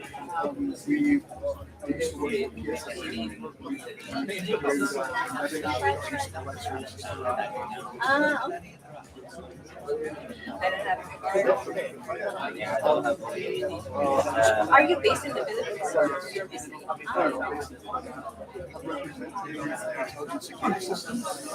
Video analytics and management, basically number one in the States, talking about Middle East, Dubai, Mexico, Uruguay.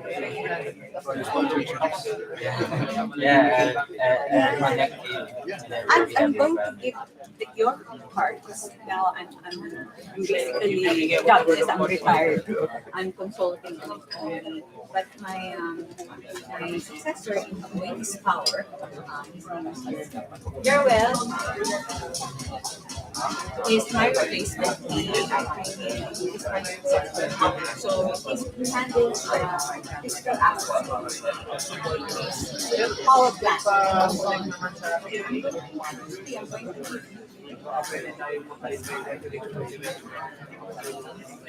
Same as your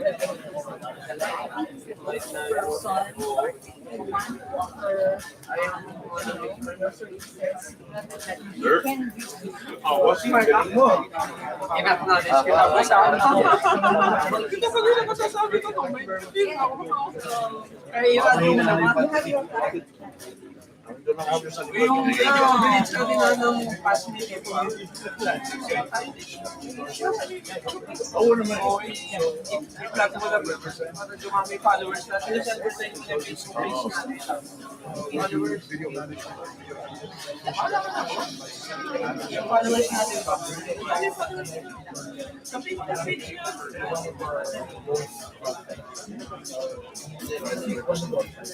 Mas mabuti ka ba, computerize eh. Yung sa akin, no? Mag-rated, no? Tingnan tayo dyan. Pero, dapat hindi founder naman yata ito eh.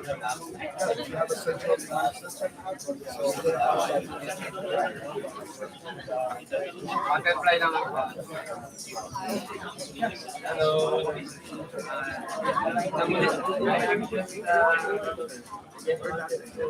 There's I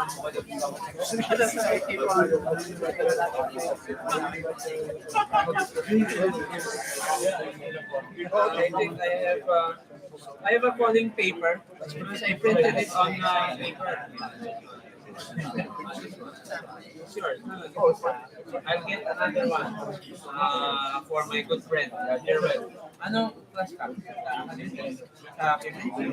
Dilista ko si Kuya ng bayo ko, si Gabilan, Michael. Michael Korean Intelligence. My brother-in-law is a member of PMA since 2001. And his elder brother is his classmate from the most distinguished academy in the Philippines. Yan, so, but you see how humble he is. I mean, he made 1 million push-ups. I cannot do that. So, pagkitin ko kay Ian,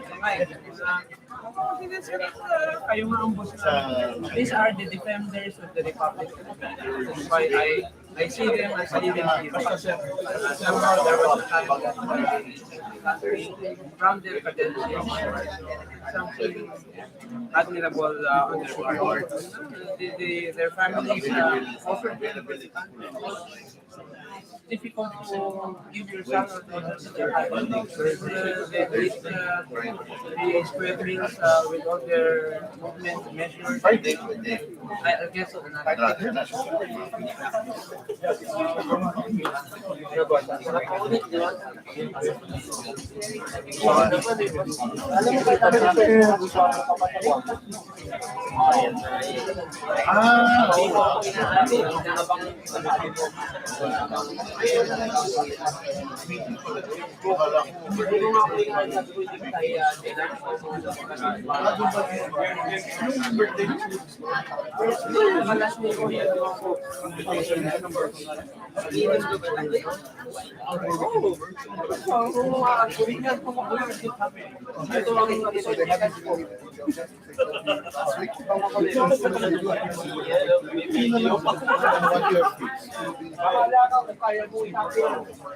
Sir, kaya pwede na tayo mamaya, sir, after nito.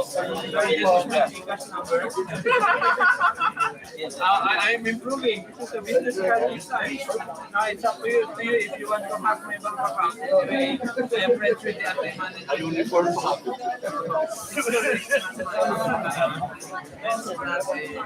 I'm just trying to be happy. You know, I only have 20 pesos in my pocket. That's all I do. It's happy.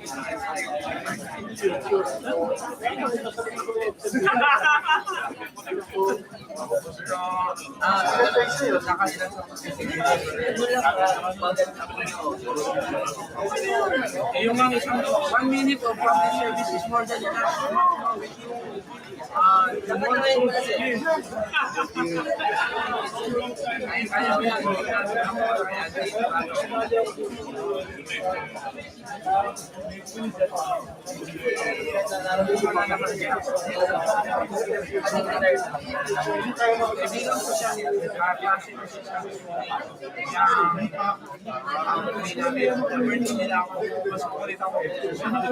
You know Filipino or Tagalog? Okay, I'll say it in English. He's telling me that he's upper class man and military coming on the way a small security guard. And he was the third in the order of merit. He was the second. And the first question is Dr. Sanon. Because when they attacked the other one. Open Premier, the security personnel was from Adon. Premier Saibo. I called them, I called the protection required. They have an armed marine and Navy personnel from entry. Excuse me, sir, you're not allowed to enter. They will point the AK-47 at the secret department. See? Tama ba?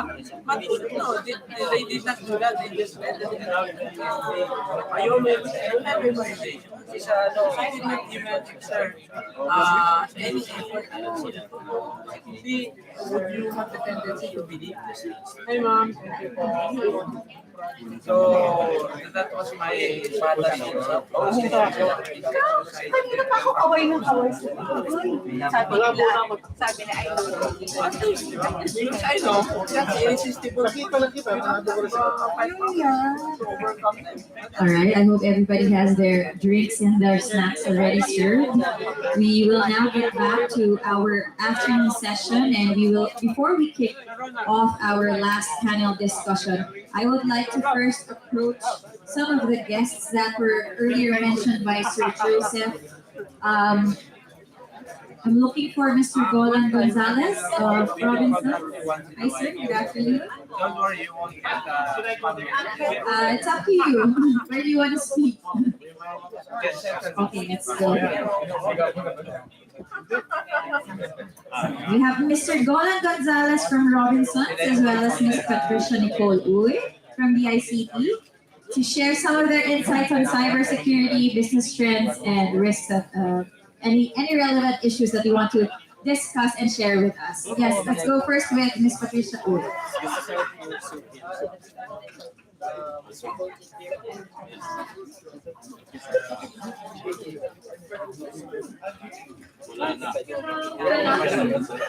So actually everybody knows, but I'm from the ICT. I'm the head executive assistant under Secretary Ivan Uy. So actually, I'm just going to be talking about the government perspective on the cybersecurity issues that we're facing.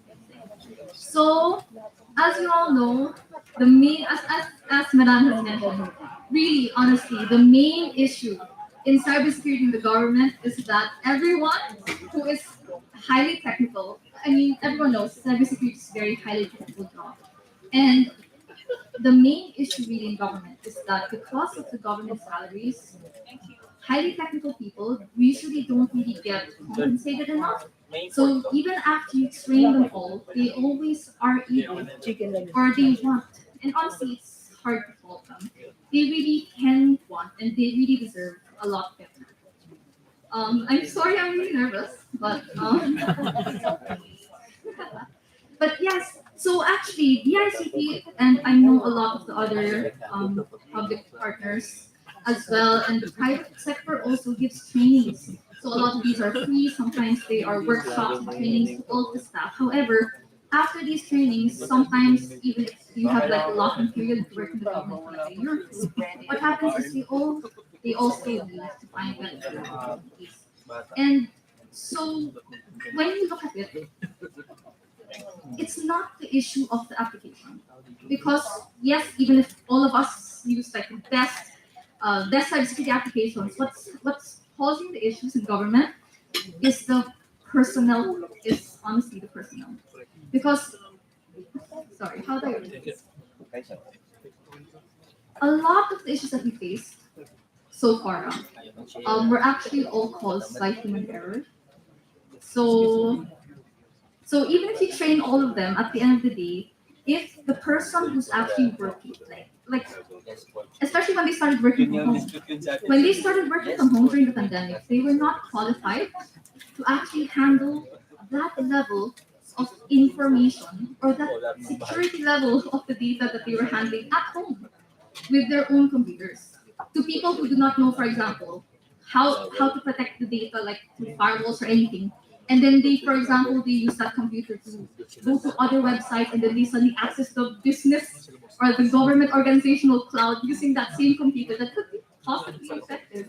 And then now everything is now just suddenly compromised, all because they are not the ones who are supposed to. They're not, sorry, they are not qualified exactly for that specific job that they're handling. Yes, they may know what to do, but the security side of it, sometimes they are not properly trained for it. And really, the main thing that the government is trying to work on this is in part of the e-government bill that's being drafted. So I forgot the bill number, but actually scientists in the government, so it's part of the USD, I think it's like they get their compensation is higher because of of their positions being highly technical. So in part of the new e-government bill, we're actually also trying to include our data analysts, our cybersecurity experts, all of the highly technical fields that we need in for ICT will also now be included as one of those positions that can be compensated better. But really, I cannot really fault the government much because we do offer trainings and they do accept it. And all we need now is just to really try to keep them as much as we can. So if we empower them, or at least make working for the government a bit more empowering for them, that they can see opportunities others can like, you know what, it's not too far off from what I'm currently doing and I'm actually helping my country. They might prefer to stay in. So I think that's about it from me. Thank you so much, ladies and gentlemen, Ms. Patricia Oy, for sharing insights on challenges from the government sector on cybersecurity and other issues. And next we have Mr. Gons Gonzalez from Robinson. Thank you very much. Good afternoon, everyone. From to Joseph again, as I've told you, I'm guilty for this. So I'm here to talk. I was asked to talk about the state of cybersecurity. I don't know how to describe it any better than I can give you an anatomy of the typical cybersecurity presentation. So slide number 1 will have the sky is falling. Everybody is infected, everybody's vulnerable, everything's vulnerable, which is true. If you have anything that's connected to the internet out there or plugged in to whatever it is vulnerable. So number 1. Then number 2, they will give you all of these graphs and numbers about how your business is affected, and then what the downside is of being attacked from a cybersecurity perspective. And then number 3, people will tell you how they can help you not to be attacked, mitigate any effect of such particular attack, and then so on and so forth, right? So that's the anatomy of the normal presentation for cybersecurity. But if you think about it, cybersecurity is becoming more and more complex over the past 2 years. If you are in cybersecurity as long as I have been, you would see the growth of the industry explode in an exponential fashion. In fact, most of the companies now in IT are labeling themselves as security companies as well, because that is the trend. That is where the money is flowing to, right? So because of everything going to the internet, whether it be customer-facing sales, like for example e-commerce, or internal processes like HR, timekeeping, etc. They're now already on the web, on the internet, because we are now highly distributed in terms of our location. So the internet has lent us some sort of like a venue where everybody can be location agnostic, as they say. You could be anywhere and still be productive. But the downside is, obviously, there are a lot of risks. So more and more, people are moving towards that space, cybersecurity, data privacy. So things are becoming more and more complex. We've seen companies that have, almost 100 different logos or brands in terms of cybersecurity products. But then my message this afternoon is simple. Go back to the basics. All of these are fluff. Nothing else is important than going back to the basics, taking care of basic cybersecurity hygiene. For example, password management.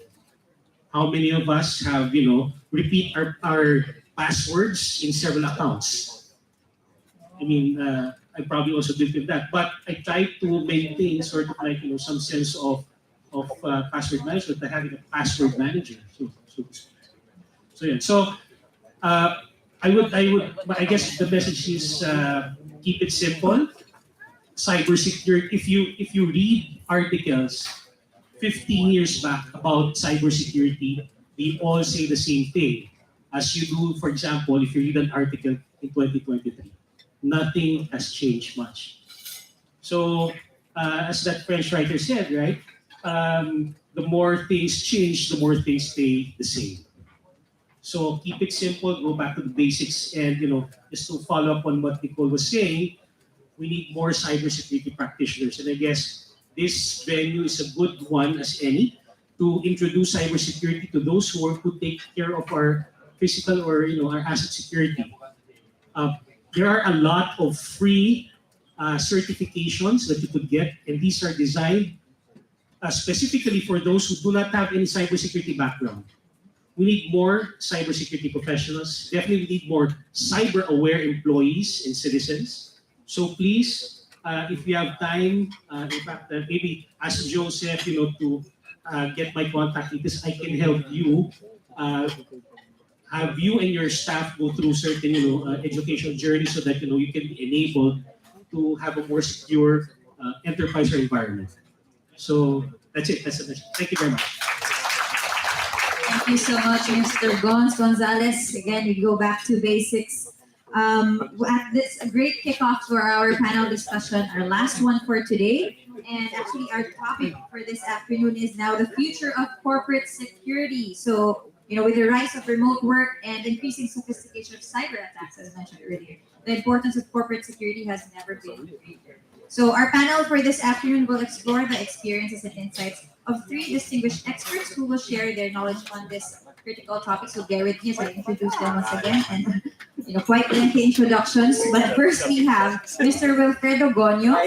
Sir Willie is a graduate of Philippine Military Academy and spent 19 years in the Philippine Army prior to optionally retiring from active military service in 2012 with a rank as colonel. After retiring, he served in various senior corporate security management positions where he earned experience in security management, investigations, and event security, travel security, information security, client data protection, and so on and so forth. He's also a graduate of Master of Management Studies in Defense Capability Development and Acquisition at the University of New South Wales in Australia. He holds a Certified Protection Professional and Physical Security Professional certifications from American Society for Industrial Security. And at present, he is the head of Security Central Command and Administration Center, Asset Protection and Security Risk Governance at PLDT Inc., and the current chairman of National Telecommunications Security Council, or NTSC, a group of corporate security professionals from the country's largest telecommunications companies, PLDT Smart, Globe Telecom, Dito Community, Converge ICT Solutions, and Sky Cable. Ladies and gentlemen, Mr. Willie Gonyo. Next up, we have Captain Bob Lardizabal. He holds the esteemed distinction of having been the head of the Asset Protection Department of the Ayala Group of Companies. He has held various key management positions as security manager or director of several blue chip companies in the Philippines and has been in the corporate security for more than 25 years.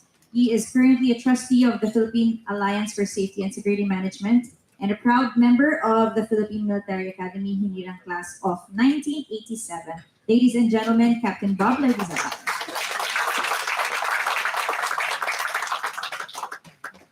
Sir, good afternoon. Last panelist for this afternoon is Mr. Mark Vinculado, CPP, PCI, PSP. He is an accomplished young security professional with extensive experience in the field of security and safety. With his diverse skill set and impressive credentials, he has established himself as a trusted practitioner in the industry.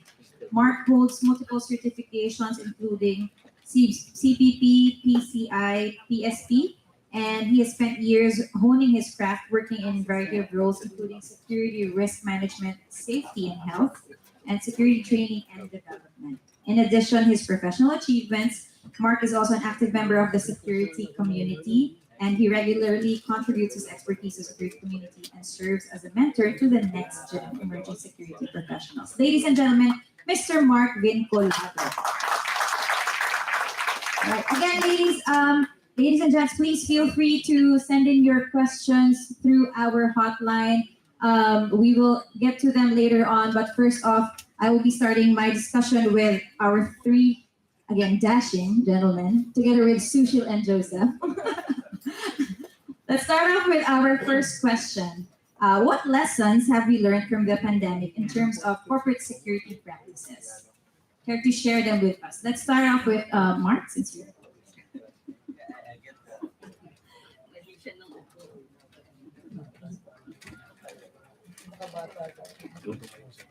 So I think the lesson is really so let me rephrase my answer. The pandemic poses challenges in our field in the security industry, especially it brought up the challenges on our preparedness when it comes to security and corporate security. The flaws in our continuity plans and the resilience plans has been brought up by this challenge. And I think it also poses as an opportunity for the security professionals because without this challenge, it will still be the same. Few of the people will took the path of challenging the status quo. So I think it's really an opportunity, and the challenge is really an opportunity for us to grow in the field of this industry. Thank you, Mark. Captain Bob. Good afternoon. During the pandemic, one observation that probably everybody knows is most of the number of guards were lessened, at least half of it. So in Ayala, we were basically 8,000 to 9,000 guards nationwide. During the pandemic, it went down to 3,000 to 4,000 guards. So that was my observation. Second, because of that, corporate said security is now very expensive. Expensive in such a way that because of the 20% admin fee that was put in too low. So if you are in Metro Manila, you are paying a corporate, a guard from a corporate rate of around 40 to 45,000, and 20% of that goes to maintenance, which is true.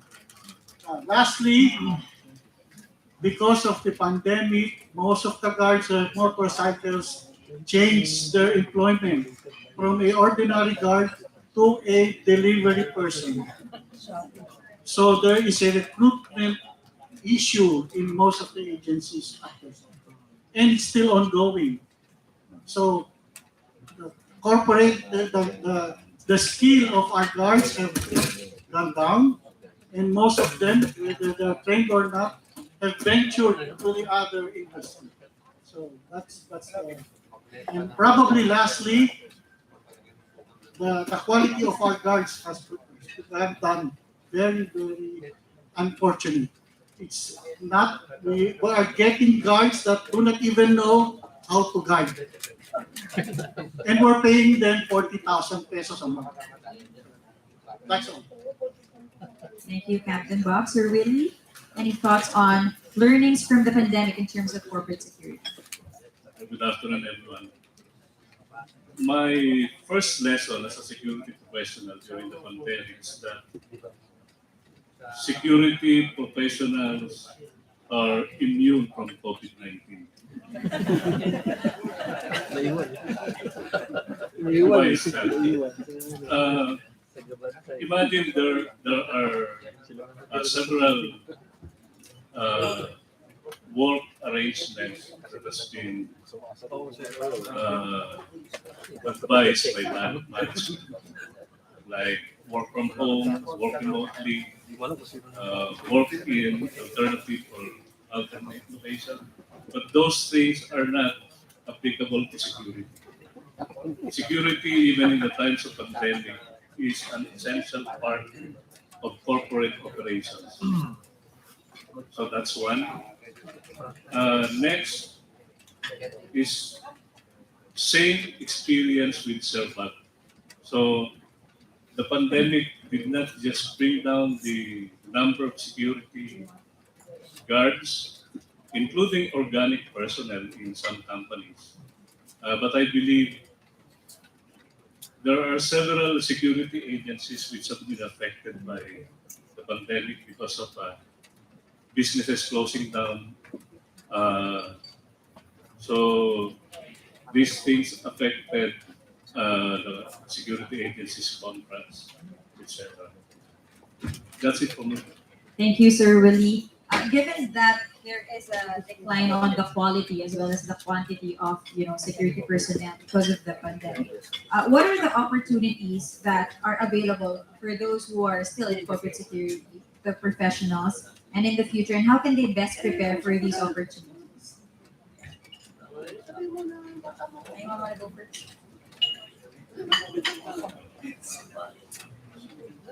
What are the opportunities?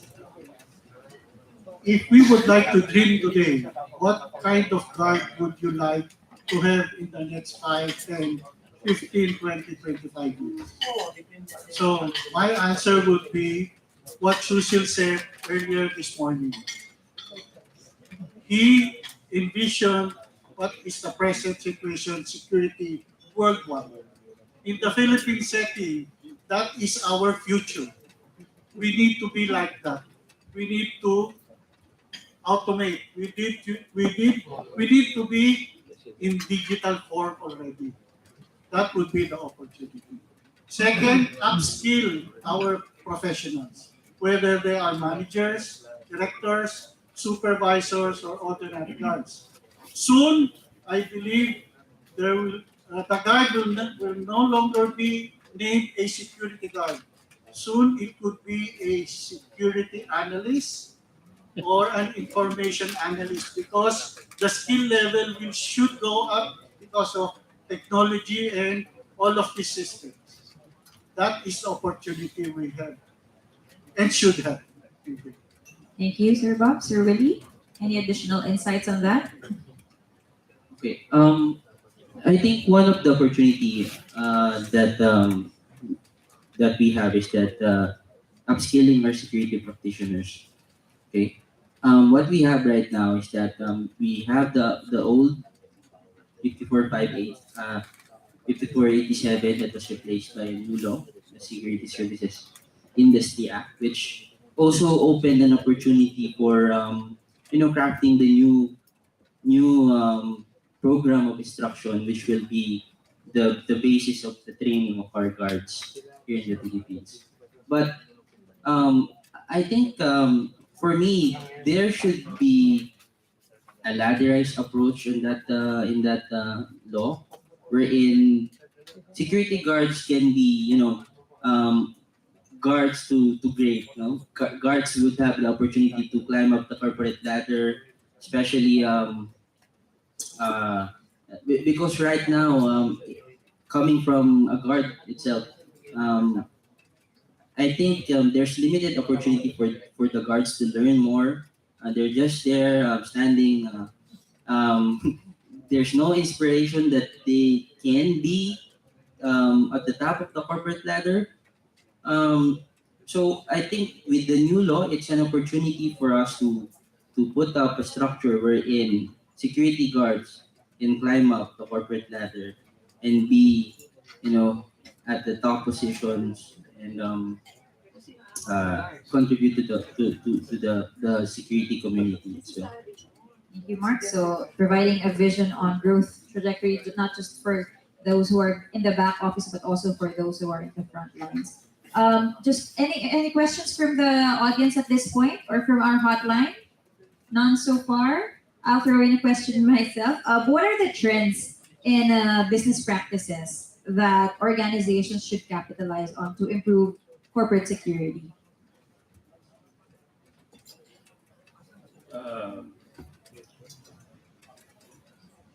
Okay, I will cite an example in a multinational corporation, a BPO company to be exact.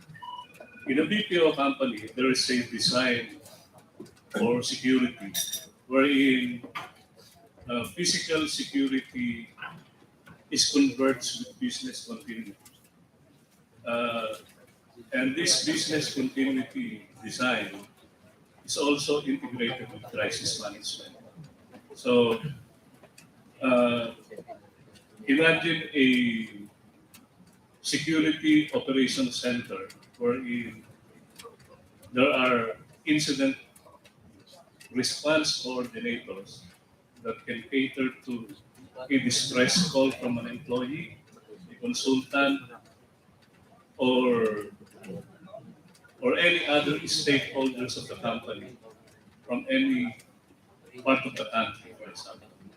And that incident response coordinator can triage that distress call to a certain entity which can address the emergency, or that response coordinator can provide assistance on how the employee can be saved from that emergency. I think that will be a good example, or let's say a template for a typical security organization. And in terms of business continuity, the security professionals themselves serve as business continuity coordinator for the security department, which is interlinked with all other business units in the company. So, short of saying that even though they are security professionals, they understand the business fully well. Thank you so much. Sir Bob, any thoughts on this?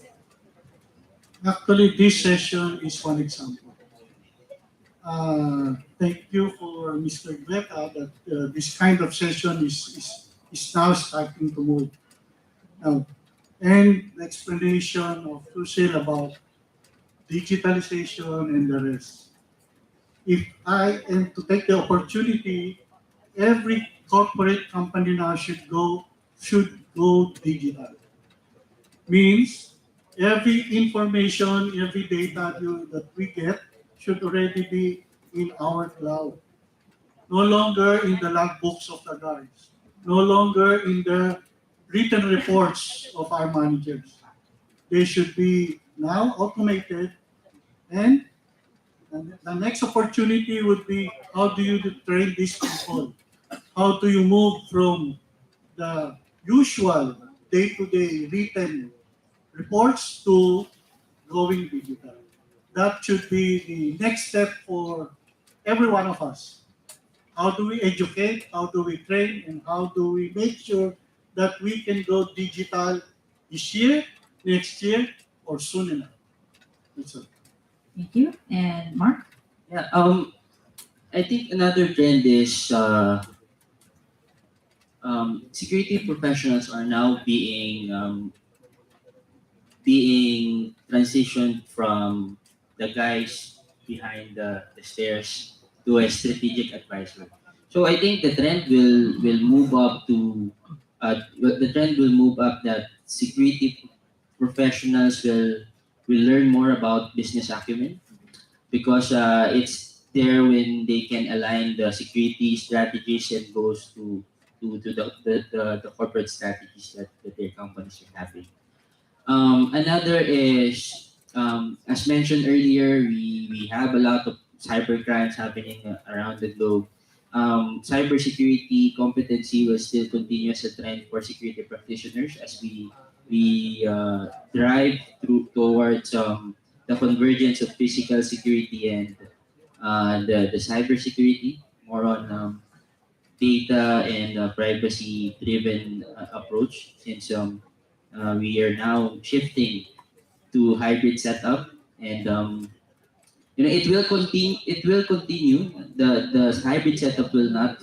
I think will not go away. So I think security professionals we should move towards learning more about cybersecurity and making sure our staffs are safe working at home. Any more questions from our audience?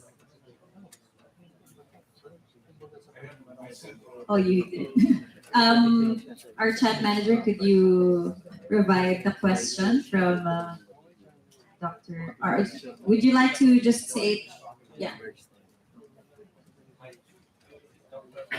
I doubt I need the microphone, but okay. Well, the question that I have, I know several of you, or a couple of you have CPP designations for Certified Protection Professional. I think that's really cool, and for those of you who don't know about the CPP, it's quite impressive that they have earned that. It takes a lot of time, a lot of work, and a lot of study. So congratulations on that. But that actually allows the foundation for my question. When we're talking about corporate security professionals, is that something that we need to push much more aggressively in the Philippine context, is internationally recognized certifications such as CPP or on the computer side also? Is that something that we ought to really be pushing more? I mean, it's expensive, it's hard.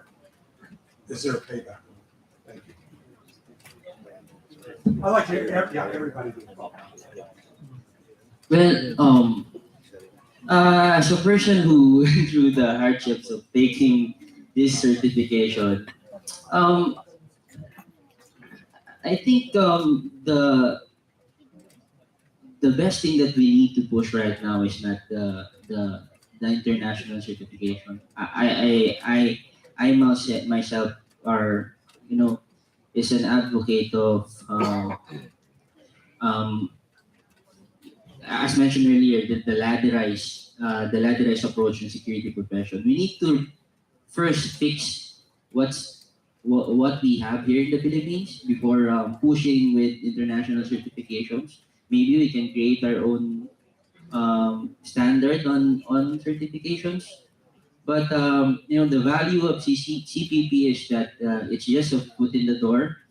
We can't really measure that when you have a CPP, you can get the top positions that we have in the corporate security.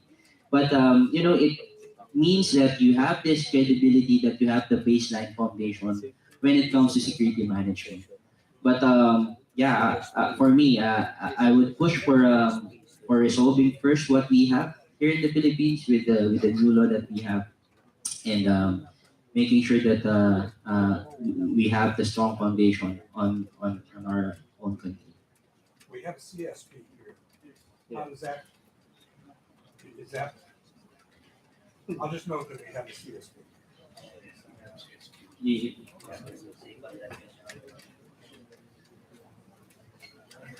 Okay, we have CSP in the Philippines. But to your question, I have a different view from that of Mark. For me, the real value of the CPP certification for me is that with this certification, during the time that I was studying for the examination, I've learned a lot regarding principles of security, from physical security up to information security. And I took that as a backgrounder towards professionalizing my career in corporate security, because I came from military, and I think later on I will explain that the trend now is, before, if you came from the military, your kid to become a security manager. But now, time is evolving. So the CPP certification is very valuable, especially if you are applying in a security position in a multinational company, which uh, which also requires its applicants to be a CPP. And if you're applying for in a local company in the Philippines, a CSP certification might be required. But if you are a CPP, you have an edge over a CSP uh, certificate. Uh, I just want to share how in PLDT we are doing the professionalization of our security organization. Uh, in the last quarter of last year, we have initiated the ASI certification program for PLDT. We have offered CPP, PSP, or PCI certification for executives, and the APP, or the Associate Protection Professional, which is also an ASI certification for supervisors. In PLDT, our security professionals is a combination of retired military officers like me,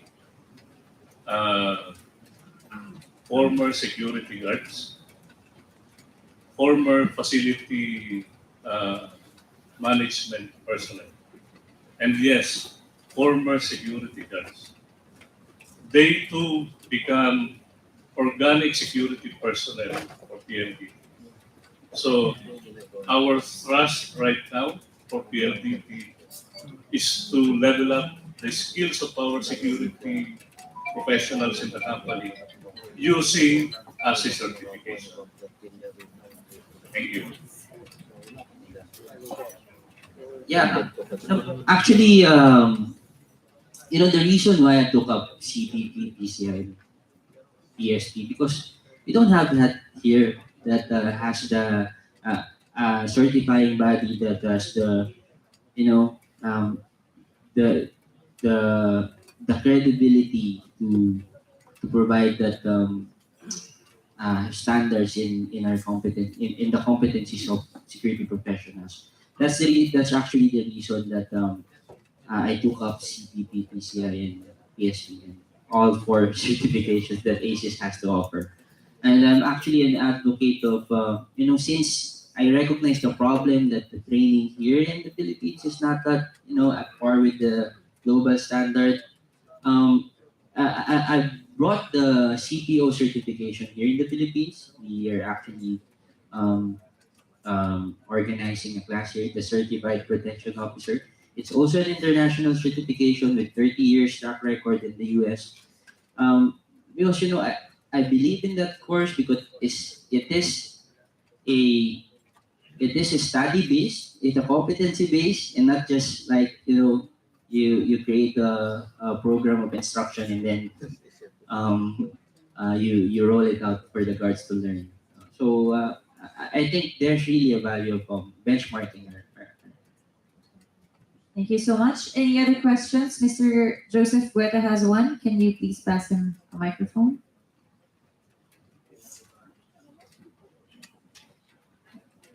This actually will not be a question, it will be just taking for the security industry. I see comparing to 1990 when I arrived, when I see right now how far we gone. And I like to hear the young generations. I don't tell you about the middle generation, but currently it's the other generations. I'm very proud again how to challenge when today before 1990 when we came. It was easy no challenge on security here. Most of us came from military, discussion. But today, if the guy saying I'm bringing here to educations, I think one of the things what we lack here in the early years is the educations. We have good motivation with young guys who want to improve income, who want a good position, but we didn't have good guidance. We already look at the US, Europe, everyone trying to sell us something for to make the money, but not really for our educations. And that one thinks I was lacking in ICT. I was again not foreigner and allowed to be more involved. I could push more for it. And now we really educated a lot of people who went to us. But I think it's placing to them for all the group here who even can have to push to upgrade our level. It's a security guard who want to upgrade to bring more money to their family, but more not in the short term coming for every year changing positions. They want people who want to grow to develop a career. What I didn't see it here much. I want a career. I want to see people when you talk to them. Whiteboard about security. They can talk not security here. They can talk security here, and that's what I want to see on my security industry here. For the lady who was sitting on the phone, I want to tell her something. But you said you want to upgrade the guard. Why? Let's say I want to digital. Okay, the guard upgrade. I mean, take from the security industry. We sit the ICT. We create a program for security guard, security who want to have a career.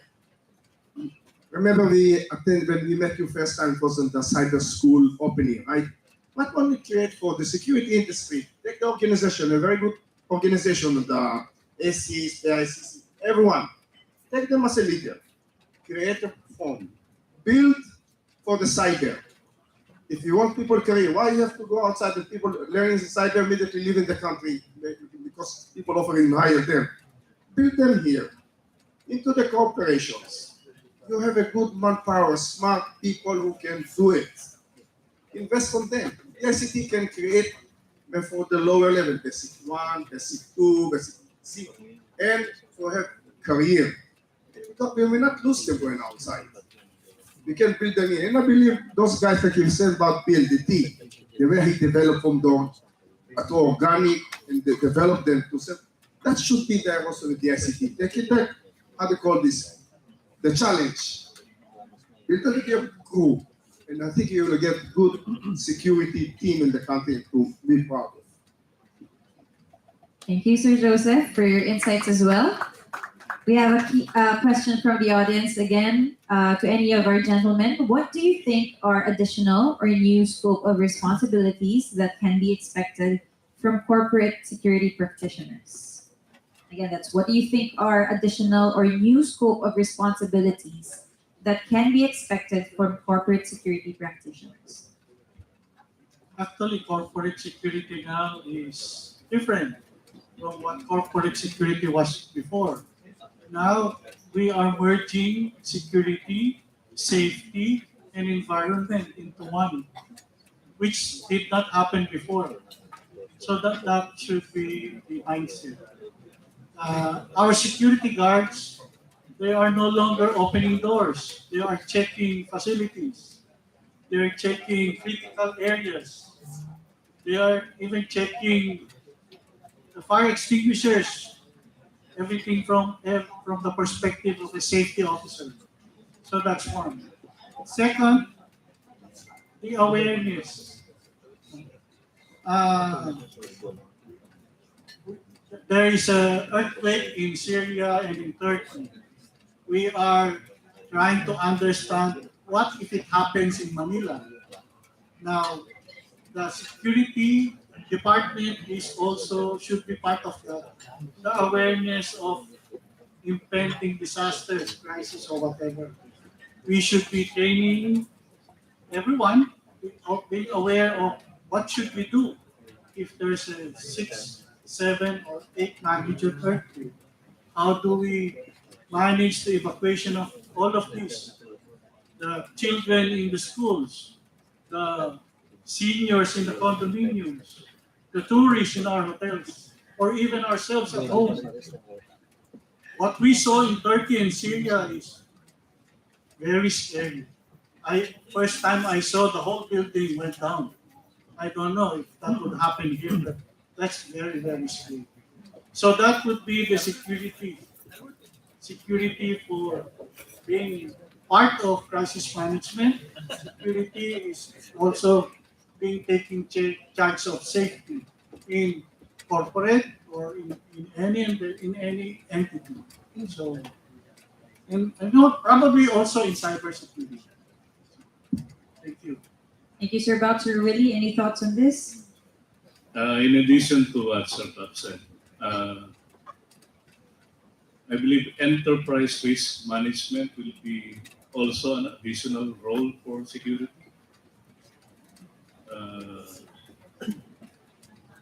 I think that's the one lacking. Thank you. Mark, any thoughts on new scope of responsibilities that are expected from security? I agree with what Sir Bob says. I actually I actually oversee both safety and security. It was a role expansion. Initially, I came in as a security practitioner, but now I am handling both functions. So uh, I think that will continue as also as a trend and opportunity for people that is in the security industry already, because looking at the structure of the organization, we only have few safety practitioners because it's costly to hire one, and we need more eyes to report the unusuals that we have in our company. So that's the reason why it will. I think it will, be covered by security as well, the safety role, because they have the manpower to check on the facility when it comes to safety concerns. Thank you. Any more questions from the audience? Sir, yes, Sir Frederick. Limited to one question only. We'll set a limit just for you.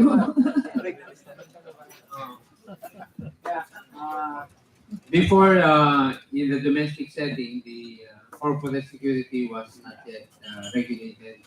So how do you see that as being now part of Philippine regulation? How does that affect corporate security? Any answer from the gentleman? Thank you. That's my last question for today. Thank you so much, Sir Frederick. I'll put that on record. Thank you for the question, Frederick. Actually, the new law,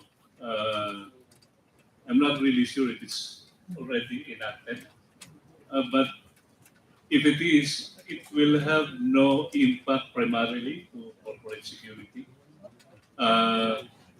because for corporate security per se, it involves organic security professionals in the company, as compared to security guards who come from, who are personnel of a security service provider. So there's two difference when it comes to the question of who controls security professionals. So as I see at present, if the law is already enacted in PLDT specifically, there's no impact on the way the guards are employed or even the organic security personnel are employed. Sir Mark or Sir Bob, any response to that?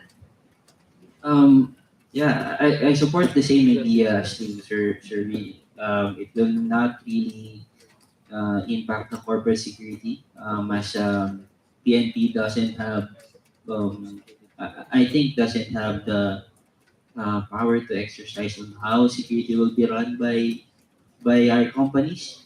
That's what I think. And but I think there's a major benefit for security guards because the license now is 5 years. So the the the renewal will be, after the 5 years of their service. Sir Bob, any final thoughts? Actually, Senator Bato might get mad at me if I tell the truth. The new law, actually, we should be rethinking it again because there are some incompleteness on the new law, as mentioned by the presenter. And our idea of how corporate security will be in the future is actually using some models in other countries. That the security organization is not under a police department. So probably that would be one. And second, and a holistic approach of the security organization. The organization has been here for quite some time. The growth is, for me, in my observation, is very slow. That is why we have not been at par with our neighbors. But we should catch up because the trend is changing every minute, every hour, every day. And if we do not catch up, then what will be the Philippine security industry in the next 5, 10, 15, 25 years? We should improve because if we will not, how will we attract investments? Because these investments, these corporations, these multinationals, they have this standard. And we should at least give them that standard that they will pay for it.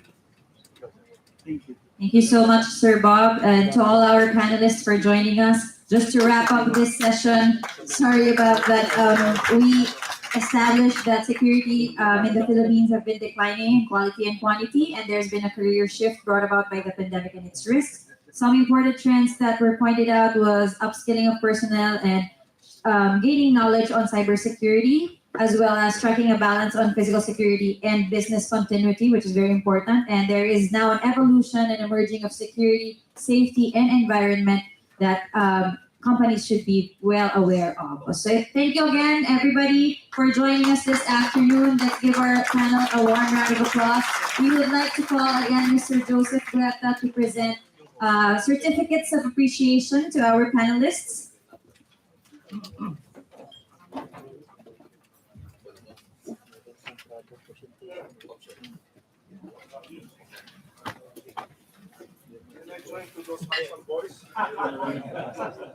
To present our certificate of appreciation to Captain Bob, Mr. Willie, and Sir Mark, we have Mr. Joseph Guetta. Again, thank you for being part of our panel.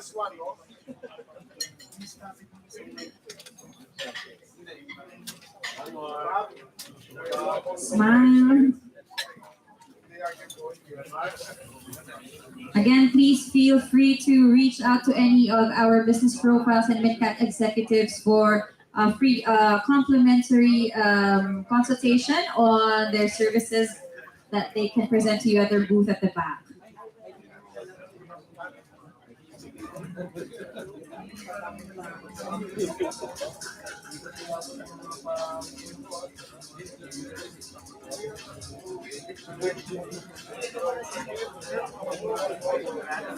Ladies and gentlemen, thank you for joining us today for this wonderful event. We are grateful to have had our distinguished panelists who shared their insights and expertise with us. As we wrap up the event, I'd like to express again how much we have learned and how much this discussion has broadened our understanding of the current and future landscape of corporate security. We would like to thank our event partners, Business Profiles Inc., Blackbird Consultancy, and MitKat Advisory for making this event possible. We would also like to thank our panelists for taking the time to share their thoughts and experience with us. We know that everyone's schedules are busy, and we appreciate that you've made the time to join us today. We hope that you enjoyed the discussion and that you have found it valuable. Before we close, we would like to remind you that we have a demo booth at the back of the venue where you can learn more about Black Pearl and MitKat Risk Intelligence Platform. We encourage you to take the time to continue networking with your peers and to visit our booth to learn more about the platform. Please follow also our LinkedIn pages and stay updated on future events and other relevant news. Thank you for joining us today. My name is Free Solomon, and this has been Digitalization, Security, and resilience navigating business transformation and trends in the Philippines and the APAC region. Have a nice day, everybody.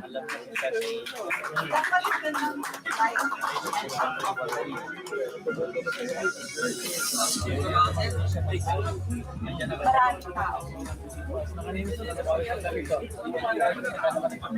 Kailangan ko lang sir, dito lang naman siya. Paano na ako sir? Wala background yung mga tao. Kailangan ko ng tao.